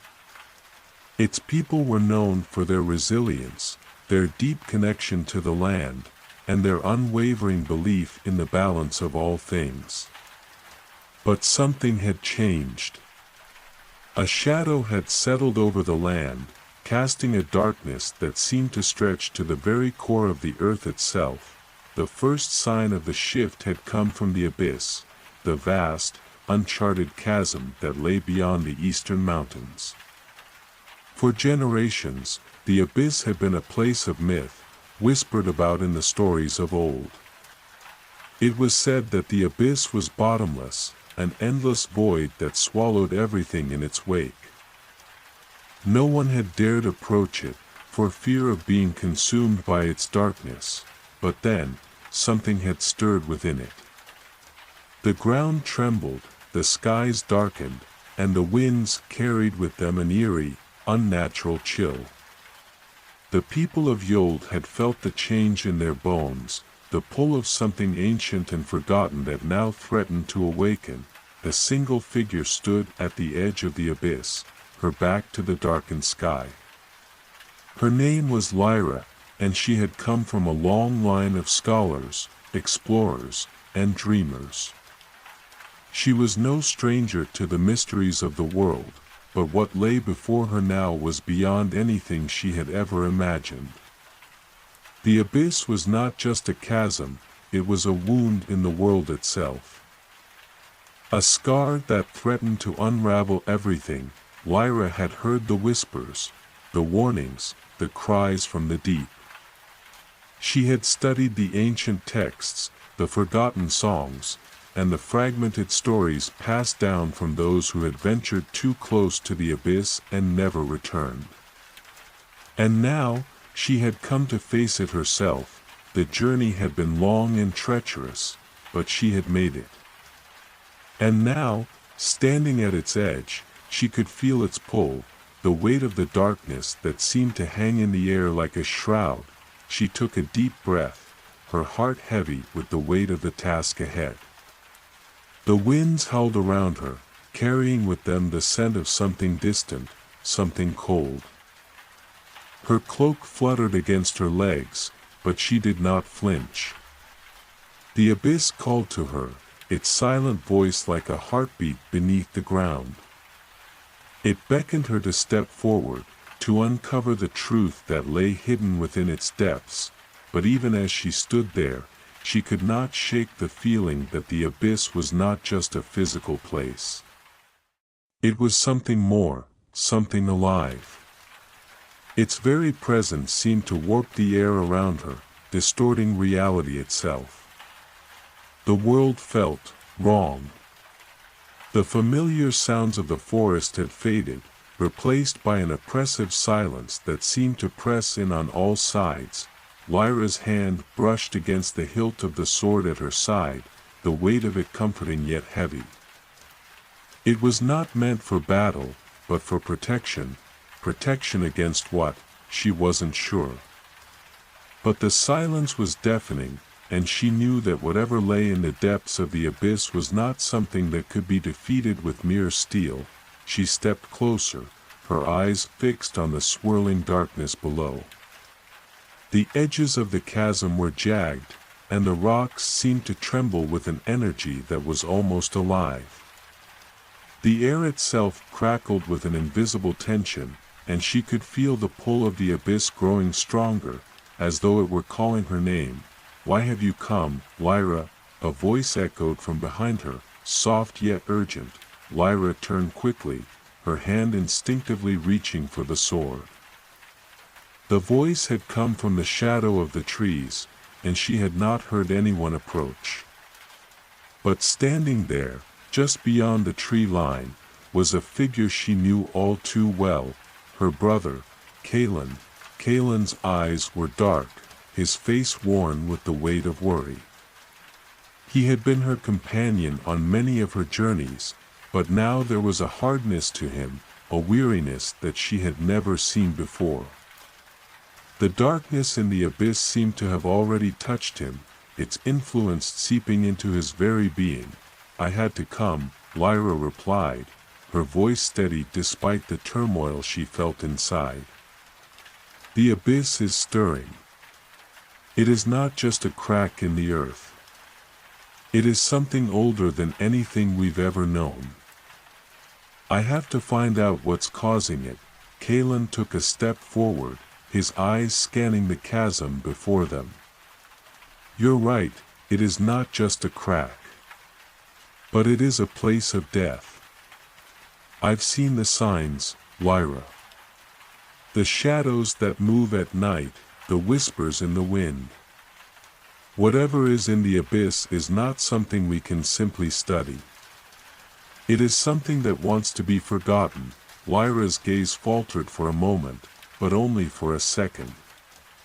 She had known the risks. She had always known that this journey would take her into the heart of darkness. But something inside her, some instinct, some pull, drove her forward. She had to understand it, or the world would fall into shadow.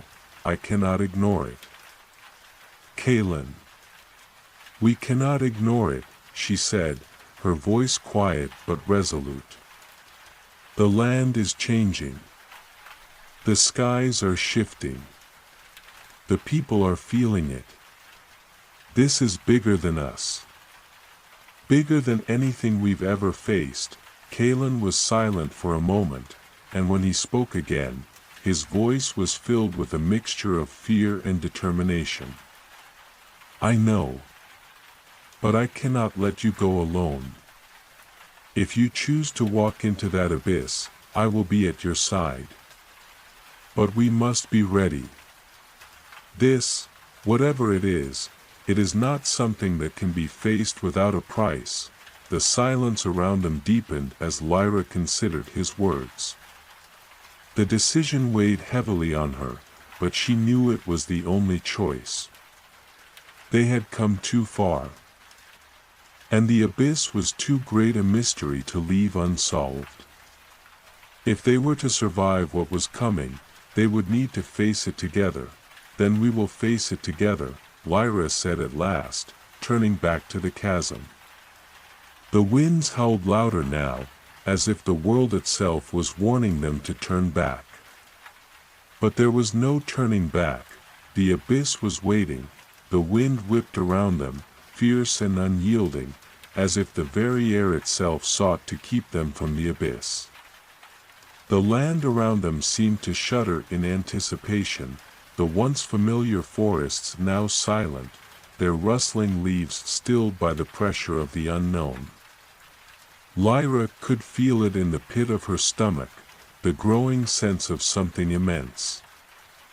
Something ancient, that was stirring deep beneath the earth. She stood at the edge, staring down into the swirling darkness below. Her brother, Kaylin, had said nothing more since their decision to proceed together, but she could feel his presence behind her, unwavering yet tense. The silence between them was filled with the weight of the decision they had made. It was not just a journey into the unknown, it was a journey into something far more dangerous. Whatever lay below had not only been forgotten by the world but had been kept hidden for a reason. I have studied the old texts, Lyra said, her voice barely rising above the howl of the wind. There are mentions of the abyss. Fragments of forgotten lore, but nothing concrete. No one has ever returned to tell the tale. It's as if it never existed in the first place. Kaylin's response was a low murmur, his eyes dark as they scanned the treacherous chasm. Maybe that's because it was never meant to be known. The abyss is not a place for the living. It calls to those who dare venture close, and once they fall, they disappear forever. His words hung in the air between them, heavy and unsettling. Lyra turned to him, studying his face. His eyes held a glimmer of something she had not seen before, fear, yes, but more than that. There was a deep sorrow, as though he knew something that he was not yet ready to say. The abyss was not just a place of darkness, it had a presence, a power, and it had already begun to exert its influence on them both. You felt it too, haven't you? Lyra asked softly, her gaze searching his face. That pull. The weight of it. Kaylin nodded slowly, his hands tightening on the straps of his pack. It's like the air itself is thick with it. A pressure that you can't escape. It's as though the land itself is dying, and the abyss is the wound that is festering beneath. Lyra nodded in agreement. The sensation was like a tightening knot in her chest, a growing sense of dread that she couldn't shake. She had spent years studying the history of Yold, its myths and legends. But none of it had prepared her for the reality of standing on the edge of the abyss. It wasn't just a physical void, it was a place of absence, of silence that gnawed at her very soul. "We need to descend," Lyra said finally, her voice steady, though she could feel the weight of the moment settling heavily upon her.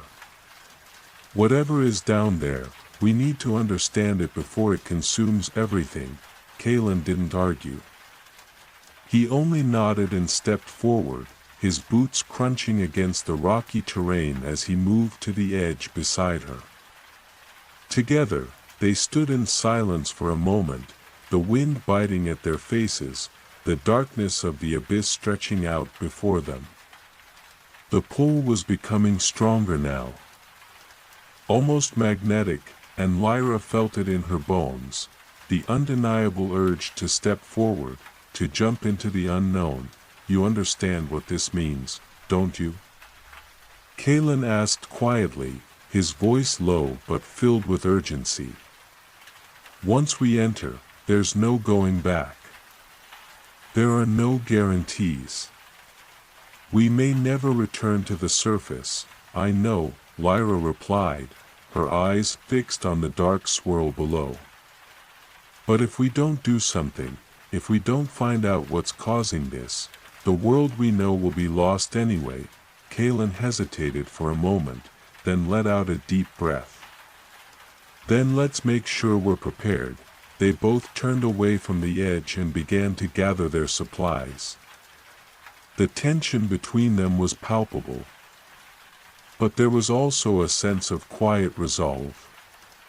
Lyra checked the contents of her satchel: maps, tools, a flask of water, and the old lantern that had belonged to her father.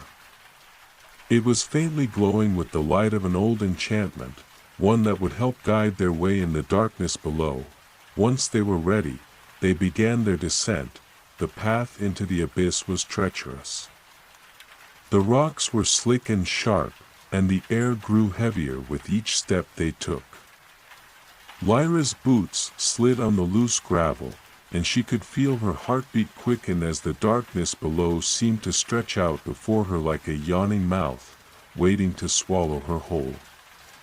The walls of the chasm narrowed as they descended, the space growing tighter with each footstep, until the light from the lantern barely reached the edges of their path. Kalen moved ahead, his figure barely visible in the dim light, but Lyra could still feel his presence.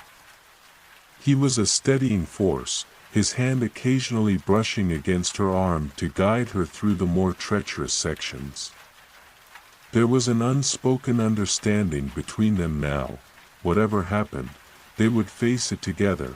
As they moved deeper into the chasm, the air grew colder, the silence more profound. It was as if the world above had been swallowed by this place, leaving only the two of them and the ever-encroaching darkness. The deeper they went, the more the silence pressed in on them. It was absolute, unnatural, almost oppressive. There were no sounds of life, no distant echoes, not even the faintest sound of wind, and then, in the heart of the abyss, Lyra felt something shift.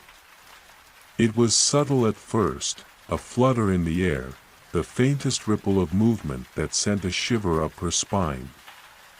She stopped in her tracks, her senses straining to make sense of the sudden change. Kalen stopped too, sensing the shift in the atmosphere. "Did you feel that?" Lyra whispered, her voice trembling in the silence. Kalen nodded, his hand reaching for his blade. "Something's down here with us." Lyra's heart raced as she tightened her grip on her lantern. The air felt charged now, alive with an energy that made the hairs on the back of her neck stand up. It wasn't just the abyss that had changed, It was something deeper, something darker, something that had been waiting for them, and they had just entered its domain. The silence around them seemed to deepen, thickening like a fog that obscured not only the world but their very thoughts. Lyra could feel the weight of the darkness pressing down on her, its presence suffocating, a constant pressure that made her skin crawl. Her heartbeat was the only sound she could hear now, the rhythm of it pulsing in her ears as she stood frozen, her lantern flickering uneasily in her trembling hand. Kalen moved slightly ahead. His movements purposeful, though his eyes never left the shadows around them. His hand never strayed far from his sword. Every step was calculated, cautious, as if you were expecting something to leap from the darkness at any moment. "Stay close," Kalen muttered, his voice low and urgent. "I don't like this," Lyra nodded, swallowing the lump in her throat, her eyes darting between the blackness ahead and the narrowing tunnel that stretched behind them. The air was unnaturally still, the kind of stillness that made every motion feel amplified.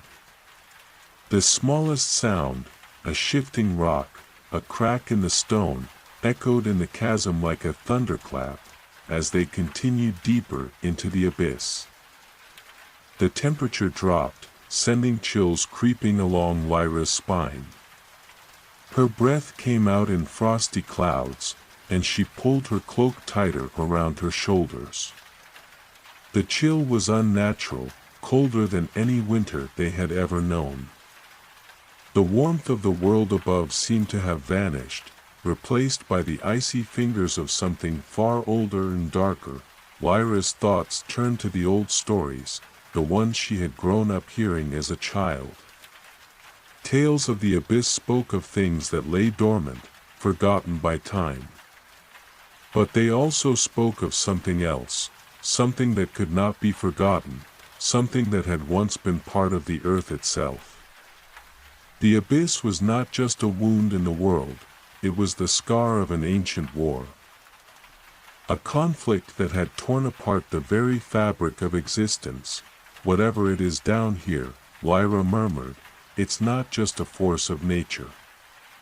It's something else."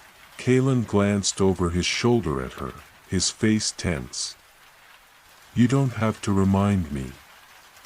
I've felt it since we first ascended. There's something unnatural about this place." They moved on, though neither of them knew how far they had come or how deep they had descended into the abyss. The chasm wound around itself like a serpent, twisting and turning, narrowing at times and then opening into wider caverns. The air grew thicker with each step, as though the abyss itself was alive, feeding off their presence, pulling them deeper into its embrace. The glow of Lyra's lantern barely illuminated the path ahead. The walls around them were smooth stone, slick with moisture, and as they walked, Lyra couldn't shake the feeling that the rocks were watching them, alive with some hidden force. It was an irrational thought, but one that kept creeping into her mind, like a whisper in the dark. Then, without warning, the tunnel before them opened up into a vast chamber, so large that Lyra couldn't make out the far walls in the dim light. The ground beneath their feet shifted, the stone slick and uneven, and the air seemed to hum with a low, vibrating frequency that resonated deep in their bones. The lantern's glow flickered again, and for a brief moment. Everything went dark. When the light returned, Lyra gasped. The chamber before them was alive with movement. Strange, ethereal figures drifted like wisps of smoke, their forms translucent and shifting. They hovered in the air, twisting and undulating, and though they made no sound, their presence felt like a cold, creeping dread, pressing in from all sides. Kalen took a step back, his hand instinctively going to the hilt of his sword. "What in the name of the gods?" Lyra didn't answer, her breath caught in her throat. She had never seen anything like this before. The figures, if they could be called figures, didn't look human. They were far too ethereal, their shapes fluctuating between solidity and vapor. They seemed to be made of the very air itself, glowing faintly with a sickly greenish light. The figures moved, their ghostly forms swirling around the chamber in slow, deliberate arcs, as though they were observing the newcomers. Lyra's pulse quickened, and she instinctively took a step back, pulling Kaelin closer. "Stay calm," she whispered, her voice barely audible. "We don't know what they are. We need to observe." Kaelin shook his head, his gaze fixed on the spectral figures. "No. We need to leave. This place, it's cursed." But before Lyra could respond, the air around them began to hum louder, the sound vibrating in their chests like a low growl. The figures stopped moving. Hovering in place as if they were listening, waiting, a voice broke the silence, soft, ethereal, and unmistakably ancient. "Why have you come?"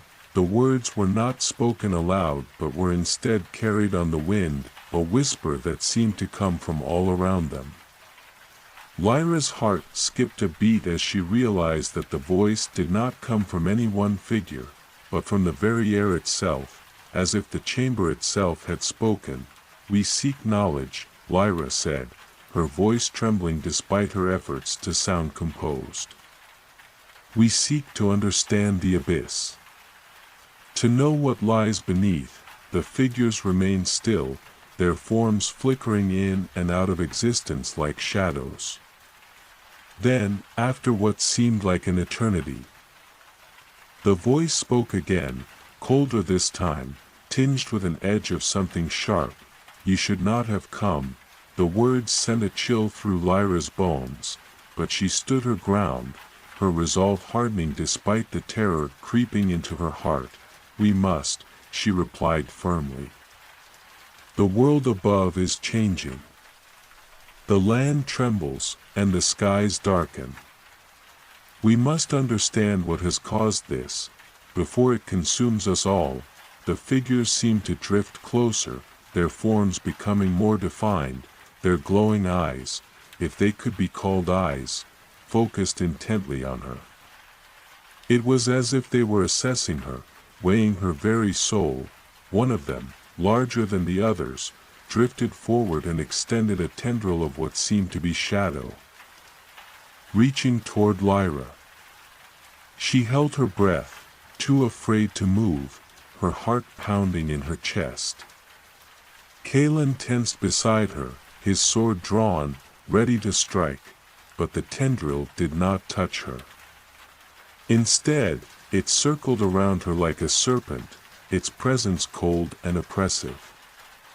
The voice spoke again, this time with a deeper resonance, as though it came from the very heart of the abyss. "Your fate is already sealed. You have awakened that which should remain forgotten." Lyra's breath caught in her throat. "What do you mean?" But the figure did not respond.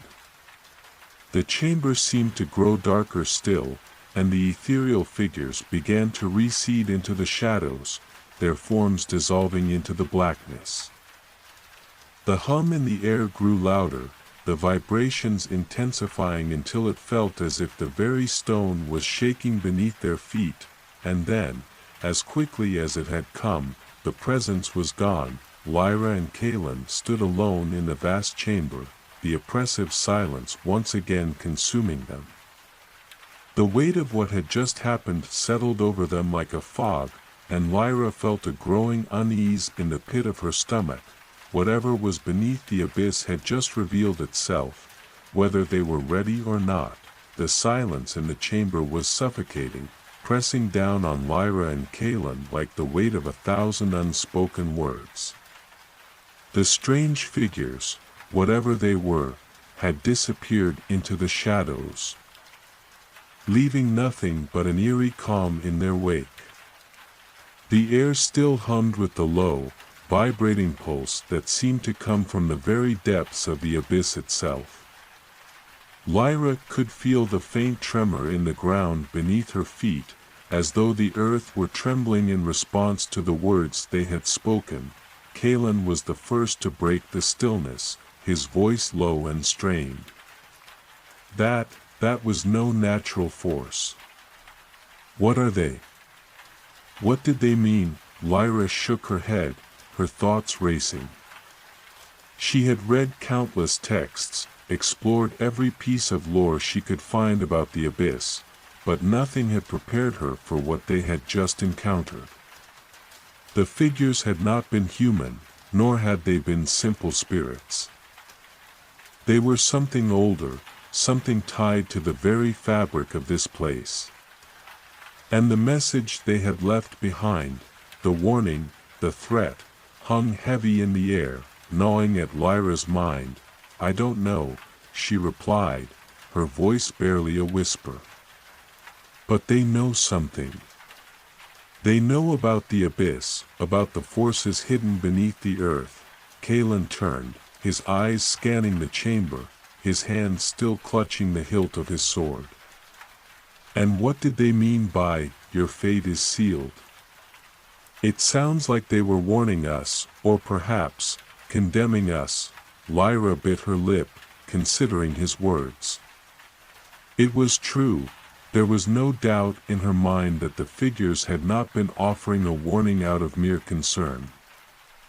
Their tone had been one of inevitability, of something that had already been set into motion, something beyond their control. "Maybe it's both," she said finally.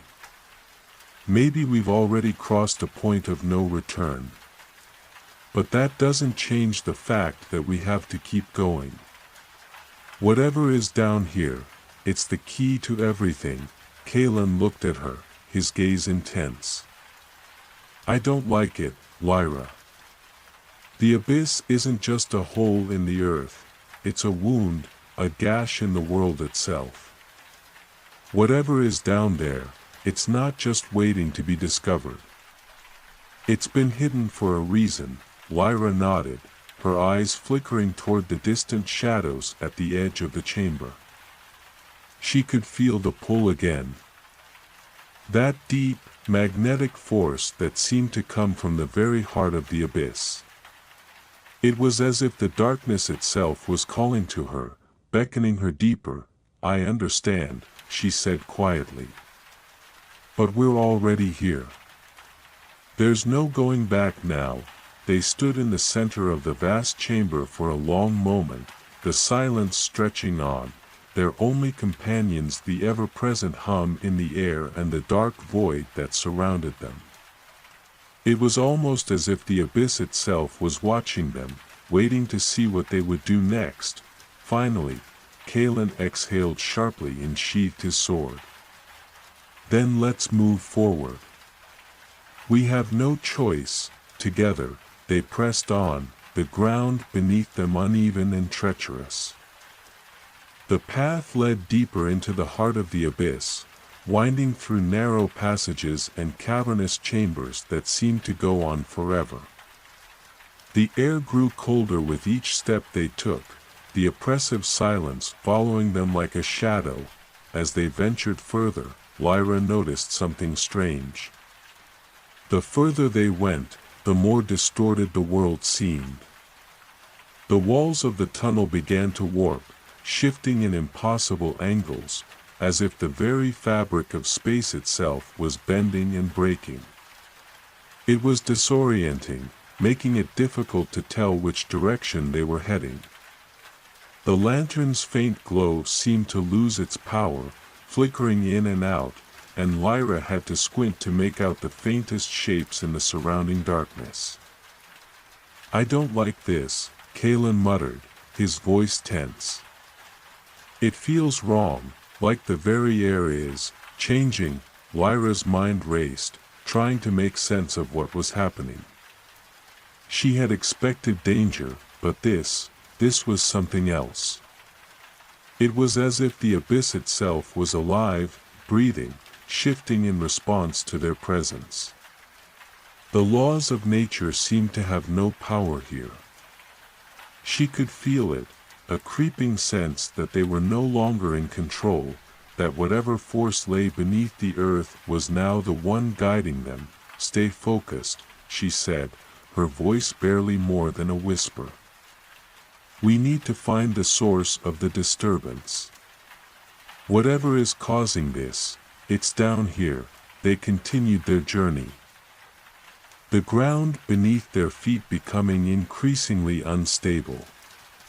The walls seemed to pulse with a strange energy, and Lyra could feel the hum in the air growing louder, vibrating in her chest. It was as if the very earth itself was alive, resonating with something deep within. Then, as they rounded a sharp bend in the tunnel, they came upon something that stopped them in their tracks.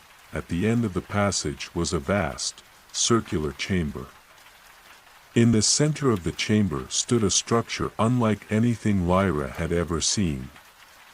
It was a massive, obsidian pillar, smooth and black, rising up from the ground like a tower. Its surface shimmered with an eerie, otherworldly light, as though it were alive with a pulse of its own.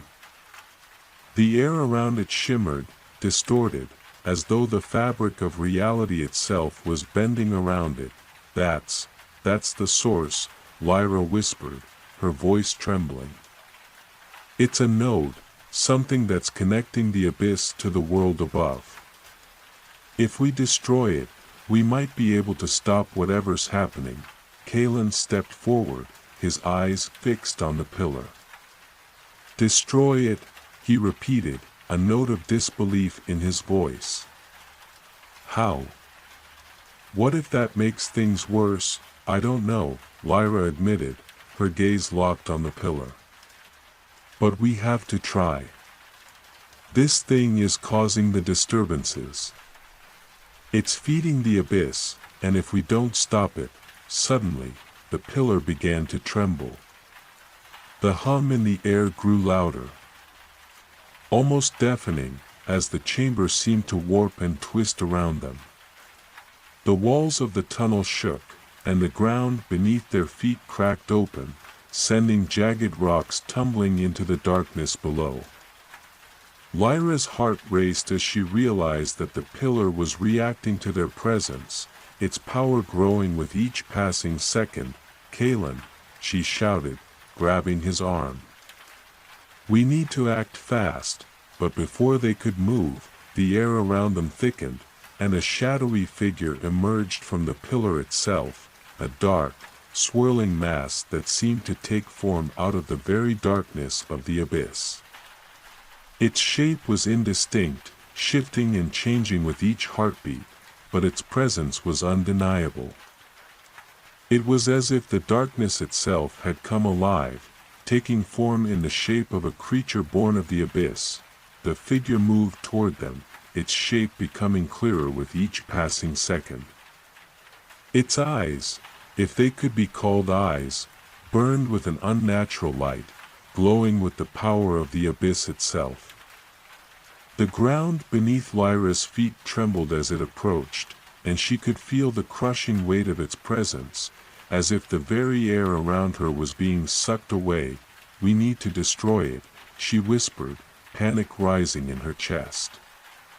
Now, but it was already too late.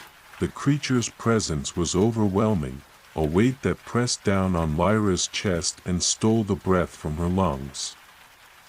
It seemed to shimmer in the darkness, a shifting mass of shadows and smoke, its shape constantly shifting and contorting as if it were a manifestation of the abyss itself. Its glowing eyes burned with an eerie light, bright against the blackness of the chamber, its gaze fixed directly on them. Lyra could feel the pull of its gaze, like a gravity she could not escape. The air around her grew thick with tension, and the temperature in the chamber dropped even further, a biting cold that settled into her bones. She could hear the sound of her own heartbeat pounding in her ears, each beat echoing in the silence like the drum of a war that had not yet begun. Kalen stepped forward, drawing his sword with a swift motion. "Get ready," he said in a low voice, his expression hardening. "We don't have time to waste," but Lyra's hand shot out, stopping him. "Wait," she whispered, her voice barely audible. "We don't know what this thing is. If we attack it without understanding, we might make things worse." Kalen's eyes narrowed, and he glanced at her, clearly torn. He was a man of action, a warrior who had faced countless enemies, but there was something different about this creature, something that made him hesitate. It wasn't just the size or the darkness it emanated. It was the way it seemed to distort reality itself, the way it felt like it was pulling at the very fabric of existence. The creature took a step forward. Its movement slow and deliberate, like a predator closing in on its prey. Its form twisted and writhed, the shadows around it dancing as if alive. Lyra felt an unspoken command in its presence, a pressure that made her heart race. "We cannot let it get closer," Kalen said, gripping his sword tighter. "We don't know what it wants, but we can't let it harm us." Lyra's mind raced, searching for any clue that might help them. She knew the abyss was a place of ancient power, a realm where the laws of nature and reality were twisted beyond recognition. But this thing, this shadowy being, was something else entirely. It wasn't a creature of the world above. It was born from the very heart of the abyss. A thought struck her, sharp and clear, like a flash of lightning in the darkness. "This creature," Lyra said, her voice steady now, though her heart was still pounding. "It's not attacking. It's watching us. Waiting for us to make the first move."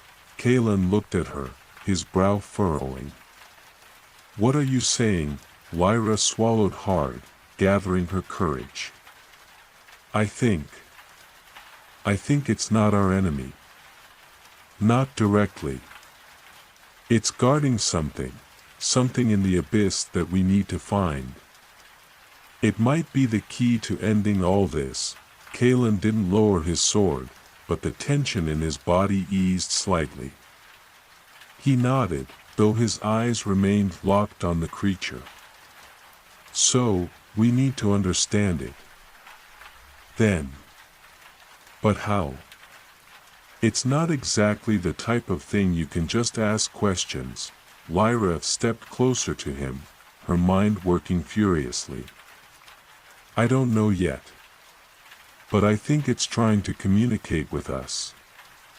If we can find a way to make contact, to understand what it wants, maybe we can stop whatever is controlling the abyss." The creature stopped moving, hovering in place like a dark cloud, its eyes never leaving them. For a long moment, there was nothing but the sound of their breathing, the distant hum in the air, and the unnerving silence that filled the chamber. Lyra could feel its gaze on her, piercing through her, as if it were searching her very soul, and then, as if in response to her thoughts, the creature spoke. The words were not spoken aloud, but were felt in the mind, a sharp, cold whisper that sent a shiver through Lyra's spine. "You have come." Seeking answers, the voice was deep, resonant, and ancient. It echoed through the chamber, reverberating in the very walls, as though the creature's words were not just sounds but part of the very essence of the abyss itself. Lyra's throat tightened, but she forced herself to speak. "Yes," she replied, her voice trembling but firm. "We seek to understand what is happening in the world above. The disturbances, the tremors, the darkness in the skies. We need to know what is causing it." the creature's form shifted, and its eyes, those cold, burning eyes, narrowed. "You seek knowledge," it intoned, its voice like a gust of wind carrying the weight of centuries. "But knowledge comes at a price. The abyss is not a place for those who seek answers without understanding the cost." Lyra stood her ground, though her heart raced in her chest. "We know the cost. We understand that. But we have no choice. The world above is dying. If we don't stop what's happening, everything will be lost." The creature tilted its head, its form swirling as though it was considering her words. "The world above is already lost," it whispered, its voice heavy with ancient sorrow. "You cannot save it. You cannot undo what has been set into motion." A wave of despair washed over Lyra, but she pushed it aside. She couldn't afford to give in to fear now. "Then why are you here?" she demanded. "Why did you appear to us? What is it that you want?" For a long moment, there was only silence. The creature drifted closer, its presence enveloping them like a dark storm. Then it spoke again, its words slow and deliberate. "I do not want anything. I am but a servant of the abyss. It is the abyss that seeks you. You who have awakened it, who have disturbed its slumber." Lyra's stomach tightened. The abyss itself is controlling this creature. Is it the force that is causing the disturbances? The creature's form flickered, and its voice became sharper. "The abyss is not a force. It is a place. A prison, a wound in the world that should never have been opened. It is the remnants of an ancient power, one that has been sealed away for millennia. But now it stirs." Kalen stepped forward, his sword still raised but his expression conflicted. "If the abyss is so dangerous, why did it create you? Why send us into it? Because you are the ones who will either save the world or see it consumed by the darkness. Your fate was sealed the moment you stepped into this place." The creature's words echoed in the silence, their meaning sinking deep into Lyra's mind. The path they had chosen, whatever it led to, was already set in motion. But the question remained, could they truly stop the abyss, or was it too late for them, for the world above? The creature's cryptic words hung in the air, like an unspoken truth that neither Kalen nor Lyra could fully comprehend. The abyss was not just a place of darkness, it was alive, a conscious entity whose reach extended far beyond the depths they stood in. It had been sealed away, its power hidden for millennia, but now, somehow, it had begun to stir. And they, by their very presence, had awakened it. Lyra's mind raced, trying to make sense of the creature's warning.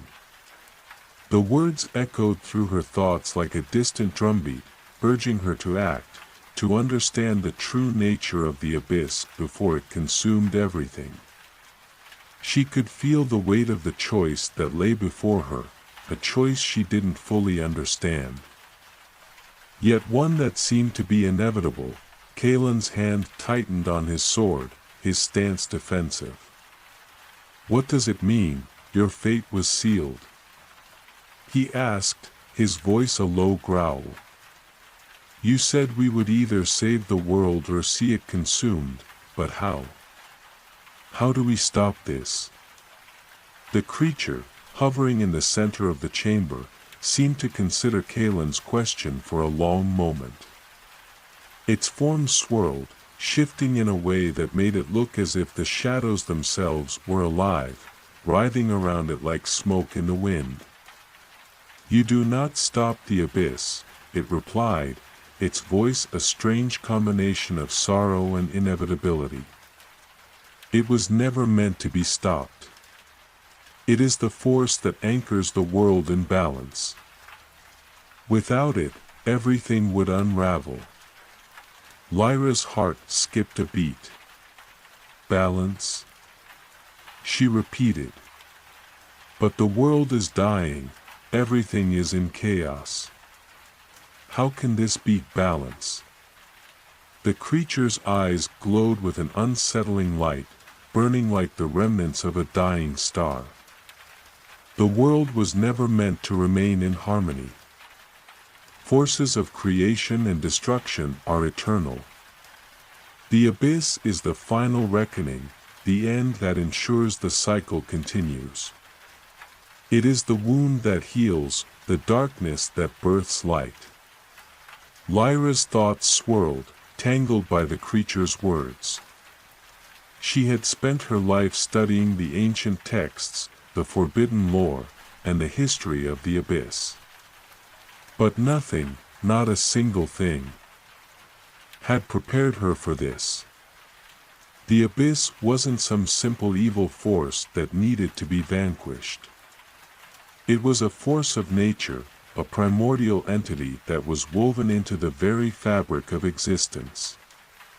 To fight it, to destroy it, was to risk tearing apart everything. Kalen gritted his teeth. So what are we supposed to do then? Accept this fate? Let the abyss consume us all? The creature's form shifted, its presence growing darker. You misunderstand, it said, its voice sharpening with a tone of finality. It is not the abyss that will consume you. It is what lies within the abyss, the force you seek to destroy. It is the true threat. The one who has awoken. The one who calls to you. Lyra's stomach tightened, the blood draining from her face. The one who calls to us. A low, rumbling sound vibrated through the chamber, a hum that seemed to come from deep within the earth. The shadows around them thickened, curling like serpents. From the center of the room, the obsidian pillar, the node that seemed to pulse with the very essence of the abyss, began to glow with a deep, unnatural light. The chamber trembled as if responding to some unseen force, a tremor that sent cracked spiderwebbing across the walls. Kalen instinctively stepped closer to Lyra, his sword drawn, ready to strike at whatever danger lay ahead. But Lyra's gaze was fixed on the glowing pillar. "What is it?" she whispered, her voice trembling with fear and awe. "What's happening?" The creature's voice echoed around them, its form dissolving into the shadows. "It is the one who has been sealed away for so long. The one who was never meant to return." Lyra's breath caught in her throat as a terrible understanding began to form. The abyss was not just a place, it was a prison. And within it was something far worse than they had imagined. The creature's cryptic warnings, the glowing pillar, the disturbances in the world above, it was all connected. "You have come to this place," the creature continued, its voice fading in and out like a distant whisper. "And now, you must face what you have unleashed." A violent surge of energy erupted from the pillar, sending a shockwave that sent both Lyra and Kalen staggering back. The air around them crackled with power, and a low, deep growl rumbled through the chamber. Something was stirring, something ancient, something far beyond their understanding. The shadows around them grew darker, and from the depths of the abyssal void, something began to rise. At first, it was nothing more than a whisper, like the wind rustling through the leaves, but then it grew louder, more distinct, until it was a voice that seemed to reverberate through the very fabric of the world. "You have opened the gate, the voice rumbled, its tone both chilling and triumphant. "And now, you will pay the price." Lyra's heart skipped a beat as the voice echoed through her mind. It was a voice she had never heard before, yet it felt familiar, as though it was woven into her very being. "Who are you?" she demanded, her voice shaking with a mixture of fear and determination. The shadows before them parted, and a figure began to emerge from the darkness, tall and imposing, wrapped in flowing robes of pure black. It was a figure made of darkness itself, its form shifting and flickering, as if it were made of smoke and shadow. Its face was obscured, but its eyes, those burning eyes, shone like twin stars, piercing through the darkness. "I am the one who was sealed away," the figure said, its voice a low, bone-chilling growl. "I am the one who calls from the abyss. And you, foolish mortals, have awakened me." Lyra stepped back, her pulse pounding in her ears. This was it, the force they had been warned about. The one who lay at the heart of the abyss. The one who had been waiting, patient, for centuries.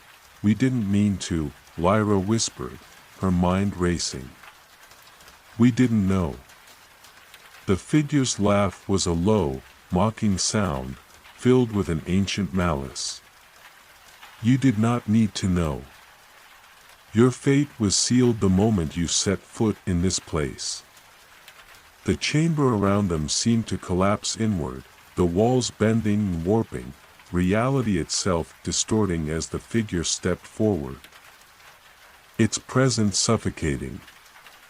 The shadows lengthened, twisting, as if they were alive and hungry.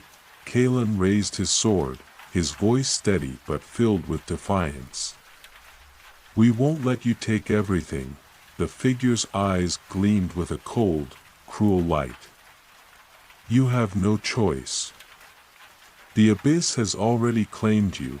The figure's laughter echoed in the chamber, a sound that seemed to reverberate not just through the walls but deep within Lyra's bones. It was a laughter devoid of joy, a chilling sound that carried with it the weight of millennia of darkness. The shadows around them twisted, writhing like serpents as the figure stepped closer, its presence suffocating. Kalen stood his ground, sword gripped tightly in his hand, but his eyes flicked nervously from the figure to the darkened chamber, his confidence waning. Lyra could feel the pulse of energy rising from the depths of the abyss, an unsettling force that seemed to be pulling her in, drawing her closer to the unknown. She tried to push the fear away, but it clung to her, relentless.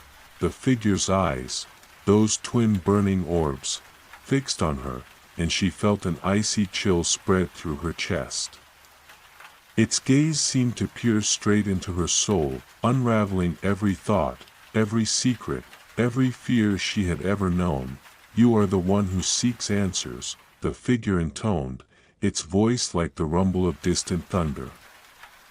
"But answers come at a cost, Lyra. And you, like all who have come before you, are unprepared to pay it." Lyra swallowed, trying to steady her breath. She had never seen anything like this before, this creature, this being. It was not like the shadowy creature that had first appeared to them, its form constantly shifting in the darkness. No, this was something else. This was the force that had been sealed away, the ancient presence that had been waiting for eons, waiting for the moment when the door to the abyss would be opened. "I won't be afraid of you," Lyra said, her voice stronger than she felt. "We've come this far, and we will see this through. We'll stop whatever you are planning." The figure's laugh was a low, mocking sound. "Stop me?" it echoed. "You cannot stop what has already begun. The cycle is in motion, and nothing, not even your stubbornness, will alter its course. Kalen stepped forward, his sword raised high. We'll fight you. If it's a battle you want, then you'll have won. But the figure merely tilted its head, its shadowy form flickering and twisting as though it were nothing more than smoke. You think you can defeat me? It sneered, its voice dripping with contempt. You are nothing but insects in the face of the abyss. The true power lies beyond your understanding. Lyra's heart raced, her mind racing even faster. There had to be another way. They couldn't just fight this creature, they couldn't defeat something so ancient, so deeply tied to the very fabric of the world. If it had been sealed away for so long, then it was something far beyond their comprehension. She needed to understand its true purpose, the true nature of the abyss, and somehow, she needed to find a way to stop it from consuming everything. Then what do you want from us? Lyra asked, her voice steady despite the fear twisting in her stomach. Why are you here? Why did you let us come so far if you know we can't stop you? The figure's eyes glowed brighter, the light becoming blinding for a moment before it dimmed again. Because you are part of the plan. Lyra, it said, its voice becoming softer, almost hypnotic. You and your companion, Kalen. You, who sought answers, and him, who sought nothing more than to destroy. You were never meant to stop me. You were meant to bring me what I need. Lyra blinked, confusion clouding her thoughts. What? What do you need? She asked, her mind racing, trying to make sense of the words that felt like pieces of a puzzle that didn't fit. The figure's form flickered, as if it were drawing strength from the abyss itself. The heart of the abyss, it whispered, its voice like a cold breeze brushing across her skin. The power that you have already awakened. It is the only thing that can free me. You see, the abyss is not just a prison. It is the key to everything. The key to all worlds, all times. The power to reshape reality itself. Lyra's heart skipped a beat. The key to all worlds. The power to reshape reality. What had they awakened? The gravity of the figure's words sank deep into her chest, and she could feel the darkness growing around them, suffocating the light, but the abyss. Lyra stammered. It's destroying everything. How can you possibly think it will bring anything good? The figure's eyes narrowed, a flicker of annoyance passing through its otherwise cold expression. Good. It repeated, as if the word were foreign to it. What is good and evil when everything is part of the same cycle? You cannot understand. Because you are bound by the rules of this world, a world that is dying. The abyss is not your enemy, it is the future. The walls of the chamber seemed to pulse with energy, the dark shadows in the corners of the room growing longer, creeping toward them as if they were alive. The temperature dropped sharply, and Lyra could feel the pressure of the abyss closing in around them. Every breath she took was colder, more difficult to draw in. Kalen was trembling now, though he tried to hide it behind his stance. His sword remained raised, but the uncertainty in his eyes betrayed his fear. We can't just let you destroy everything. We won't stand by and watch the world burn. The figure's laugh returned. This time more sinister than before. You misunderstand. I will not destroy the world, Kalen. I will free it. I will remake it in my image. And you, it turned its gaze back to Lyra, you will help me do it. A sharp pain suddenly shot through Lyra's chest, as if the very air around her was tightening. Her vision blurred, and for a moment, she thought she might collapse. But then, something deep within her stirred, a realization, a faint memory, something she had once read, something that could be the key to stopping this. The abyss wasn't just a place, it was an idea, a force of nature, but more than that, it was a cycle of rebirth, not destruction. If they could break that cycle, if they could sever the link between this being and the abyss, they might stand a chance. Lyra's eyes narrowed, determination rising in her chest. I won't help you, she said, her voice firm. But I will stop you. The figure's laughter faded, its eyes now burning with anger. You are too late, Lyra. There is no stopping what has already been set in motion. The figure's anger rippled through the chamber, sending waves of dark energy pulsing through the air. It was as though the abyss itself was responding to the figure's fury, the very walls of the room trembling with a deep, resonating force. Lyra could feel the energy surrounding her, pressing in from all sides, a crushing weight that threatened to suffocate her every breath. Kalen's grip on his sword tightened, his knuckles white with the strain. He was ready to strike, but the growing presence of the abyss, its darkness that seemed to seep into every crack and crevice, made him hesitate. It was as if the very essence of the world was being consumed by this force. He wasn't sure anymore whether it was the creature or the abyss itself that was the true enemy. Lyra stepped back, her mind racing. She had felt it, too, the faint stirring of something inside her. A connection to the force they had unwittingly unleashed, a connection that she couldn't fully comprehend, but one that was growing stronger with each passing moment. She could sense the pulse of the abyss within her, like a second heartbeat. And it was pulling her in, calling to her, urging her to join the darkness, but she resisted.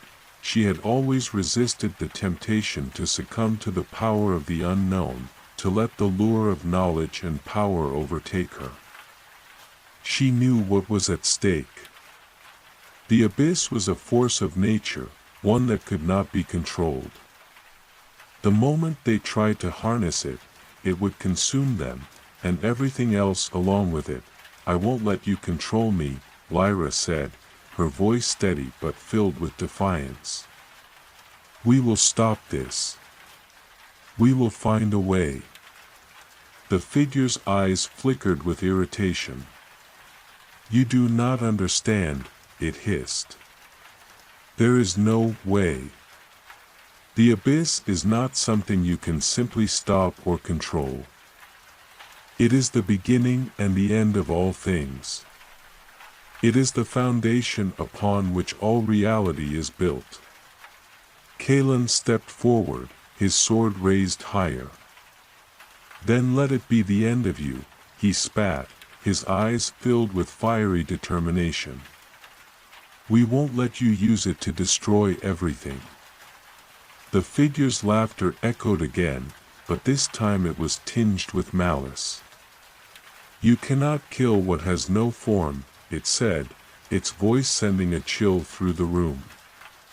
I am not bound by your rules, Kalen. And neither is the abyss. You think you can stop me by striking with your sword? Your weapons cannot touch what is beyond your comprehension. Lyra's heart pounded in her chest as the words sank in. The figure was right in a sense. They were outmatched, outclassed. This being was not merely a creature of flesh and bone. It was something more, something that transcended their understanding of life and death, but that didn't mean they were without hope. They had something this figure did not, a will to fight, to survive, to protect the world they knew. Lyra wasn't ready to give up, not yet. She glanced at Kalen, who met her gaze, his expression grim but resolute. There was still a chance, however small, to turn the tide. What if we could sever the link? Lyra asked, her voice more to herself than anyone else. What if there was a way to undo what we've done? A way to stop this from consuming everything? Kalen's eyes narrowed, and the figure sneered. You are already too late, it said, its voice growing darker. The link has been forged. The abyss is already in you, in your blood. You cannot escape it. You cannot undo what is already set in motion. Lyra's mind raced, her thoughts tumbling over one another. She had read something once, in an ancient text, something about the origins of the abyss, about how it was not just a force of destruction but also one of balance. The abyss wasn't meant to consume everything. It was a cycle, a necessary part of the world's existence. What if? What if they could end the cycle, without allowing it to collapse entirely? Kalen, Lyra said. Her voice quiet but urgent. I think I know what we have to do. He turned to her, his brow furrowed in confusion. What are you talking about? There's no time for thinking. We need to act now, or everything will be lost. I know, Lyra replied, her voice calm despite the storm swirling inside her. But there's a way. The abyss. It's not just a destructive force. It's a part of something greater. A cycle that must be kept in balance. We've awakened it, but we can still stop it from consuming everything. The figure's eyes flashed, its patience thinning. Do not speak of balance, mortal. You understand nothing of the true nature of the abyss. Lyra's gaze locked with the figure's. Maybe not, she said, her voice steady. But I do understand this. If we don't stop it now, everything will be lost. The cycle won't just destroy the world, it will destroy everything. And we'll be left with nothing. The figure's expression twisted into something like disgust. You are a fool to think you can change the course of fate. The abyss cannot be tamed. It will consume you, just as it consumes all things. Kalen stepped forward, his sword gleaming in the dim light. Then we'll have to make sure it doesn't. He glanced back at Lyra, his face hard with resolve. Tell me what we need to do. Lyra took a deep breath, her mind flashing back to the ancient texts she had studied, the ones that spoke of the abyss not as a force of destruction, but as a force of inevitable renewal. The key to understanding it lay in what they had awakened, the heart of the abyss.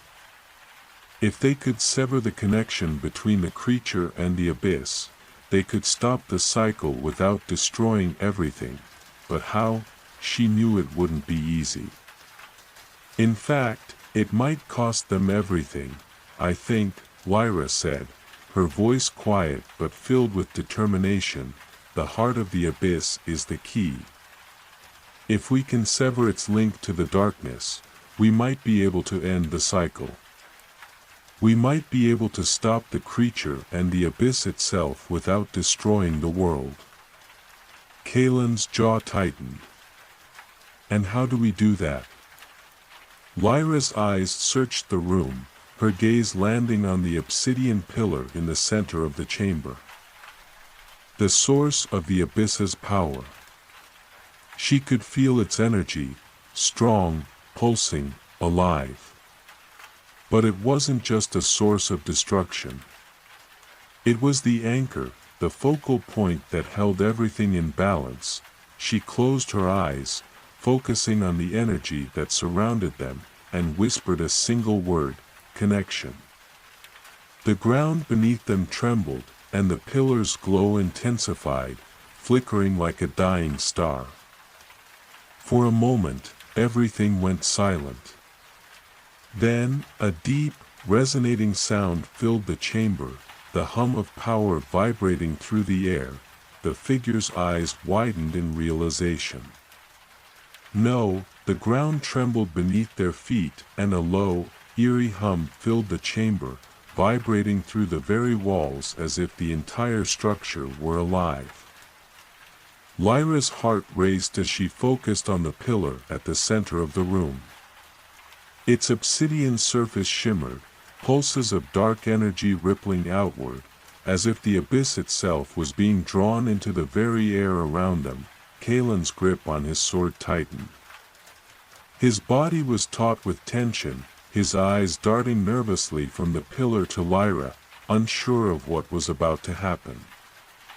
The figure, the creature that had been their foe for so long, stepped back, its dark form flickering like smoke, its eyes burning with an intensity that felt like it could sear through stone.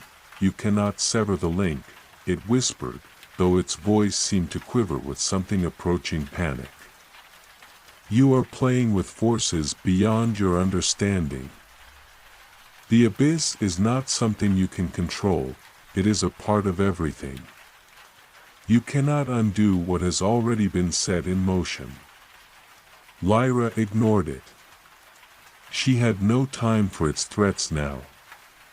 She could feel the energy building around them, a pressure that seemed to push against her chest. Her thoughts were clear, focused.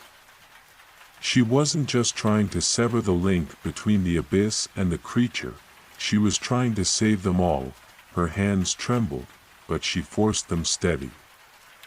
Closing her eyes, she reached out with her mind, extending her senses toward the pulsating energy of the pillar. She could feel it, the beating heart of the abyss, thumping like a dark pulse in the center of the chamber. It was alive, powerful, ancient, and it was pulling at her, whispering to her, calling her to embrace it. But Lyra fought the pull. She had to. She focused on the connection, the thread that had linked them to this force. If she could find a way to cut that thread, sever it without destroying the balance, then perhaps they could stop the cycle of the abyss from consuming everything. The hum grew louder, and a shudder ran through the room.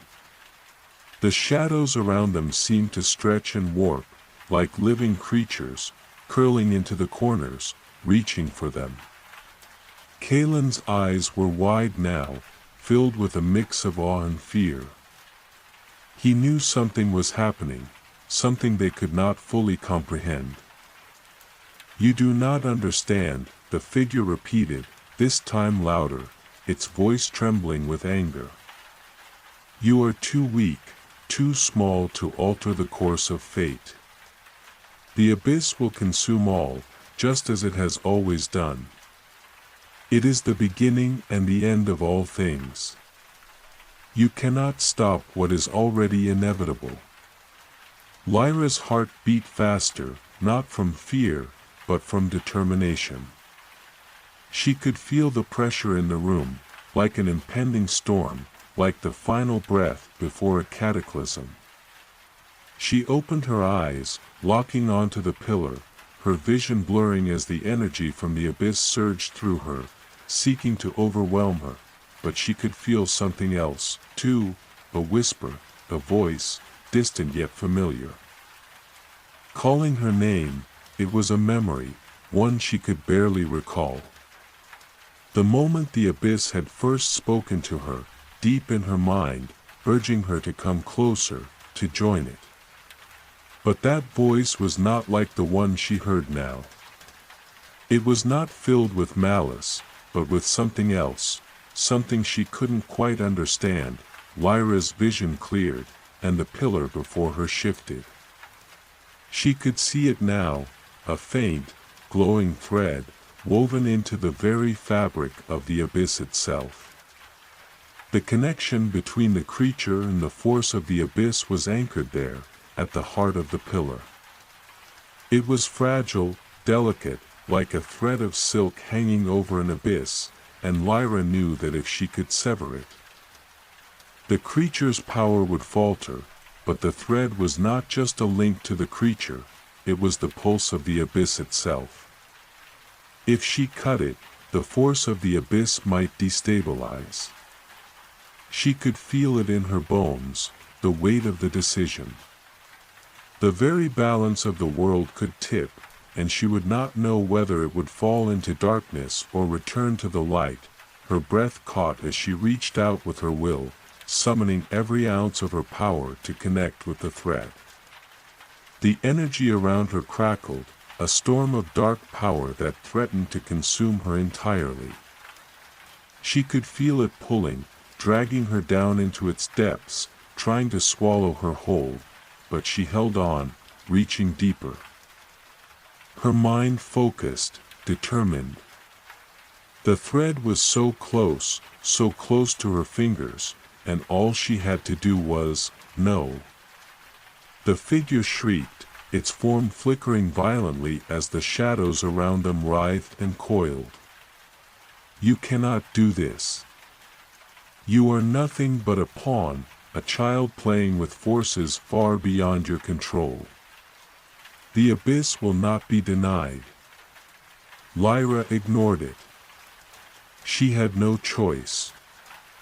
If she didn't act now, it would be too late.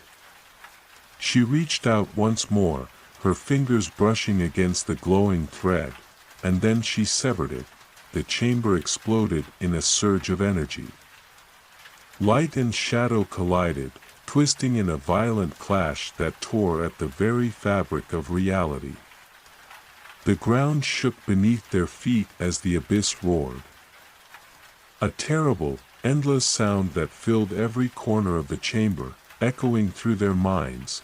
Kalen staggered back, barely managing to stay on his feet. The air around them was thick with energy, charged and unstable, crackling with dark power. Lyra's heart pounded as the room swirled, the edges of her vision blurring. She could feel the balance shifting, a ripple of change flowing through the very core of the world. The figure was no longer laughing. It was no longer mocking them. Its form flickered, unstable, as though the severing of the link had begun to unravel it. You fool! The figure hissed, its voice filled with desperation. You cannot control the abyss. It is beyond you. You have doomed us all.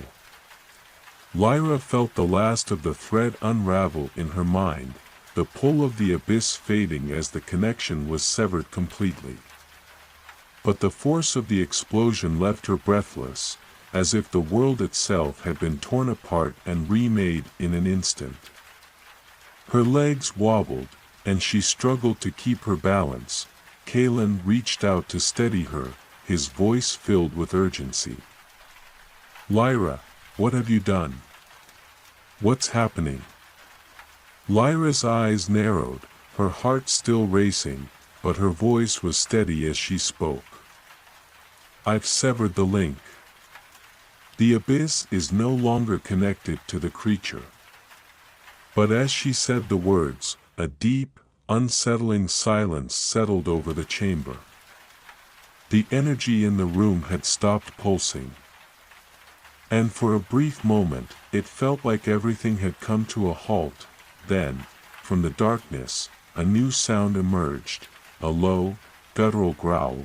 It was the sound of the creature, not defeated, but changing. The growl echoed through the chamber, low and menacing, reverberating like a distant thunderclap. It was a sound of hunger, of something awakening, not from defeat, but from transformation. Lyra could feel it in the pit of her stomach, a deep, primal energy that spread like wildfire, igniting every corner of the room with a growing sense of dread. Kalen instinctively moved in front of her, his sword raised and ready, his eyes scanning the shifting shadows. The air had grown colder. A biting chill that seemed to seep into their very bones, as if the very fabric of reality were unraveling. Lyra's heart pounded in her chest as she stared into the growing darkness. She had severed the link between the creature and the abyss, but something had changed. The creature, once bound to the abyss, was no longer tethered to its power, but it wasn't gone. It was still here, still very much alive. A flicker of light flashed across her mind, a memory from the ancient texts she had studied. The abyss is not just a force of destruction. It is a mirror. A reflection of the darkest parts of us, the parts we fear the most. Lyra swallowed hard, her throat dry. The creature was not merely a manifestation of the abyss, it was a part of it. A reflection of the darkness that resided in the hearts of all things, a creature born from that very darkness. And now, freed from its connection to the abyss, it was changing. The shadows thickened, swirling around them like a storm. The temperature in the room dropped even further, the chill so intense that their breaths misted in the air. Lyra could feel the darkness pressing in, closing around them. It was as though the abyss was still there, still watching, still waiting, and then, with a sound that was both a roar and a scream, the creature emerged from the shadows. It was no longer the same form they had faced before.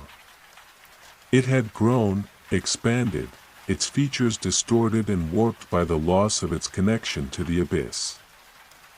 Its eyes burned like twin suns, glowing with an unnatural, violent energy. Its body was a grotesque fusion of shadow and flesh, a twisting mass of dark tendrils that writhed and lashed out like serpents, seeking to consume everything in their path. Lyra stumbled back, her eyes wide with horror. This was not the creature they had fought before. This was something worse. This was a creature untethered, unleashed, free to evolve into whatever darkness it desired. Kalen stepped forward, his sword gleaming with a steady light. "We need to finish this," he said, his voice grim but resolute. "We can't let it escape." Lyra shook her head, her thoughts racing. She had severed the link, but the creature was still here. The abyss was still a part of it, still influencing it. The balance had shifted, but it was not yet complete. She could still feel the pulse of the abyss in her mind, thrumming beneath her skin, urging her to act. But what was the answer? What could she do now? The creature let out another roar, this one more primal, more unhinged than before. Its tendrils lashed out, striking the walls with a deafening crash, splintering the stone like brittle wood. The air crackled with energy, the force of the creature's presence bending reality around them. Lyra could feel the pressure mounting, the growing force of the creature's rage building like a storm on the horizon. "Lyra!" Kalen called out, his voice sharp with urgency. "We can't keep this up. We need to find a way to stop it, now." She nodded, forcing herself to think through the fear and the chaos. Her mind raced, trying to find the answer. The creature was born of darkness, but it was no longer the abyss itself. It had been severed from its source, and now it was free. But with that freedom came a weakness. The creature was no longer part of the cycle. It no longer had the abyss to sustain it. Maybe, just maybe, they could turn that weakness into their strength. Lyra reached deep within herself, summoning the power that had been awakened when she severed the link. She could feel it, an energy, a force that was neither light nor dark, but something in between. The pulse of the abyss had faded, but it had left something behind. A remnant. A piece of its power, still lingering within her. With a deep breath, Lyra raised her hand, extending it toward the creature. She focused on the energy, willing it to respond, to come to her. It was a delicate balance.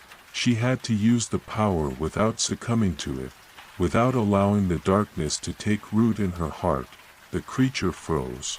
For a moment, everything was still. The air was thick with tension, the silence unbearable. Then, slowly, the creature's form began to shift, its tendrils slowing, its movements more deliberate, less frenzied. The roars quieted to growls, and the flames in its eyes dimmed slightly, as though something was reaching into the heart of its rage and holding it at bay. Lyra's breath caught in her throat. She could feel it now, the pulse of the abyss still deep within her, but also something else. Something new. A connection to the creature, a link that she had never intended to forge, but one that had formed nonetheless. It was not the abyss that had bound them together. It was something deeper, something older, a force that lay beneath the surface of everything, the force of balance, of renewal. The creature, freed from the abyss, had become something more than it had been. But it could still be controlled, still be stopped. Kalen looked at her, confusion and concern in his eyes. "What are you doing, Lyra?" Lyra's voice was steady, though she felt the weight of what she was about to do. "I'm reaching out to it. I'm trying to find a way to stop the cycle without destroying everything." The creature let out a low, guttural sound, its tendrils twitching in response to her energy. It was still there, still filled with darkness, but Lyra could feel the tremor beneath it, the crack in the foundation, the vulnerability. "I am not the abyss," Lyra whispered, her voice barely audible over the creature's growls. "And neither are you. We can both be free." The room seemed to hold its breath, as though the very air was waiting for the next move. The creature's glowing eyes flickered, and for a moment, it seemed as if it were considering her words, as if the darkness within it were wavering, uncertain, and then, in that fleeting moment, Lyra knew what had to be done. The room seemed to hum with an energy that was neither light nor dark, neither hope nor despair. It was something in between, a pulsing tension that filled the space, coiling around Lyra like a tightening noose. Her hand was still extended toward the creature, her fingers trembling from the sheer force of will required to maintain the fragile connection she had forged. Kalen's voice broke through the silence, his tone urgent, but unsure. "Lyra, what are you doing? This isn't you. You can't," but Lyra's focus remained unbroken. She could hear him, but the words didn't reach her. Not now. The creature in front of her, once a manifestation of pure darkness, an embodiment of the abyss, was changing. Its tendrils writhed, its form flickering in and out of stability, but it was still listening. She could feel it. There was a hesitation there, an uncertainty, as though it too was unsure of its place in this new reality. The abyss had given it form, had shaped it into something monstrous, but now, without that bond, the creature was free to choose its own path. And Lyra was offering it a chance to escape the cycle, to break away from the unending pull of darkness. Her heart pounded in her chest as she took a step forward, her breath steady despite the weight of the moment pressing down on her. She couldn't afford to be afraid, not now. Not when the creature was at its most vulnerable. The air crackled with the tension between them. The creature's eyes, those burning, malevolent orbs, watched her with an intensity that bordered on hostility. But there was something else in those eyes now, something more than just rage. There was doubt. There was fear. You cannot control it, the creature growled, its voice a low rumble that shook the very ground beneath them. It is not for you to tame. Lyra met its gaze, her voice steady, though her heart fluttered with uncertainty. I'm not trying to tame you, she said quietly. I'm trying to give you a choice. To show you that there's another way. You don't have to be the darkness. You don't have to be the abyss. For a moment, the creature was silent. Its form shimmered, its tendrils swaying like smoke in the air, and the shadows in the room seemed to pulse in time with its movements. Lyra held her ground, her body tense but unwavering. She had to hold on to the fragile thread that connected them. She couldn't let the creature fall back into its old ways, not now. Not after everything. The abyss is everything, the creature hissed, its voice echoing with the weight of millennia. It is all that has ever been. You cannot deny what is in your blood, what is in your soul. Lyra shook her head, her voice firm. It doesn't have to be that way. You're not bound by it anymore. You're free. You don't have to be a reflection of its darkness. A deep, unsettling silence settled between them, and for a fleeting moment, Lyra thought the creature would strike, tear her apart, just as it had done to so many before her. But instead, it seemed to hesitate, its form flickering like a candle caught in the wind. The air in the room grew heavier, charged with a quiet, unnatural stillness, and then, something shifted, the creature's tendrils stopped moving. Its glowing eyes dimmed slightly, no longer burning with the intense heat of anger, but something more, akin to curiosity. Its form shimmered again, this time in a way that seemed less monstrous, less corrupted by the abyss. Lyra's heart skipped a beat. It was working. There was hope. I am nothing without the abyss, the creature whispered, its voice low and almost mournful. It is my purpose. My reason for being. No, Lyra replied, her voice resolute. It was never your purpose. It was just what you were made to believe. For a long moment, the creature was still. Its glowing eyes flickered again, the flame within them dimming as the connection between them deepened, as if it were listening, not just to her words, but to the very essence of what she was offering, and then, in a voice that was barely a whisper, it spoke, "Show me." The simple request sent a shiver down Lyra's spine. Her pulse quickened, her breath shallow as she realized the magnitude of what had just happened. The creature, no longer a mindless force of destruction, had asked for something more. It had asked for guidance. For understanding, she took a step forward, her hand still extended, her heart pounding in her chest. This was the moment. This was what she had hoped for, the possibility of redemption, not just for the creature, but for everything tied to the abyss. Lyra closed her eyes and concentrated, reaching deep within herself, drawing on the power that had been awakened when she severed the link between the creature and the abyss. It was an energy not of darkness or light, but of balance, a force that resided in the space between, in the quiet places where neither side could truly claim dominion. She could feel the weight of that power in her hands, the fragile thread of balance that could tip the scales in either direction. And she knew this was the only way. There was no other choice. Her voice was soft but steady as she spoke. You are more than the darkness. You can be the light, if you choose it. You can be the balance. You can be both.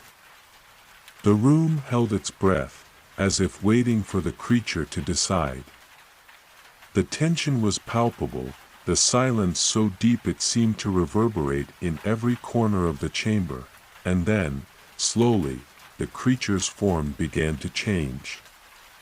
The tendrils that had once lashed out in fury now curled inward, retracting, as if the creature was considering its place in the world.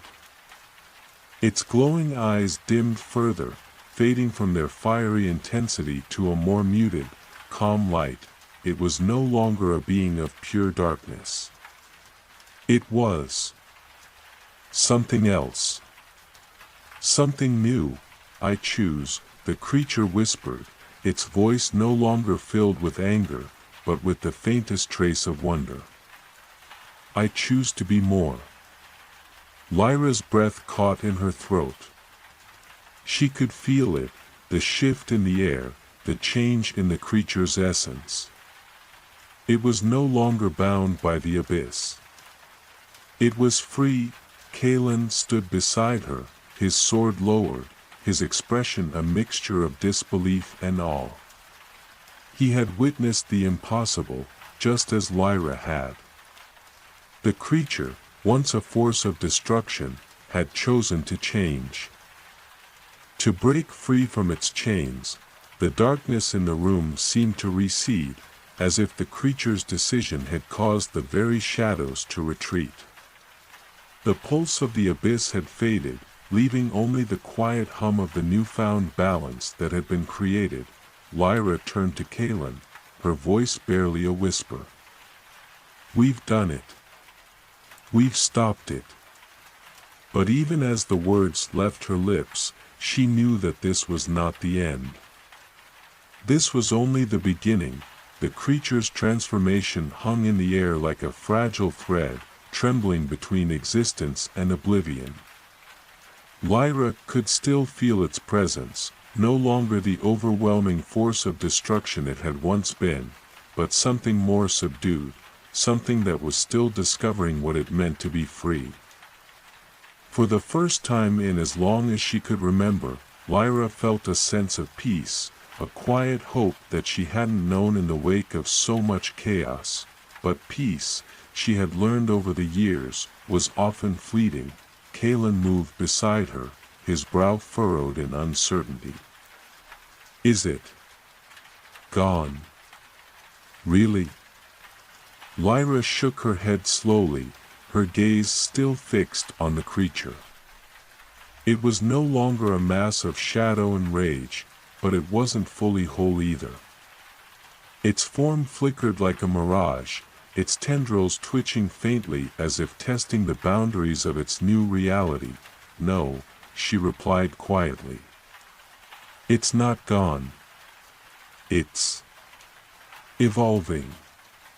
It's becoming something else. It's still here, but it's not the same. It's not what it was. The creature's glowing eyes, the remnants of its once fiery gaze, shifted to meet hers. There was no anger in them now, no hatred. There was only a kind of quiet understanding, a depth of awareness that hadn't been there before. The dark energy that had once radiated from it was now contained, restrained. I am not whole, it whispered, its voice distant, as if lost in thought. But I can be. I will be. This is not the end. Lyra stepped forward, her heart heavy with the weight of its words. No, she said softly, her voice laced with compassion, this is not the end. This is a new beginning. She felt Kalen's eyes on her, and though she didn't need to look at him to know his confusion, she could sense it, he still didn't understand. He didn't know what it meant for the creature to be neither bound by the abyss nor wholly free. For Lyra, it was the realization that balance, not annihilation, was the key. And the creature, still a part of this world, yet no longer bound by its chains, had taken the first step toward understanding that truth. The silence stretched on between them, the weight of the moment hanging thick in the air. I do not belong to the abyss anymore, the creature said, its voice trembling. But where do I belong? Lyra closed her eyes, her heart aching for the creature. It had been forged in darkness, born of a place of eternal hunger and madness. And now, cast adrift from that origin, it was searching for its place in the world, a place where it could exist without destroying, without consuming. You belong here, Lyra said, her voice full of quiet certainty. Not as a creature of the abyss, but as something more. You belong in the world that still has the chance to be healed. The creature paused, its form flickering again, its tendrils curling in thought. The room, once heavy with the presence of the abyss, now seemed to breathe with a lighter energy, as if it too was waiting for the creature to decide. Kalen moved to Lyra's side, his sword now hanging loosely at his side, his face full of wariness. Are you sure about this? He asked in a low voice, his gaze shifting between Lyra and the creature. I mean, it's changed. But can we trust it? Lyra turned to him, her expression calm but resolute.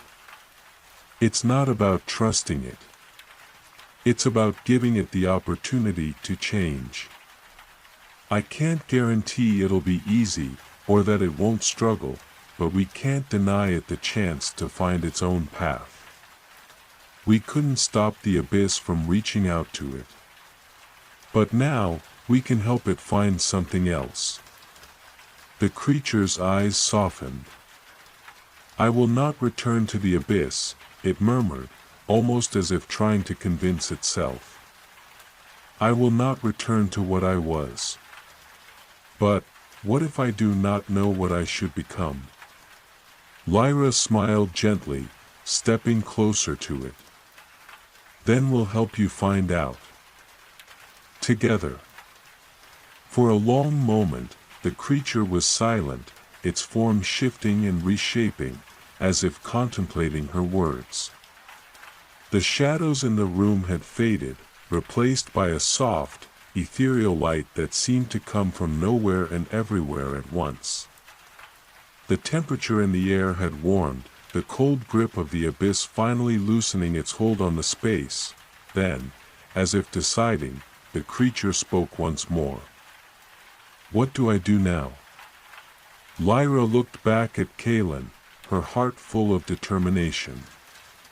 Now, we leave this place. We take the first step in understanding what freedom really means. We find what lies beyond the abyss. But as she spoke, a flicker of doubt stirred within her. She had hoped for this, the creature's choice to change, to seek a new path, but there was something that still lingered in the back of her mind. The abyss was not something that could simply be erased, not something that could be undone with the flick of a hand. It was ancient, older than anything they could fathom. And though the creature had turned its back on it, the influence of the abyss might not be so easily shaken. Lyra turned to face the creature, her voice quieter this time. more uncertain. You're free, but freedom doesn't come without its challenges. You'll need to learn to live without the abyss, without the power it gave you. The creature seemed to consider this, its form flickering once again, its tendrils writhing slightly as though testing its newfound boundaries. I will learn, it said, its voice steady now. I will learn what it means to be more. Lyra nodded, though her heart still carried a heavy weight. There was no turning back now, no undoing what had been set in motion. They had broken the cycle of darkness, yes, but Lyra knew that true change would require more than just severing the link between the abyss and the creature. It would take time, patience, and perhaps even sacrifice. We all have a long way to go, she whispered, more to herself than to anyone else. But this is a start. And so, in that moment, the room seemed to exhale, the shadows receding, leaving behind only the faintest traces of the abyss. The creature had chosen its own path. And Lyra, Kaelin, and even the world itself, stood at the edge of a new beginning. The journey ahead stretched out before them, uncharted and fraught with uncertainty. Lyra stood at the precipice, her gaze shifting from the creature to Kaelin, and back to the shadows that seemed to linger at the edges of the room. The abyss, though now far behind them, was never truly gone. It left its mark, its whispers carried on the winds, echoing through every corner of their thoughts. The creature, now freed from the shackles of darkness, stood still beside them, its form flickering with hesitant uncertainty. It had no name yet, no identity beyond the role it had been cast into by the abyss. Its tendrils curled in the air like the frayed edges of a torn fabric, still searching for a place, a purpose in a world it no longer understood. Kaelin shifted his weight uncomfortably, glancing around them as if expecting something to emerge from the shadows. His hand rested lightly on the hilt of his sword, a habit that had become second nature over years of constant vigilance. He had always known what was before him: enemies, battles, the inevitable threat of darkness encroaching upon their world. But this was unknown, unpredictable, and it gnawed at him. Lyra felt the tension in the air, a silent understanding passing between her and Kaelin. It was as though they both understood that the battle had only just begun. The abyss had been a force of nature, relentless and all-consuming. But its influence still clung to the world like a fog, obscuring the light that they had fought so hard to bring back. We should move, Lyra said, her voice steady, though the weight of the decision pressed heavily on her chest. We need to get out of here before. Before what? The thought hung in the air unspoken, like an ominous shadow that refused to leave. Before the abyss returns. Kaelin nodded without argument, his gaze narrowing as he swept it over the room one last time, his instincts telling him to remain cautious, always on guard. The air was thick with the lingering remnants of the abyss, its energy like a distant hum beneath the surface. It was impossible to tell if the creature's choice had truly severed the bond or if something darker still lurked just out of sight, waiting for the right moment to reclaim its lost servant. With a soft exhale, Lyra turned toward the door. The creature followed her, moving with an almost eerie grace, its once erratic movements now slow, deliberate. It seemed to be testing the limits of its newfound freedom, each step an uncertain but crucial part of its transformation. Lyra could sense the creature's unease, the way it hesitated with every movement, as if unsure of where it truly belonged in the world now.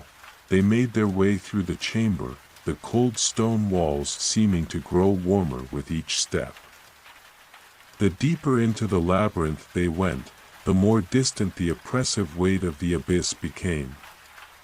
It was still there, lingering in the back of her mind, but the connection was no longer as strong. The creature, though still a reflection of that darkness, was no longer an instrument of its will. Kaylin, who had been silent up until now, spoke quietly as they navigated the winding corridors. "You truly believe it's gone? That it can change?" Lyra didn't need to think for long before answering. "I believe it has the potential to change. But that doesn't mean it will be easy. Is it even possible to let go of something like that?" Kaylin asked, his voice quiet but filled with the weight of the question. The abyss was part of it, part of what it was. For how long? "A long time," Lyra replied, her voice soft but resolute. "And change is never easy. But it doesn't mean it's impossible." Kaylin fell silent, the weight of her words settling between them. He had seen too much of the darkness, the creatures it spawned, the devastation it left in its wake. He had witnessed the way it consumed everything it touched, leaving only emptiness and despair behind. To believe that something could emerge from that abyss and not fall back into it was a difficult truth to accept. Still, he couldn't ignore the hope that Lyra's words stirred in him. Perhaps the creature could truly change. Perhaps it could find a place for itself in the world, a place where it no longer had to be bound to the void. As they neared the exit of the labyrinth, the air shifted again. The oppressive atmosphere of the abyss, while faded, still clung to the edges of the world, like a memory that refused to fade away completely. Lyra felt it in her bones, a quiet warning that they weren't truly safe, not yet, and then, without warning, the creature spoke. "What if I do not know who I am?" It asked, its voice soft, almost fragile. It sounded so different now, uncertain, vulnerable. The once deep growl of its words had softened, replaced by something more human, more lost. "What if I cannot find my place?" Lyra stopped, turning to face it. She could feel the struggle within the creature, the turmoil that simmered beneath its surface. The fear of what it had been and what it might become. It had no name, no history beyond the abyss that had shaped it. And now, it was left to figure out what it meant to be something else. "You don't have to have all the answers," Lyra said, her voice full of warmth. "It's okay not to know. All you need to do is keep moving forward. Take it one step at a time." The creature remained still, its form flickering slightly as it processed her words. "One step at a time." It murmured to itself, as if testing the sound of the phrase, trying to understand what it meant. Kaylin, who had been listening in silence, spoke up then. "You won't be alone in this. We're with you. And we'll help you find your way."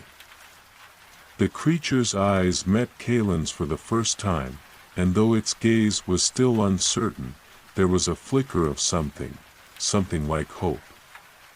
The creature took a hesitant step forward, as though testing the idea of walking without the constant pull of the abyss. Lyra watched, a quiet hope stirring in her chest. She had made her choice, and so had the creature. The path ahead was uncertain, but it was theirs to shape. It would take time. There would be struggles, setbacks, and moments of doubt. But they had already come so far. The light at the end of the labyrinth beckoned. Together, they stepped into the unknown, leaving behind the shadows of the abyss. the journey from the labyrinth felt longer than it should have. As though the very air itself resisted their passage. With each step, Lyra could feel the weight of the abyss, not just in the physical space around them, but in the quiet corners of her mind. It was as if the darkness had left an imprint, one that could never be fully erased, no matter how far they ran. Kalen walked beside her, his hand still resting lightly on the hilt of his sword, though his posture had softened since their departure from the creature. His unease, while never fully gone, had shifted. There was a sense of cautious optimism in his every step, as though he too was testing this new reality they had entered, one where the shadows of the past could be left behind. But not forgotten. Behind them, the creature moved with an eerie silence. It had not spoken much since their departure from the chamber. Instead, it seemed content to observe, its form flickering like a shadow, still unsure of its place in the world. Lyra could feel the weight of its gaze on her, but she didn't turn to meet it. She didn't need to. It was in the silence, in the stillness, that she knew it was trying to process its own transformation. The further they traveled, the less the abyss seemed to press upon them. The air became fresher, the light from above more steady, but Lyra knew it was not enough. The world outside had changed. The creature had changed. But there were still things they had not faced. Things that had been left behind, waiting. When they finally emerged from the labyrinth and into the open air, the world seemed so different. The oppressive darkness of the underground was replaced by the soft light of the moon and the rustling of trees in the distance. The night sky stretched out above them, endless and infinite. It was the first time in what felt like ages that Lyra could breathe deeply without the constant reminder of the abyss pressing down on her chest. But even here, on the surface, there was a lingering presence, an ancient, unseen force. The ground beneath their feet was still marked by the passage of the abyss. Its tendrils, though diminished, had spread far beyond the walls of the labyrinth, rooting themselves into the very fabric of the world. And in that silence, Lyra couldn't help but wonder how much of that darkness still clung to her. The creature, still walking silently behind them, spoke once more. "What happens now?" Its voice was no longer as broken, no longer as fragmented. There was something more solid in its tone, a growing sense of clarity that Lyra hadn't noticed before. "Where do I go from here?" Lyra stopped and turned, her gaze meeting the creature's for the first time since they'd left the labyrinth.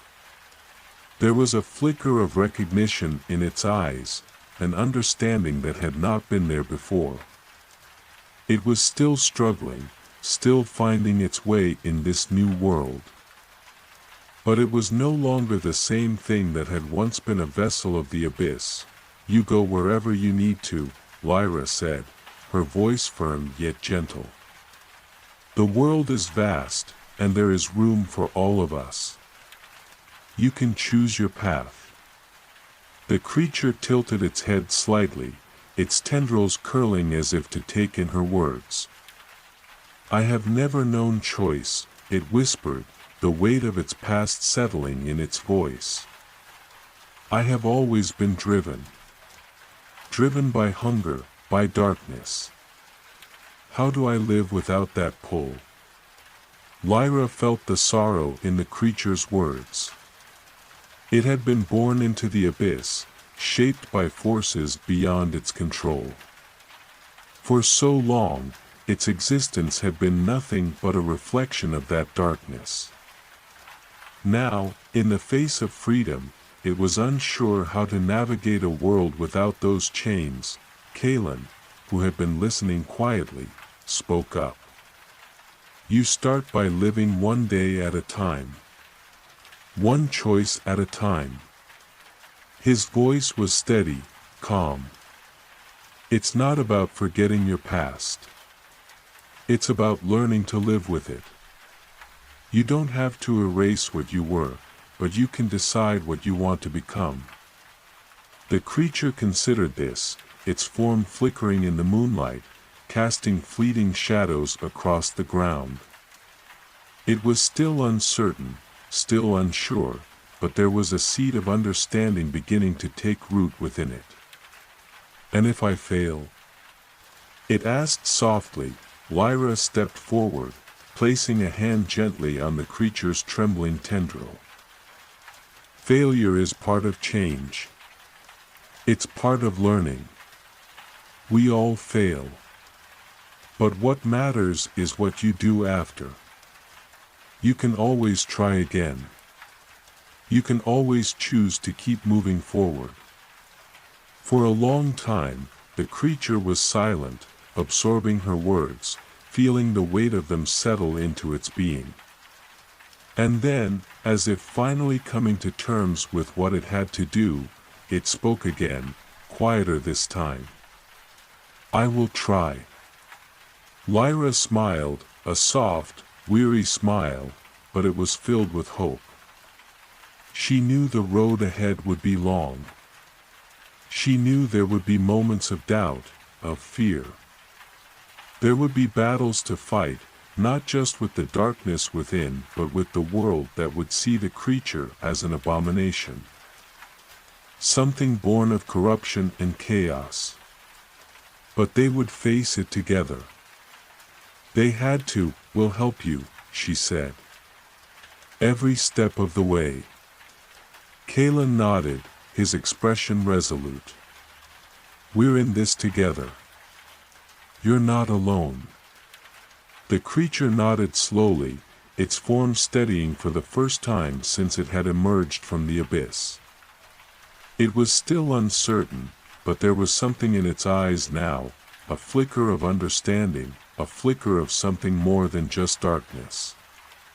It had begun to change, just as Lyra had hoped, as they stood there in the stillness of the night, the wind sweeping gently through the trees. Lyra felt the weight of the world shift, ever so slightly. The abyss had not been defeated. Not entirely. It still existed, a force that could not be vanquished with a single act, a single choice. But they had taken the first step towards something else. Something more, and for the first time in a long while, Lyra allowed herself to believe that there was still hope.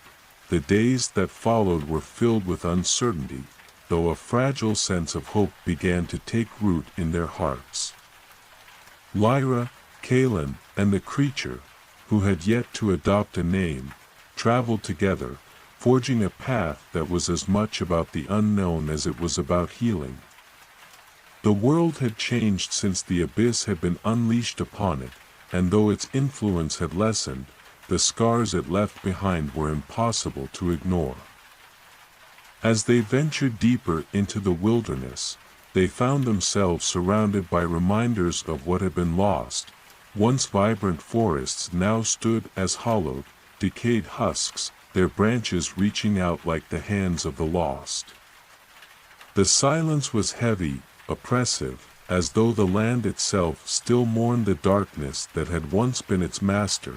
Lyra couldn't help but feel a pang of sorrow at the sight. There was no going back, no reversing the damage that had been done.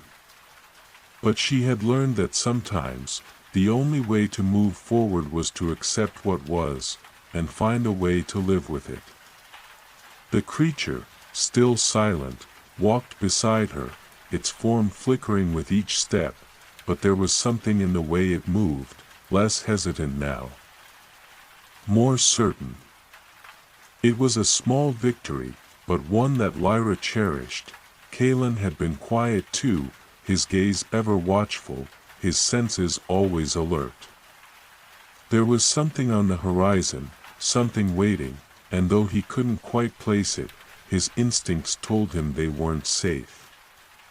The abyss had left a hole in the world, a scar that bled into the fabric of reality itself. They couldn't escape that, no matter how far they traveled. "Do you think it's over?" Lyra asked one evening as they sat by the fire, the distant stars above them shining like pinpricks of light in a sea of darkness. The crackling of the fire was the only sound that broke the stillness of the night. Kalen's eyes flickered to her, his expression unreadable.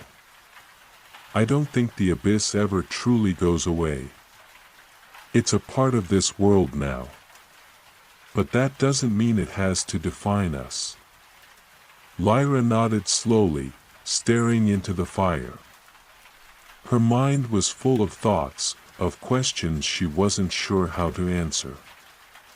How could she explain the unease she felt, the nagging sensation that they were being watched? They had come so far, had done so much, but the shadows of the past seemed to linger. The abyss had left an imprint, and she wasn't sure if it was something that could ever be erased. The creature, sitting a few paces away, stared into the flames. Its form flickered again, as if the fire was something it didn't quite understand. Something foreign. It had been silent for a long time, and Lyra had learned to respect that. It was still figuring out its place in the world, still processing its own existence beyond the grip of the abyss. Suddenly, the creature spoke, its voice low and uncertain. "What if I am not meant for this world?" Lyra turned to face it, her heart aching at the vulnerability in its voice. For all the progress it had made, there was still a part of it that struggled to accept its own existence. "What do you mean?" she asked softly. "I feel like an echo," the creature whispered, its tendrils curling in on themselves. "Like I don't belong. I was born from the darkness, shaped by it.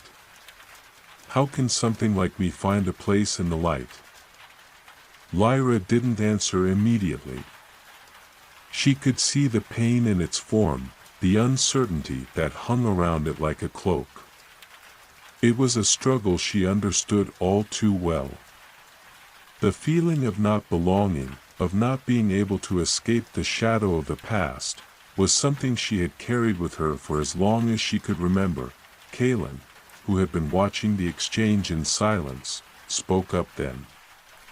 "You can't choose where you were born. But you can choose where you go from here. It's not about where you came from, it's about what you decide to become." The creature's tendrils quivered slightly, as if processing his words. "And what if I fail?" Lyra reached out, her hand resting gently on the creature's trembling form. "Failure doesn't mean the end. It's just part of the journey. You're allowed to fail, to stumble, and still keep going. The important part is that you try." There was a long pause, and for a moment, the only sound was the crackling of the fire. The creature seemed to contemplate her words, its form flickering in the dark like a dying ember. Slowly, its tendrils unwound, the tension beginning to leave its body. "I will try," it whispered again, this time with more certainty. Lyra smiled, her heart lifting slightly. There was hope, even in the darkest of places, even in the creatures born from the abyss. She believed that. It was a truth she had come to know deeply in her bones. Change was difficult. It was painful. But it was also possible. And the creature, like her, was learning that truth. The night passed quietly, and as the first light of dawn broke over the horizon, they continued their journey. The world was still broken, still scarred by the touch of the abyss. But it was also filled with possibilities, filled with moments of light that, however fleeting, offered a glimpse of what could be, and together, they would find a way to rebuild. The days grew longer, and with each passing hour, the landscape around them seemed to change. The air, once heavy and still, began to stir with the soft whispers of the wind, carrying with it the scent of far-off forests and distant mountains. The roads they walked upon had once been traversed by travelers and merchants, but now, they lay silent and empty, overtaken by the relentless growth of nature. The ruins of old villages dotted the path, their crumbling stone walls a reminder of a time before the abyss. As Lyra, Kaelin, and the creature ventured deeper into the world, they were met with more signs of what had been lost. A once thriving village was now little more than a scattered collection of rotting timbers and broken homes. The fields that had once been filled with crops were now barren, the soil cracked and dry. Yet, amidst the decay, there was still life, a few small animals scurrying through the underbrush, the faint call of birds in the distance. The world was not completely dead. It was simply waiting. But what were they waiting for? Lyra didn't have an answer, nor did Kaelin, though she saw the doubt lingering in his eyes. They had traveled for weeks now, with no clear destination in mind. The creature, still uncertain of its place in this new world, followed them quietly, its presence a constant reminder of the darkness that had once consumed everything. But even it seemed to sense that things were different now. It no longer flickered with the same chaos it once did. There was a semblance of peace in its movements, a sense of quiet understanding. At night, as they sat around their campfire, the creature spoke again, its voice carrying the weight of its thoughts. "Is this the world we were meant to protect?" it asked. Its question was simple, yet it held a deep resonance, as though it was seeking something more than just an answer. Lyra looked up from the fire, meeting its gaze. "I don't know," she admitted. "I don't know what the world was meant to be. But I know that we can still try to protect it. That's what matters. It's not about what was, but about what we do now." Kaelin, ever the pragmatist, spoke up then. "The world is full of broken things. But it's also full of people who are trying to fix them. There's always hope, even in the darkest places." His voice was firm, a steady anchor in the growing uncertainty of their journey. The creature seemed to contemplate this, its form flickering in the dim light of the fire. "I have been a part of the darkness," it said softly. "How do I move past that? How do I become something else?" Lyra felt the weight of its words, the vulnerability in its voice. She had asked herself similar questions in the past, when the weight of the abyss had seemed to crush her every step. How could she move forward, knowing the depths of her own darkness? How could she find light after everything she had seen? But there was something in Kaelin's words that resonated with her. The world was full of broken things. And yet, it was still worth fighting for. It was worth protecting. "We move forward, one step at a time," she said gently. "We don't have to have all the answers. We just have to keep going. And as we do, we become the people we're meant to be." The creature, still uncertain, nodded slowly, its tendrils curling in a way that suggested it was processing her words. "One step at a time," it repeated quietly. As the fire burned low, Lyra's mind wandered, her thoughts turning to the world beyond the immediate path before them. She had seen the destruction, the ruin that the abyss had caused. But she also saw the potential for healing. Perhaps it would take time, more time than they had, more time than anyone could have anticipated, but it was possible. She had to believe that. For herself. For Kaylin. For the creature, for the world. The next morning, they resumed their journey, moving through the overgrown forests and past the remnants of old towns, the ruins of a world that had once been. They had no destination in mind, no clear plan of where they were going. But they were moving forward, and that was enough. The days turned into weeks, and the further they traveled, the more the world seemed to change. The signs of decay were still there, but they began to see glimpses of renewal. Small plants began to grow in the cracked soil, their tender shoots pushing through the dirt. The trees, though scarred, seemed to stand taller, their branches reaching toward the sky as if to embrace the light, and through it all, the creature began to change. Its form became more stable, less chaotic. It still flickered from time to time, but now it did so with purpose, as if it was choosing when to reveal the darkness within. There was a balance now, a harmony between its past and its present. One evening, as they sat by their campfire, the creature turned to Lyra and Kaylin. "I think I understand now," it said, its voice steady. "I may have been born from darkness, but that does not mean I have to remain there. I can choose who I am, just as you have chosen." Lyra smiled, her heart lightened by its words. "Yes," she said softly. "You can choose. The world may have been scarred, but it was not beyond repair. There was always room for change, always room for hope. And as long as they kept moving forward, they would find a way to rebuild what had been lost." The fire crackled, and the night stretched on, filled with the quiet hum of the world's slow, steady recovery.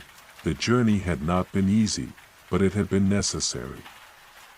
Each step they took seemed to echo through the desolate world, a reminder that nothing, no matter how broken, was beyond the reach of change. The air, still thick with the remnants of the abyss, was growing clearer now, as though the very land was exhaling after a long-held breath.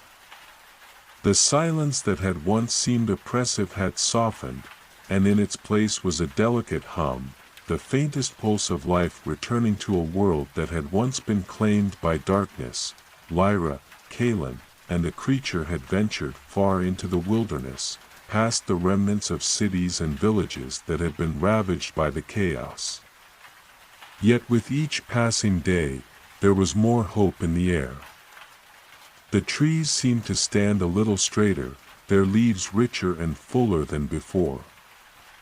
The fields, once barren and cracked, were beginning to show signs of life. The ground, too, seemed to be healing, the cracks and scars slowly being covered by fresh growth.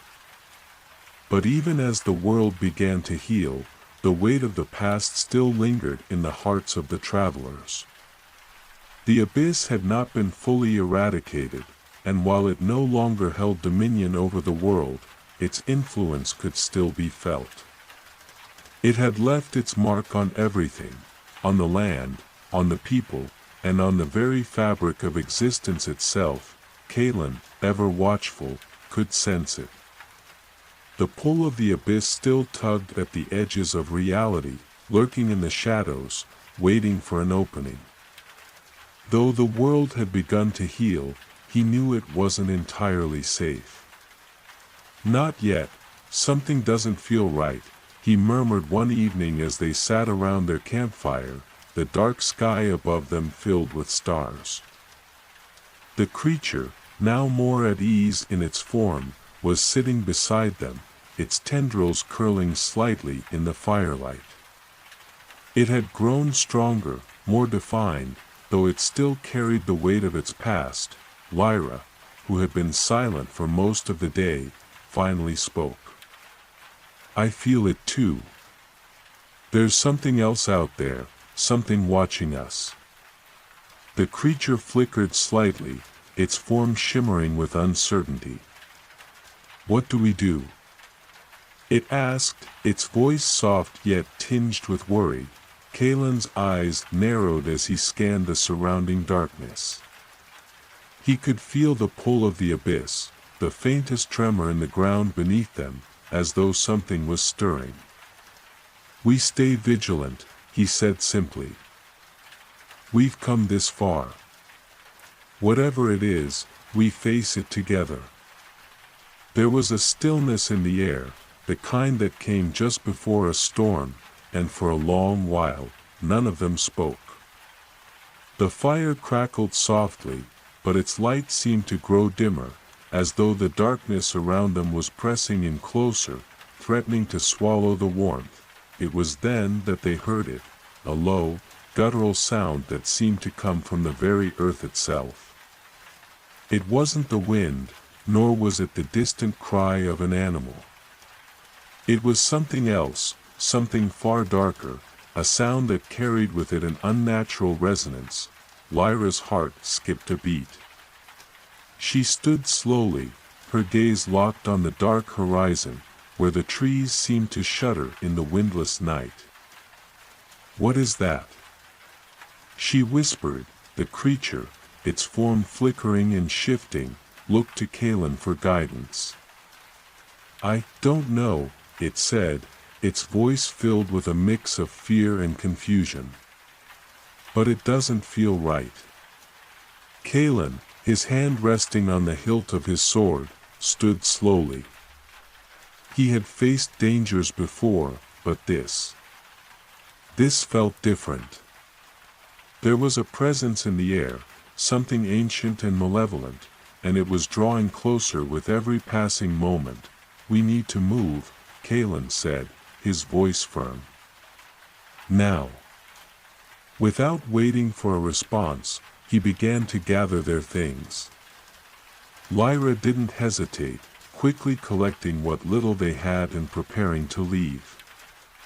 The creature, its tendrils twitching in unease, followed them without a word, its form still shifting in the flickering firelight.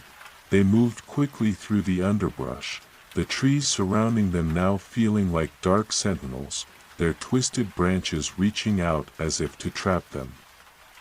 The air grew colder, and the sound of the low growl that had started in the distance grew louder, reverberating through the trees like the growl of some unseen beast.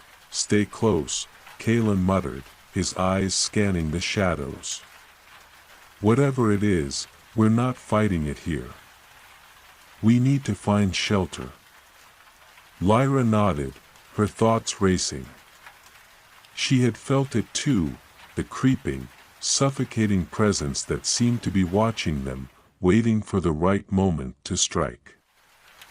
She had seen darkness before, but this was something different. Something deeper. It was as if the very earth itself had turned against them. They stumbled through the forest, each step heavy with the weight of the unknown. The trees began to thin out as they moved deeper into the wilderness, and the ground beneath them became uneven, rocky. Kalen's instincts told him they were nearing the edge of the forest, but there was no sign of a safe place. The growl from behind them was unmistakable now, and it was close, too close. "We can't outrun it," Lyra said, her voice tight with fear. "What do we do?" Kalen didn't answer immediately. His eyes darted around, searching for a solution. But there was nothing. They were cornered. The creature, sensing the danger, flickered more erratically, as though it was torn between fleeing and confronting whatever lay behind them. Kalen's mind raced. There was no time for hesitation. "We fight," he said finally. "We stand our ground. Together." They turned to face the approaching darkness. And then, from the shadows, emerged a figure, a creature of smoke and shadow, its eyes glowing a sickly green. It was tall, impossibly tall, its limbs twisted and sinewy, and its body seemed to flicker and shift like the very darkness around them. The abyss had come for them, and it was not done yet.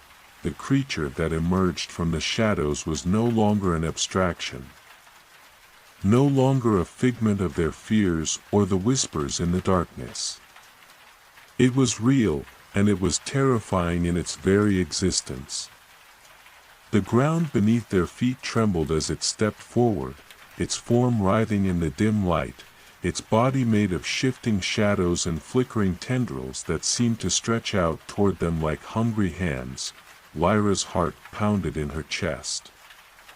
She could feel the pull of the abyss in its presence, darkness that was both alive and ancient.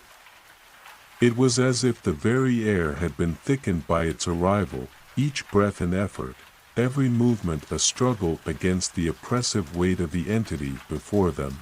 "Kaelin," Lyra whispered, her voice tight with fear. She had seen death, had faced the abyss before, but this was different. This was something older, something far more powerful than the corruptions they had battled before. Kaelin stood firm, his sword drawn, but even he could not ignore the shudder that ran through him at the sight of the creature. It wasn't just the size or the menacing aura, it was the feeling that it carried, a deep, ancient despair that threatened to overwhelm their very wills. The creature's eyes, if they could be called eyes at all, glowed with a sickly green light, and its body seemed to stretch and shift as though it were not bound by the rules of physical form. Its tendrils, thick and black as night, reached out and recoiled, as if tasting the air, sensing the very life force of the travelers before it. Kaelin's grip tightened on his sword. "Stay behind me," he ordered, his voice low and steady, though even he could feel the fear beginning to seep into his bones. He had fought monsters before, but this was not a creature of flesh. It was an embodiment of something far worse. The creature's voice rang out then, not in words, but in a guttural, growling resonance that seemed to echo in their very souls. "Fools," it hissed. "You think you can escape me? You think you can escape the abyss?" Lyra's breath caught in her throat. The words, though distorted, carried with them an ancient weight, a reminder that the abyss was no mere force. It was an entity, a presence that could twist reality, destroy hope, and consume everything in its path. The creature was a manifestation of that darkness, an extension of something vast and terrifying. "Whatever you are, we won't let you take us," Kaelin said, his voice unwavering. He had no illusions about the challenge before them, but there was a fire within him, a refusal to be broken by the abyss. He would not allow it to consume them. The creature seemed to laugh, a low, sinister sound that sent chills down their spines. "You are but fleeting shadows, like the rest of them. Nothing more. You cannot fight what has already won." The ground beneath them cracked with a deafening sound, and the creature lunged forward with unnatural speed, its tendrils reaching for them. Kaelin raised his sword just in time, the steel meeting the shadowy tendrils with a sound that was both metallic and wet, as if the sword were striking a substance that was not entirely solid. The creature hissed in pain, its form writhing as it recoiled from the blow, but it was not deterred. It seemed to grow in size, its darkness swirling and shifting like a storm. You cannot defeat me. I am the end. I am the darkness that devours all. Lyra, her heart pounding, knew they couldn't keep this up.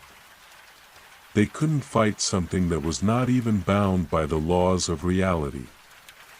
They needed to act quickly, before the abyss consumed everything. Kaylin, we can't win like this. Lyra shouted, her voice desperate. We need to find a way to destroy it, before it destroys us. Kaylin's mind raced. He had seen this before, this kind of power, this kind of raw, consuming darkness. It was a force that could not be beaten by strength alone. But there was something he could try. It would be dangerous. It might even cost them everything, but they had no choice. He turned to Lyra, his eyes filled with resolve. Get to the creature, he said. Distract it. I'll do what I can. Lyra nodded, her face grim, and without hesitation, she dashed toward the creature. It roared in fury, its tendrils swarming toward her, but she was faster. Ducking and weaving between the strikes, her heart pounding as she moved. She was no warrior like Kaylin, but she knew how to use the terrain to her advantage. She wasn't trying to fight it, only to draw its attention away from Kaylin, to give him the time he needed. Kaylin moved swiftly, his eyes focused, every step calculated. He closed his eyes for a moment, gathering the energy around him, pulling from the depths of his own power, his own fears. He had always feared what the abyss could do, what it had done to those it touched. But now, he was not afraid. He had something the abyss could not take. Hope. He was going to use it. The creature turned its attention to Lyra, tendrils reaching for her. But just as it did, Kaylin thrust his sword forward, the blade glowing with a faint, otherworldly light. He chanted under his breath, drawing upon the light within himself, the power that had been hidden deep within his soul all along. The creature's eyes glowed brighter as it saw the surge of power. You think your light can save you? Your feeble hope is meaningless. It screeched, but Kaylin's focus did not waver. He wasn't relying on his sword or his strength. He was relying on something deeper, something beyond the abyss's reach. With a final, powerful shout, Kaylin released the energy he had been building, and a blinding flash of light erupted from his sword, expanding outward, filling the darkness. The creature screeched in pain as the light touched it, its form flickering violently as it began to burn away. The force of the light pushed back the darkness, but it wasn't enough to destroy the creature completely. It roared in fury, its form collapsing and reforming, but for the first time, it seemed to falter, its tendrils twitching in pain. Lyra, seeing the creature's weakness, charged forward once more, her heart pounding. She didn't hesitate, throwing everything she had into this final, desperate act. The creature's scream echoed through the night, and in that moment, Lyra knew that the battle was far from over. The creature's scream echoed in the night. A bone-chilling wail that reverberated through the very air, sending a shiver down the spines of Lyra and Kaylin. The light from Kaylin's sword, now a brilliant beacon in the darkness, had momentarily pushed back the abyss's influence, but it was clear that the creature was not so easily vanquished. It writhed, its form flickering, shifting like smoke in a windstorm, but there was something different about it now. Something had been broken, something had been weakened. The abyss itself had recoiled. Lyra, her heart pounding, did not wait for the creature to recover. She dashed toward it, moving with a fluidity born of desperation. She wasn't a warrior, not by any measure, but she understood one thing: if they didn't act now, they wouldn't get another chance. The creature's tendrils lashed out, but they were slower now, more erratic, as if the force of the light had disoriented it. Lyra darted between the strikes, closing the gap between her and the creature with every heartbeat. She could feel the oppressive weight of its presence, the darkness pressing in around her, but she refused to let fear take control. She had to finish this, Kaylin. She shouted, her voice strained with urgency. Now. While it's vulnerable. Kaylin, his sword still glowing with the light of the power he had summoned, nodded sharply. He could feel the abyss's influence weakening, but he knew it wouldn't be enough to banish it for good, not unless they acted together. And swiftly, the creature hissed again, its tendrils swarming toward Lyra, but she was already in motion, her body instinctively dodging and weaving. She reached into the pack she carried, her fingers trembling slightly as she pulled out the small vial of dust that Kaylin had given her, the last of the sacred ashes they had gathered from the Shrine of Light. She didn't hesitate. The creature was close now, so close she could feel the coldness of its darkness seeping into her skin. With a swift motion, she uncorked the vial and tossed the contents high into the air. The dust, shimmering with a faint, ethereal glow, exploded in a burst of light, scattering through the air like 1,000 tiny stars. It collided with the creature's tendrils, and for a moment, the abyss screeched in a way that could only be described as agony. The dust did not destroy it outright, but it slowed its movements, disintegrating parts of its shadowy form and weakening its connection to the abyss itself. Kaylin seized the opportunity, stepping forward, his sword raised high. With a single, powerful strike, he plunged the blade deep into the creature's core. The world seemed to hold its breath as the sword made contact. The abyss writhed violently, the creature's form spasming, its tendrils writhing like serpents in their death throes. The sickly green light in its eyes flared brighter, then flickered. And in that moment, Lyra felt a strange shift, like the air itself had been unburdened. The weight of the darkness, the crushing force that had held the world in its grip, seemed to loosen just a fraction. For a long moment, nothing moved. The world held its breath, as if waiting for the final act to unfold. And then, with a final, shrill cry, the creature's form shattered, scattering into 1,000 shards of darkness that evaporated into nothingness. The silence that followed was deafening. Kaylin stood motionless, his sword still buried in the ground where the creature had been. The glow from the blade flickered and died, leaving only the darkness around them.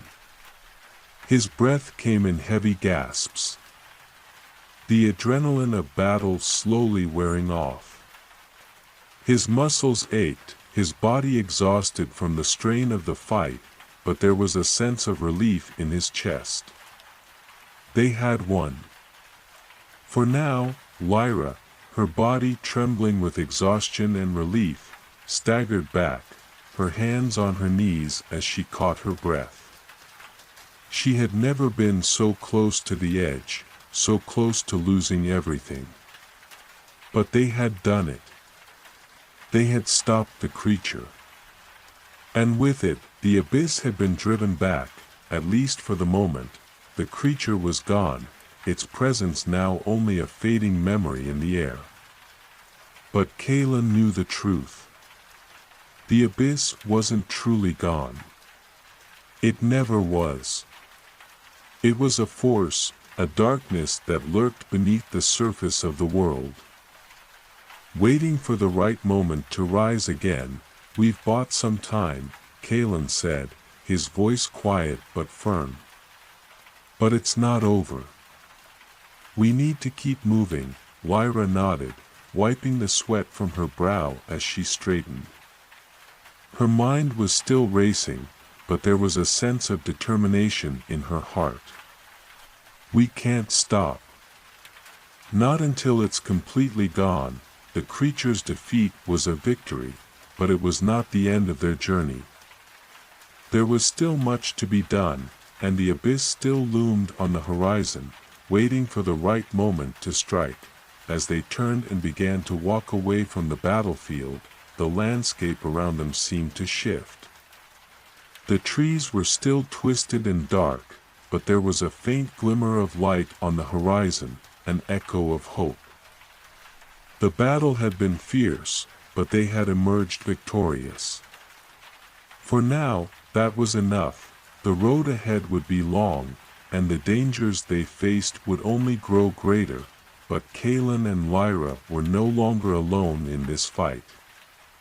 The creature may have fallen, but there was still much to do, and together, they would see it through.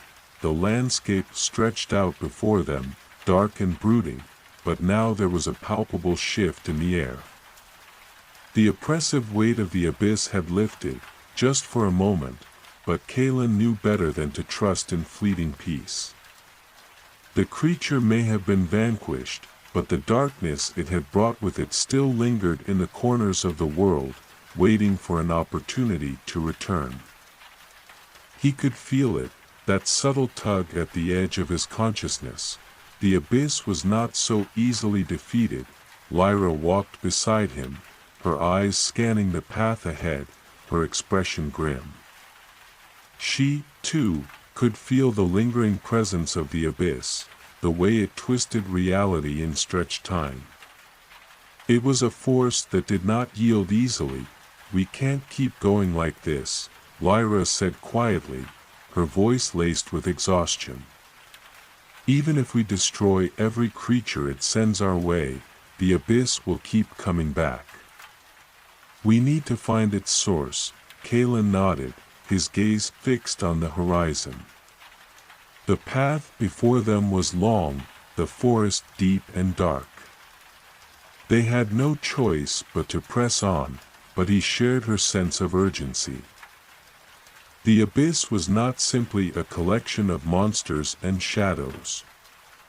It was a manifestation of something far older, something that was tied to the very fabric of the world itself. If they were to end it once and for all, they would have to uncover the truth behind its origins. "Do you have any idea where to start?" Kalen asked, turning his attention to Lyra. She hesitated, then shook her head. "I've spent years studying the abyss, but its true nature has always been elusive. I know that it's tied to the ancient powers, to forces beyond our comprehension. The stories speak of an artifact, a relic, hidden in the forgotten corners of the world. But I don't know where to find it." Kalen's brow furrowed. "An artifact?" Lyra nodded. "The stories tell of a crystal, a powerful gem that holds the key to either destroying or controlling the abyss. But it's been lost for centuries, perhaps even millennia. I don't know where to begin searching, but I know we can't defeat the abyss without it." Kalen took a deep breath, considering the weight of her words. They had fought the creatures of the abyss, but they had not faced its true power, not yet. He could feel the gravity of what lay ahead, and though the road was uncertain, he knew they had no choice but to pursue this lead. "Then we'll find it," he said, his voice resolute.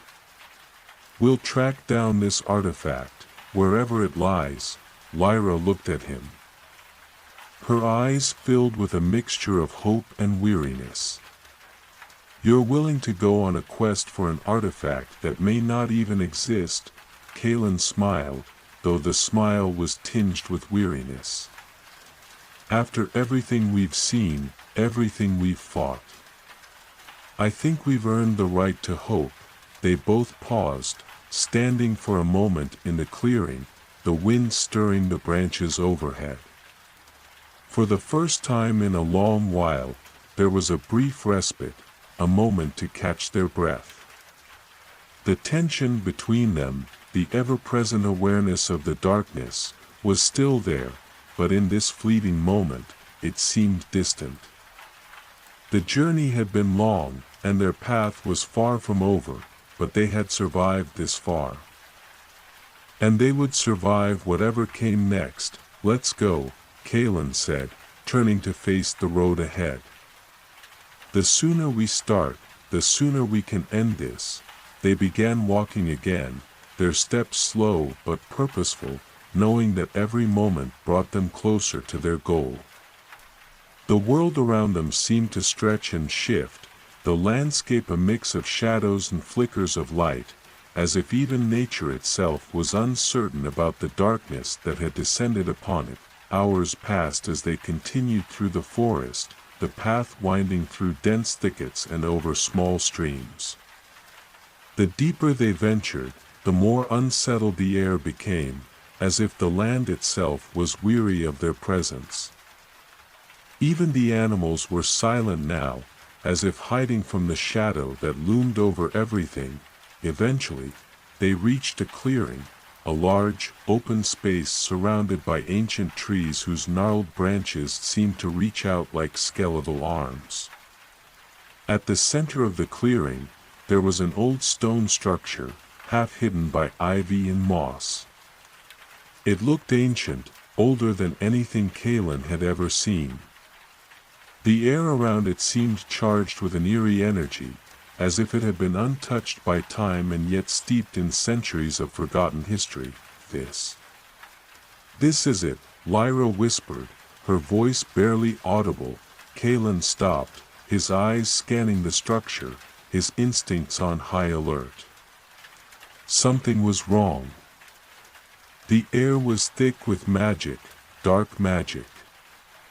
The closer they got, the more oppressive it became. Lyra stepped forward, her hand outstretched as she examined the ancient stonework. "This is the site of the old Temple of Light," she murmured. "Before the abyss spread, before it corrupted everything, this was a place of power, a place where the forces of darkness were kept at bay. But now it's a place of corruption," Kalen finished for her, his tone grim. Lyra nodded. "Yes. The abyss has left its mark here. But if the artifact is anywhere, it will be inside." Kalen clenched his fists, his gaze steady. "Then we go inside." They approached the stone structure cautiously, the weight of the ancient power pressing down on them. Every step felt like an intrusion, as if they were disturbing something that had been buried for a long time. The door to the temple was ajar, creaking on its ancient hinges as they pushed it open. Inside, the air was thick with shadows, the walls etched with faded symbols that seemed to pulse with an eerie, unnatural light. The room was vast, the ceiling high above them, shrouded in darkness. At the far end of the room stood a pedestal, and on it, a single, glowing object. Kalen's breath caught in his chest. This was it. The artifact they had been searching for, but as they approached, the temperature in the room dropped, and the shadows seemed to grow longer, twisting in on themselves. The abyss was near. The air grew colder with each step they took toward the pedestal. The shadows within the temple seemed to coil and twist, as though alive, responding to their presence with malevolent intent. Kalen's grip tightened on his sword, the faint glow of its blade a feeble attempt to push back the encroaching darkness. Lyra walked beside him, her eyes scanning the room with an intensity that mirrored his own. She had read about places like this, temples of old where the boundaries between worlds were thinnest, where the veil between light and shadow was in constant flux, they reached the pedestal, and for a moment, all was still. The artifact sat atop the stone, its form obscured by the shadow that surrounded it. But its faint glow pierced through, casting a weak but steady light into the room. It was a crystal, unlike anything Kalen had ever seen before. Its surface was smooth, as though carved by an unseen hand, and within its depths swirled a darkness that seemed to pulse and shift like liquid smoke. The air around it vibrated with an energy so old and powerful that Kalen could feel it deep within his bones. It was the source, the key to ending the abyss or unleashing it.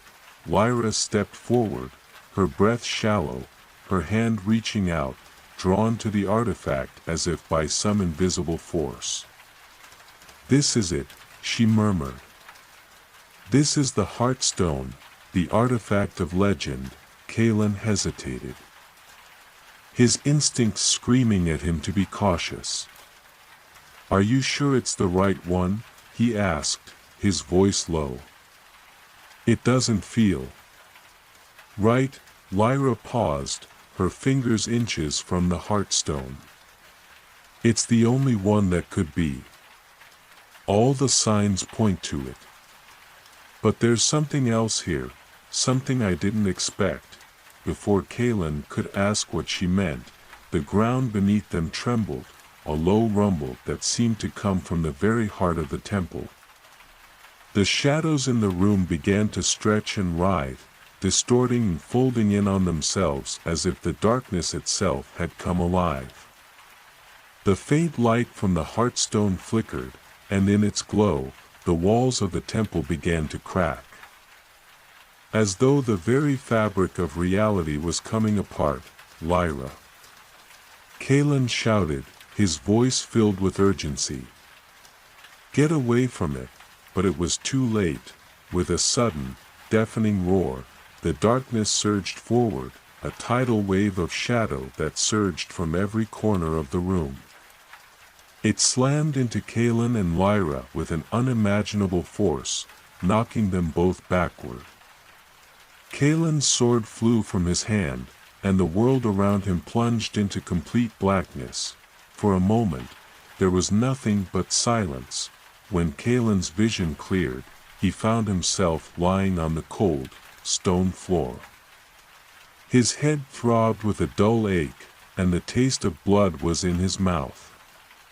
He pushed himself up, groaning, and immediately looked around. The temple was no longer as it had been. The walls had crumbled, and the shadows now had a weight to them, like a tangible, suffocating presence, and at the center of it all stood the Heartstone, no longer glowing softly, but pulsing with a dark, malevolent energy. The swirling darkness within it had grown, expanding outward, as though it was alive. Kalen's heart sank as he realized the truth. The Heartstone wasn't a source of power that could destroy the abyss. It was a conduit, a gateway that had been used to bring the darkness into the world. Lyra groaned beside him, pushing herself up as well. Her eyes were wide with shock, and her voice trembled as she spoke. "What happened? What did we do?" Kalen's mind raced, trying to make sense of the chaos around them. He remembered the tales. The Heartstone was a relic of a forgotten age, meant to seal the abyss away, but if misused, it could open the floodgates instead. It seemed they had triggered the very thing they had hoped to prevent. Before he could answer, a figure emerged from the shadows. At first, it was a silhouette, indistinct and flickering, but it soon solidified into a figure of terrifying clarity.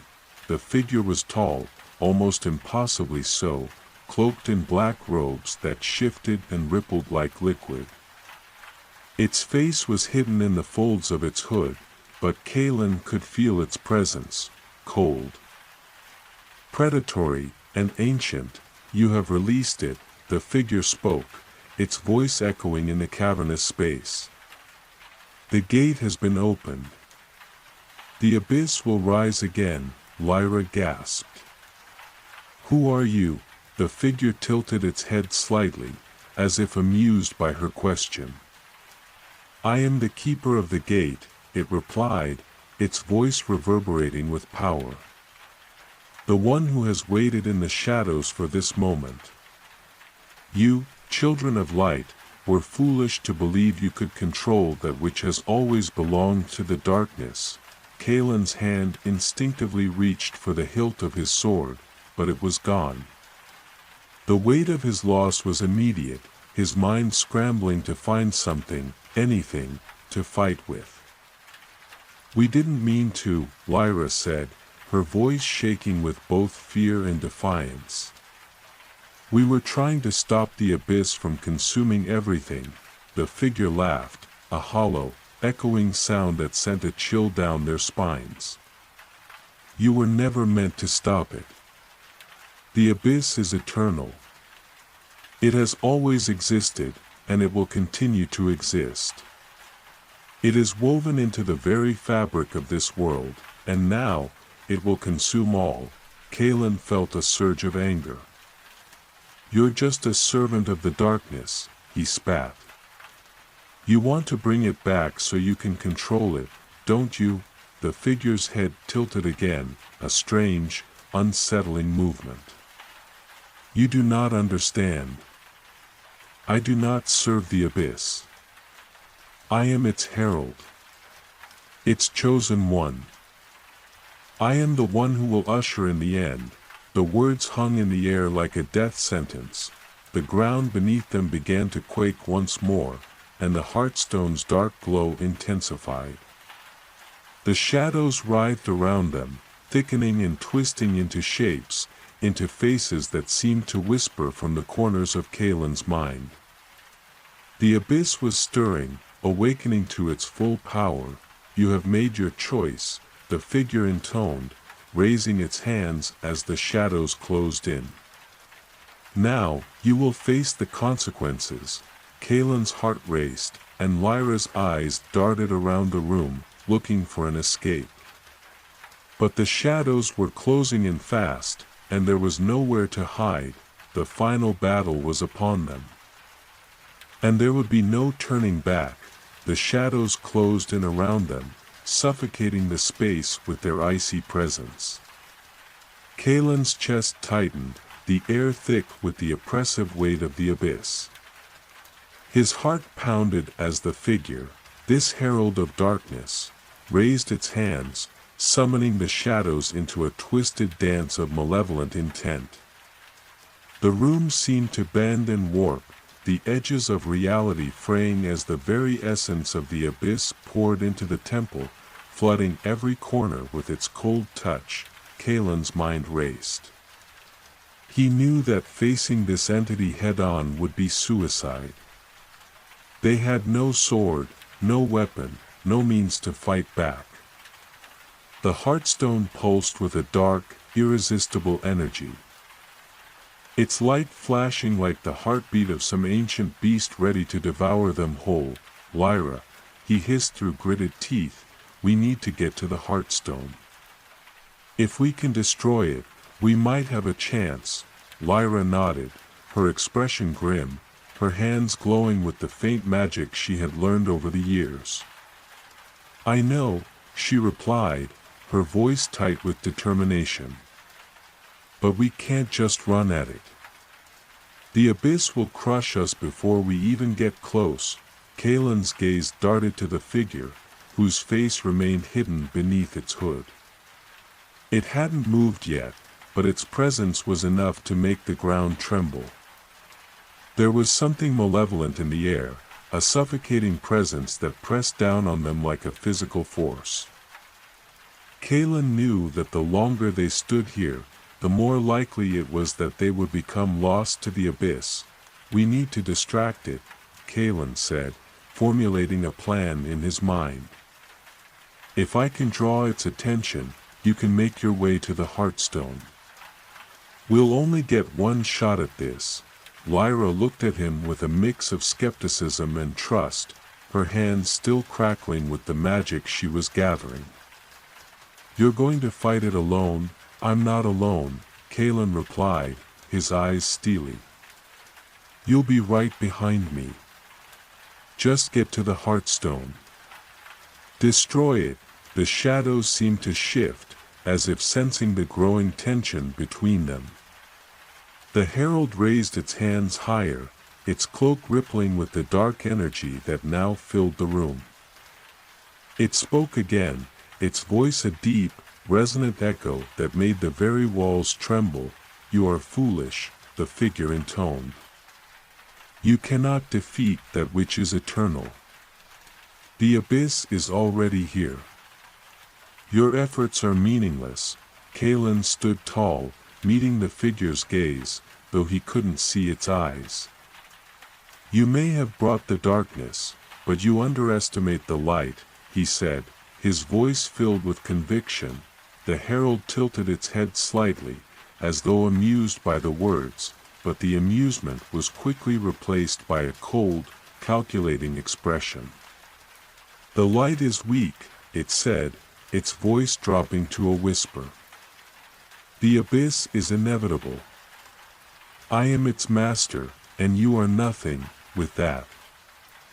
The figure raised its arms, and the room erupted in chaos.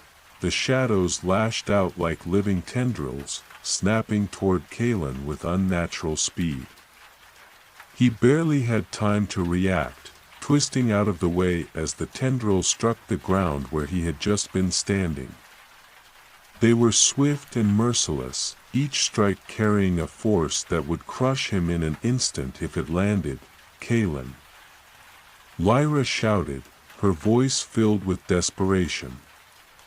She was already moving, her magic crackling around her, but the shadows were thickening, making it difficult for her to move forward. Kalen gritted his teeth, fury rising within him. He couldn't let the darkness win. Not now. He couldn't fail. With a roar, he charged at the herald, moving with all the speed and agility he could muster. The tendrils of darkness lashed out once more, but Kalen was faster now, dodging and weaving through the assault as he closed the distance between himself and the figure. The herald's gaze turned toward him, its voice low and foreboding. You think you can stop me? It mocked. Kalen didn't answer. He simply lunged, his fists clenched, ready to strike. In that instant, a powerful force slammed into his chest, throwing him back across the room. He hit the ground hard, pain radiating through his body, but his resolve did not falter. The abyss may have thrown him back, but it had not broken him. Kalen. Lyra cried, her voice piercing through the chaos. She was still moving toward the Heartstone, her magic now shimmering with an intensity that seemed to push back the shadows, but the figure was not going to let her reach it so easily. Kalen pushed himself to his feet, blood dripping from a wound on his side, but he didn't stop. He couldn't afford to stop. The abyss was not just a physical threat, it was a force that gnawed at the mind, whispering doubts and despair into the hearts of those who faced it. But Kalen had learned long ago to fight through the darkness. He lunged again, this time with more purpose, his instincts guiding him as he weaved through the shadows. The herald raised its hand. A blast of dark energy erupting from its fingers, but Kalen was ready. With a fluid motion, he sidestepped, his foot hitting the stone floor just right, sending him into a roll that carried him past the figure's reach. Lyra was close now, so close to the pedestal that Kalen could see the glow of the Heartstone reflected in her eyes. The shadows were thick around her, reaching out, but her magic was fierce, pushing them back with every step. Kaylin could see the determination on her face, the same determination that had carried them this far, but the herald was not finished. With a wave of its hand, the shadows surged forward in one final, overwhelming attack, lashing out at Lyra with terrifying speed. Kaylin felt his heart race, but before he could react, he saw something else, something unexpected. The heartstone pulsed with a blinding light. Lyra's hands were raised, her magic crackling with power, but it was the heartstone that reacted first, its glow expanding outward in a brilliant flash. The shadows recoiled, the dark tendrils twisting and writhing as though they were in agony, but the figure, this herald, stood its ground, its face hidden beneath the hood. It had no fear, only resolve. Kaylin seized the opportunity. With everything he had left, he charged forward once more, reaching the pedestal and slamming his shoulder into the herald's chest with all his might. The figure staggered, but it did not fall. Instead, it let out a low growl, and the room seemed to shake as the abyss itself pushed back. Lyra was almost there. She just needed one more moment, Kaylin. Lyra shouted. Now, with a final, desperate cry, Kaylin threw himself into the fray, his body crashing against the herald's in a final attempt to break its concentration. Kaylin's body collided with the herald with a force that knocked the air from his lungs. The shadows around them twisted and writhed as though reacting to the impact, but the figure did not falter. It seemed as if the darkness itself was part of the herald's very being, a solid mass that resisted all attempts to break it. For a moment, Kaylin felt the weight of the abyss press down on him, threatening to crush him with its relentless force. His vision blurred as the power of the figure surged through the room, causing the stone walls to tremble with the power of the abyssal energy. The ground beneath him shook violently, and Kaylin's teeth rattled in his skull as the world spun around him. But then, through the disorienting chaos, he heard her voice, Kaylin. Lyra's cry pierced the tumult like a beacon, and Kaylin's heart skipped a beat. He forced himself to ignore the pressure of the shadows around him and pushed himself upward, fighting against the oppressive weight that sought to pull him into the abyss. The herald's cold laughter echoed through the chamber, its voice dripping with malice. "You are foolish to fight, human," it sneered. "This is not your world to save. You are nothing before the power of the abyss. All will fall." Kaylin's teeth clenched, but he refused to let those words sink in. He didn't have the luxury of doubt anymore. The only thing that mattered was stopping the herald and destroying the heartstone, if it was even possible. Just then, a flash of blinding light erupted from the heartstone. The room seemed to freeze, time hanging in the balance. The shadows recoiled as if repelled by the light, and for a moment, Kaylin could see the outline of Lyra standing at the pedestal. Her hands raised, her magic now mingling with the heartstone's pulsing glow.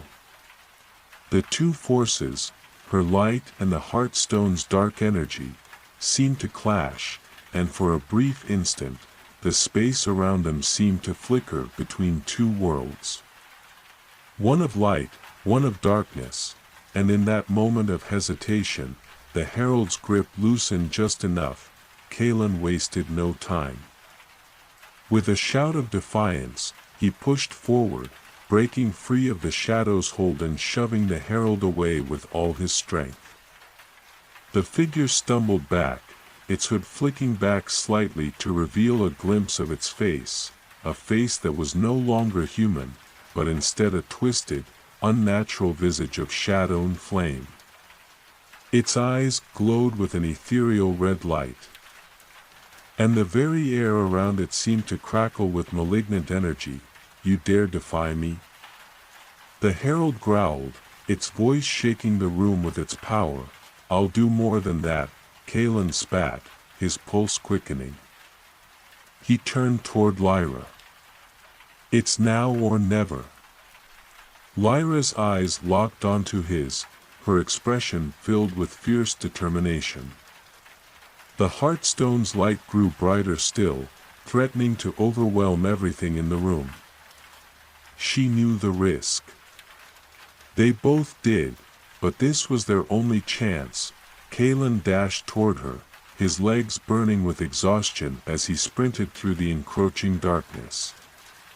Every step felt like it might be his last, but the thought of the abyss consuming everything was enough to push him forward. The herald's voice echoed behind him, but he didn't dare look back. The distance between him and Lyra seemed to stretch, and every moment felt like an eternity, but finally, with one last desperate lunge, he reached her side. He felt the heat from the Heartstone, the raw power of it, searing his skin even as it pushed back the darkness that had taken root in the room. Kalen's heart pounded in his chest as he extended a hand toward the glowing crystal, but before he could touch it, a dark tendril shot out from the herald, wrapping around his wrist in a vice-like grip. He cried out in pain, the shadows digging into his skin like daggers, but he didn't give up. He swung his other hand, trying to reach Lyra, but the shadows were closing in again, this time with unrelenting fury. Lyra's magic flared once more, her voice rising in a chant that seemed to resonate with the Heartstone itself.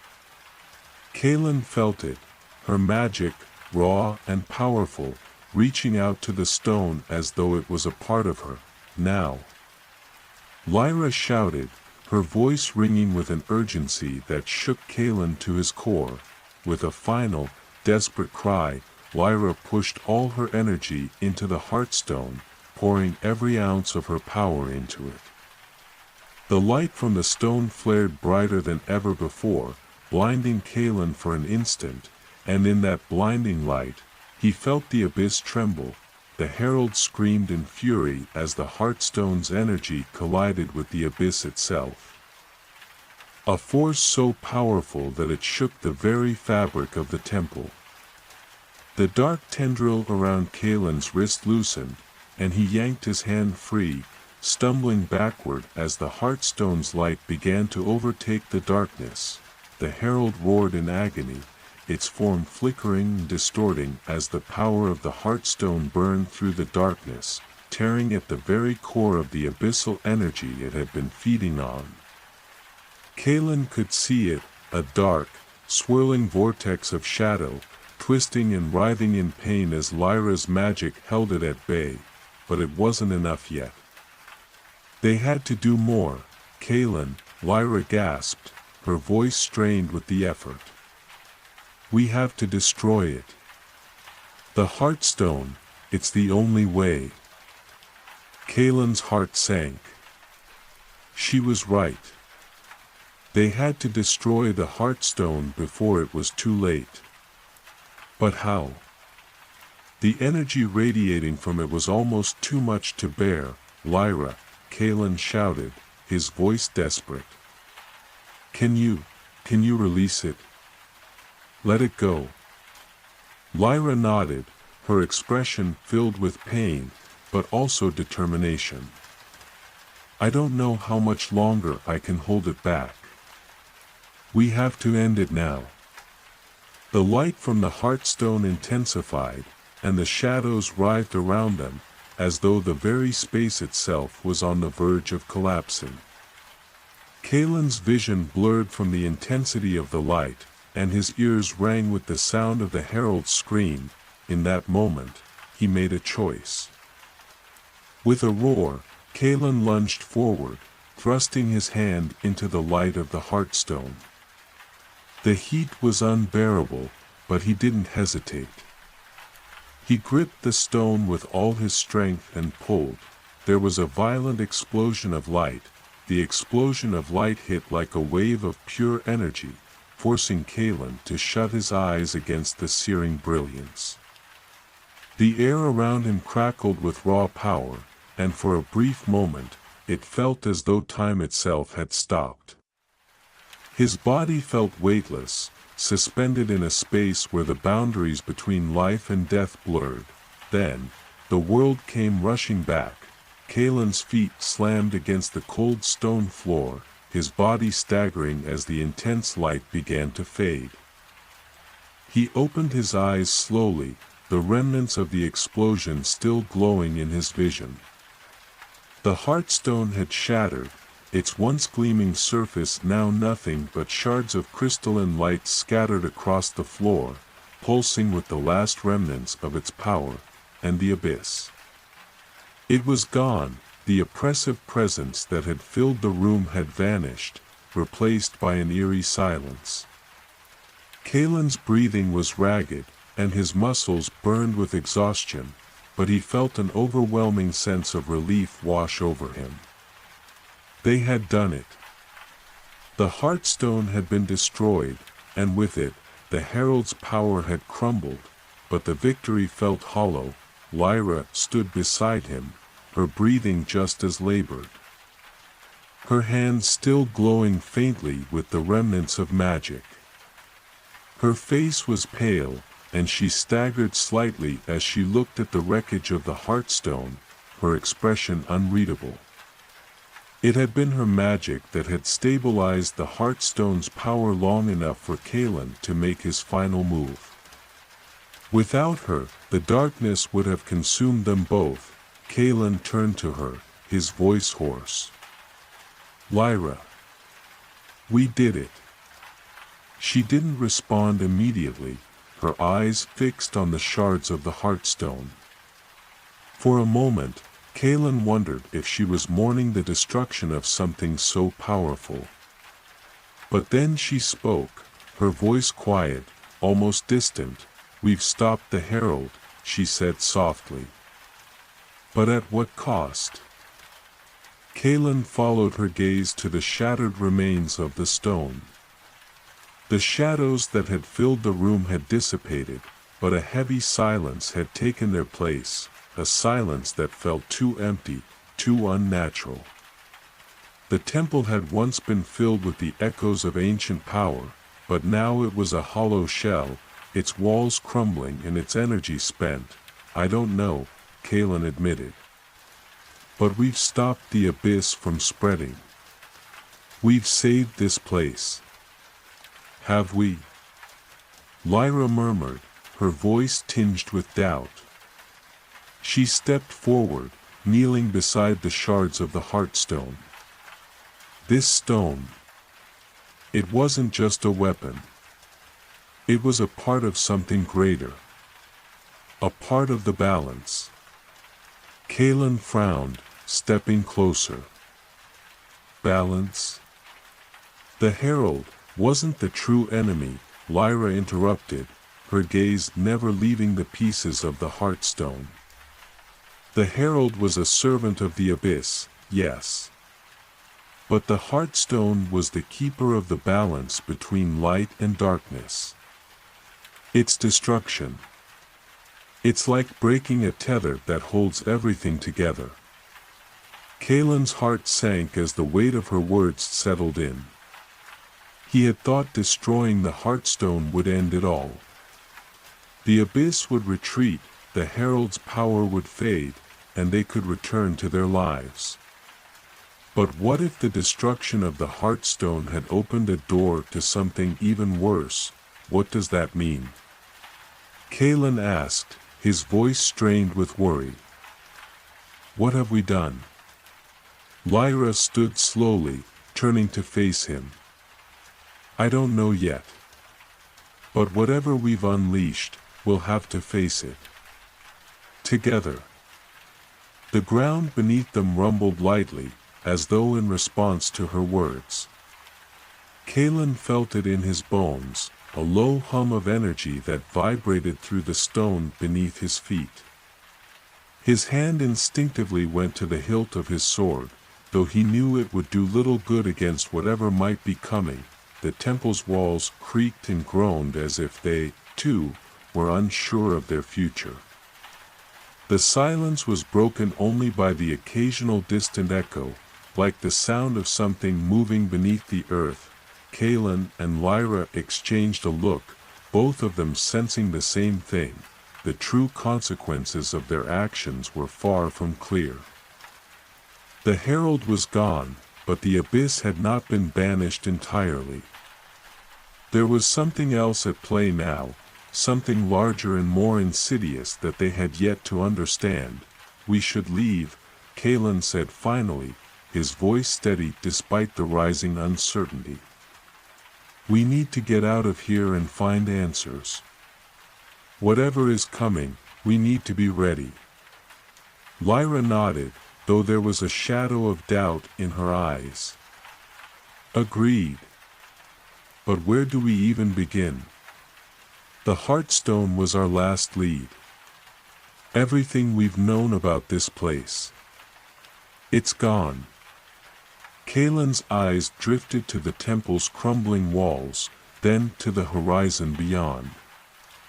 The storm clouds were still gathering, dark and ominous, but there was a glimmer of light breaking through them. "A faint promise of something to come, I don't know," he admitted. "But we won't be facing it alone." Together, they began to make their way toward the exit, leaving the shattered remnants of the Heartstone behind. As they stepped into the open air, the weight of what they had done hung heavily between them. They had destroyed the Heartstone, but they were left with more questions than answers. The world beyond the temple stretched out before them, an endless expanse of uncertainty, but Kaelin was resolute. Whatever came next, they would face it together. The journey was far from over. The wind howled as it swept across the ruined temple, carrying with it a sense of unease. Kaelin and Lyra stood at the threshold, staring out into the vast, empty expanse that stretched before them. The air was thick with tension, the storm clouds hanging low on the horizon, their heavy weight pressing down on the land as if the world itself was holding its breath. Kaelin adjusted the strap of his sword, the hilt cold beneath his fingers, and turned to Lyra. Her face was pale, her eyes distant as she gazed out into the wilderness. The weight of their decision to destroy the Heartstone still lingered between them, an unspoken question that neither of them was ready to face. "We need to move," Kaelin said, his voice breaking the heavy silence. "We can't stay here. Whatever's coming, we need to be ready for it." Lyra didn't respond immediately, her gaze still fixed on the horizon. The shadows of the crumbling temple seemed to stretch out toward them, as though reluctant to let go of the place that had once been their battleground. Finally, she turned toward him, her eyes filled with a quiet resolve. "Where do we go?" she asked, her voice barely a whisper. "We've destroyed the Heartstone, Kaelin. The balance is broken. We've set something into motion, but I don't know what." "We start by finding answers," Kaelin replied. "The Heartstone wasn't the only thing keeping the abyss at bay. There's something larger at play here, something we haven't seen yet. And we need to understand it before it's too late." Lyra nodded, though her expression remained troubled. She had seen the destruction the abyss had wrought, the endless darkness that had swallowed entire cities and civilizations. She had felt the weight of its power firsthand.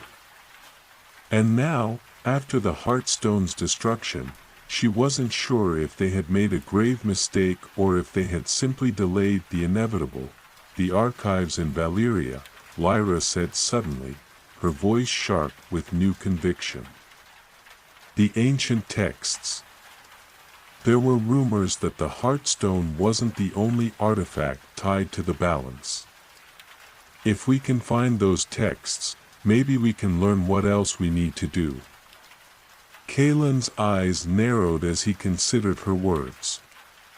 Valeria was a distant city, known for its vast libraries and collections of ancient knowledge, many of which had been thought lost. But it was also a city that had suffered greatly in recent years, its once proud scholars scattered and its archives raided by those who sought to control its secrets. "I know the place," Kalen said, his voice steady. "But Valeria is a long way from here. We'll have to move quickly if we want to get there before everything falls apart." Lyra glanced toward the storm clouds, her brow furrowing. "And what about the herald? You saw its face. That thing. It wasn't just a servant. It was something else.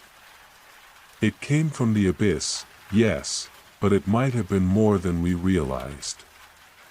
The more I think about it, the more I feel like we've only seen the tip of the iceberg." Kalen's thoughts mirrored her own.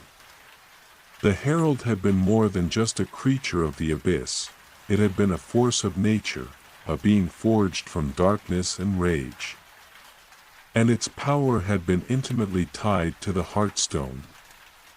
With that connection severed, Kalen couldn't shake the feeling that they had merely triggered a chain reaction, something far larger than they could comprehend. "We'll figure it out," Kalen said, his voice firm. "First, we find Valeria. The rest will follow." And with that, they set off, leaving the ruins of the temple behind them. The path before them was unclear, but they had no choice but to walk it. The wind howled around them, as though urging them to hurry, and Kalen's grip on his sword tightened. He didn't know what awaited them, but he knew one thing for sure: whatever it was, they would face it together. Days passed as they traveled through the barren landscape, the once lush terrain now withered and desolate. The remnants of the abyss still lingered in the air, a cold presence that seemed to seep into everything it touched. The storm clouds that had gathered at the temple's ruins now covered the sky, blotting out the sun and casting the world in perpetual twilight. Kalen and Lyra had long since grown used to the constant tension that seemed to hang in the air. Every rustling wind, every crackling of branches, set their senses on edge. They knew that the destruction of the Heartstone had not gone unnoticed. The abyss was never truly silent. It was always watching, waiting for the right moment to strike. They passed through small villages along the way, each one more devastated than the last. Entire communities had been swallowed by the darkness, their inhabitants either gone or scattered. The people they encountered were survivors, hardened by loss and fear, but many of them spoke in hushed tones of rumors, of shadows growing darker and darker, of creatures that stalked the night. The herald wasn't the only one, an old man had told them, his voice shaking. The abyss. It sends its messengers, its servants, to bring about its end. It won't stop, not until everything is gone. The words echoed in Kalen's mind as they pressed on. Every step they took, every moment that passed, the threat of the abyss loomed larger. He felt it in the air, in the very ground beneath his feet, a presence that refused to be ignored. It wasn't just a matter of the herald anymore, it was something deeper, something far older than they could possibly understand. Finally, after days of traveling, they reached the outskirts of Valeria. The city loomed ahead, its towering spires silhouetted against the darkened sky. But even from a distance, Kalen could see that something was terribly wrong. The streets were empty, the buildings in disrepair. The once vibrant city now seemed like a ghost town, abandoned and forgotten. Kalen's heart sank as they approached the gates. The rumors had been true. Valeria had fallen. The abyss had already reached it. We need to hurry, Kalen said, his voice urgent. The archives are the only chance we have now. If there's anything left of them, we need to find it. Lyra nodded, her face grim. Together, they made their way through the silent streets, their footsteps echoing in the stillness. The city was empty, but the air was thick with a sense of dread, as though something was watching them from the shadows, and then, from the darkness ahead. A figure emerged. Kalen's hand instinctively went to his sword, his muscles tensing in preparation for an attack. But the figure didn't move toward them. Instead, it stood in the middle of the street, shrouded in a tattered cloak, its face hidden in shadow. It spoke in a voice that sent a chill through Kalen's spine. You shouldn't have come.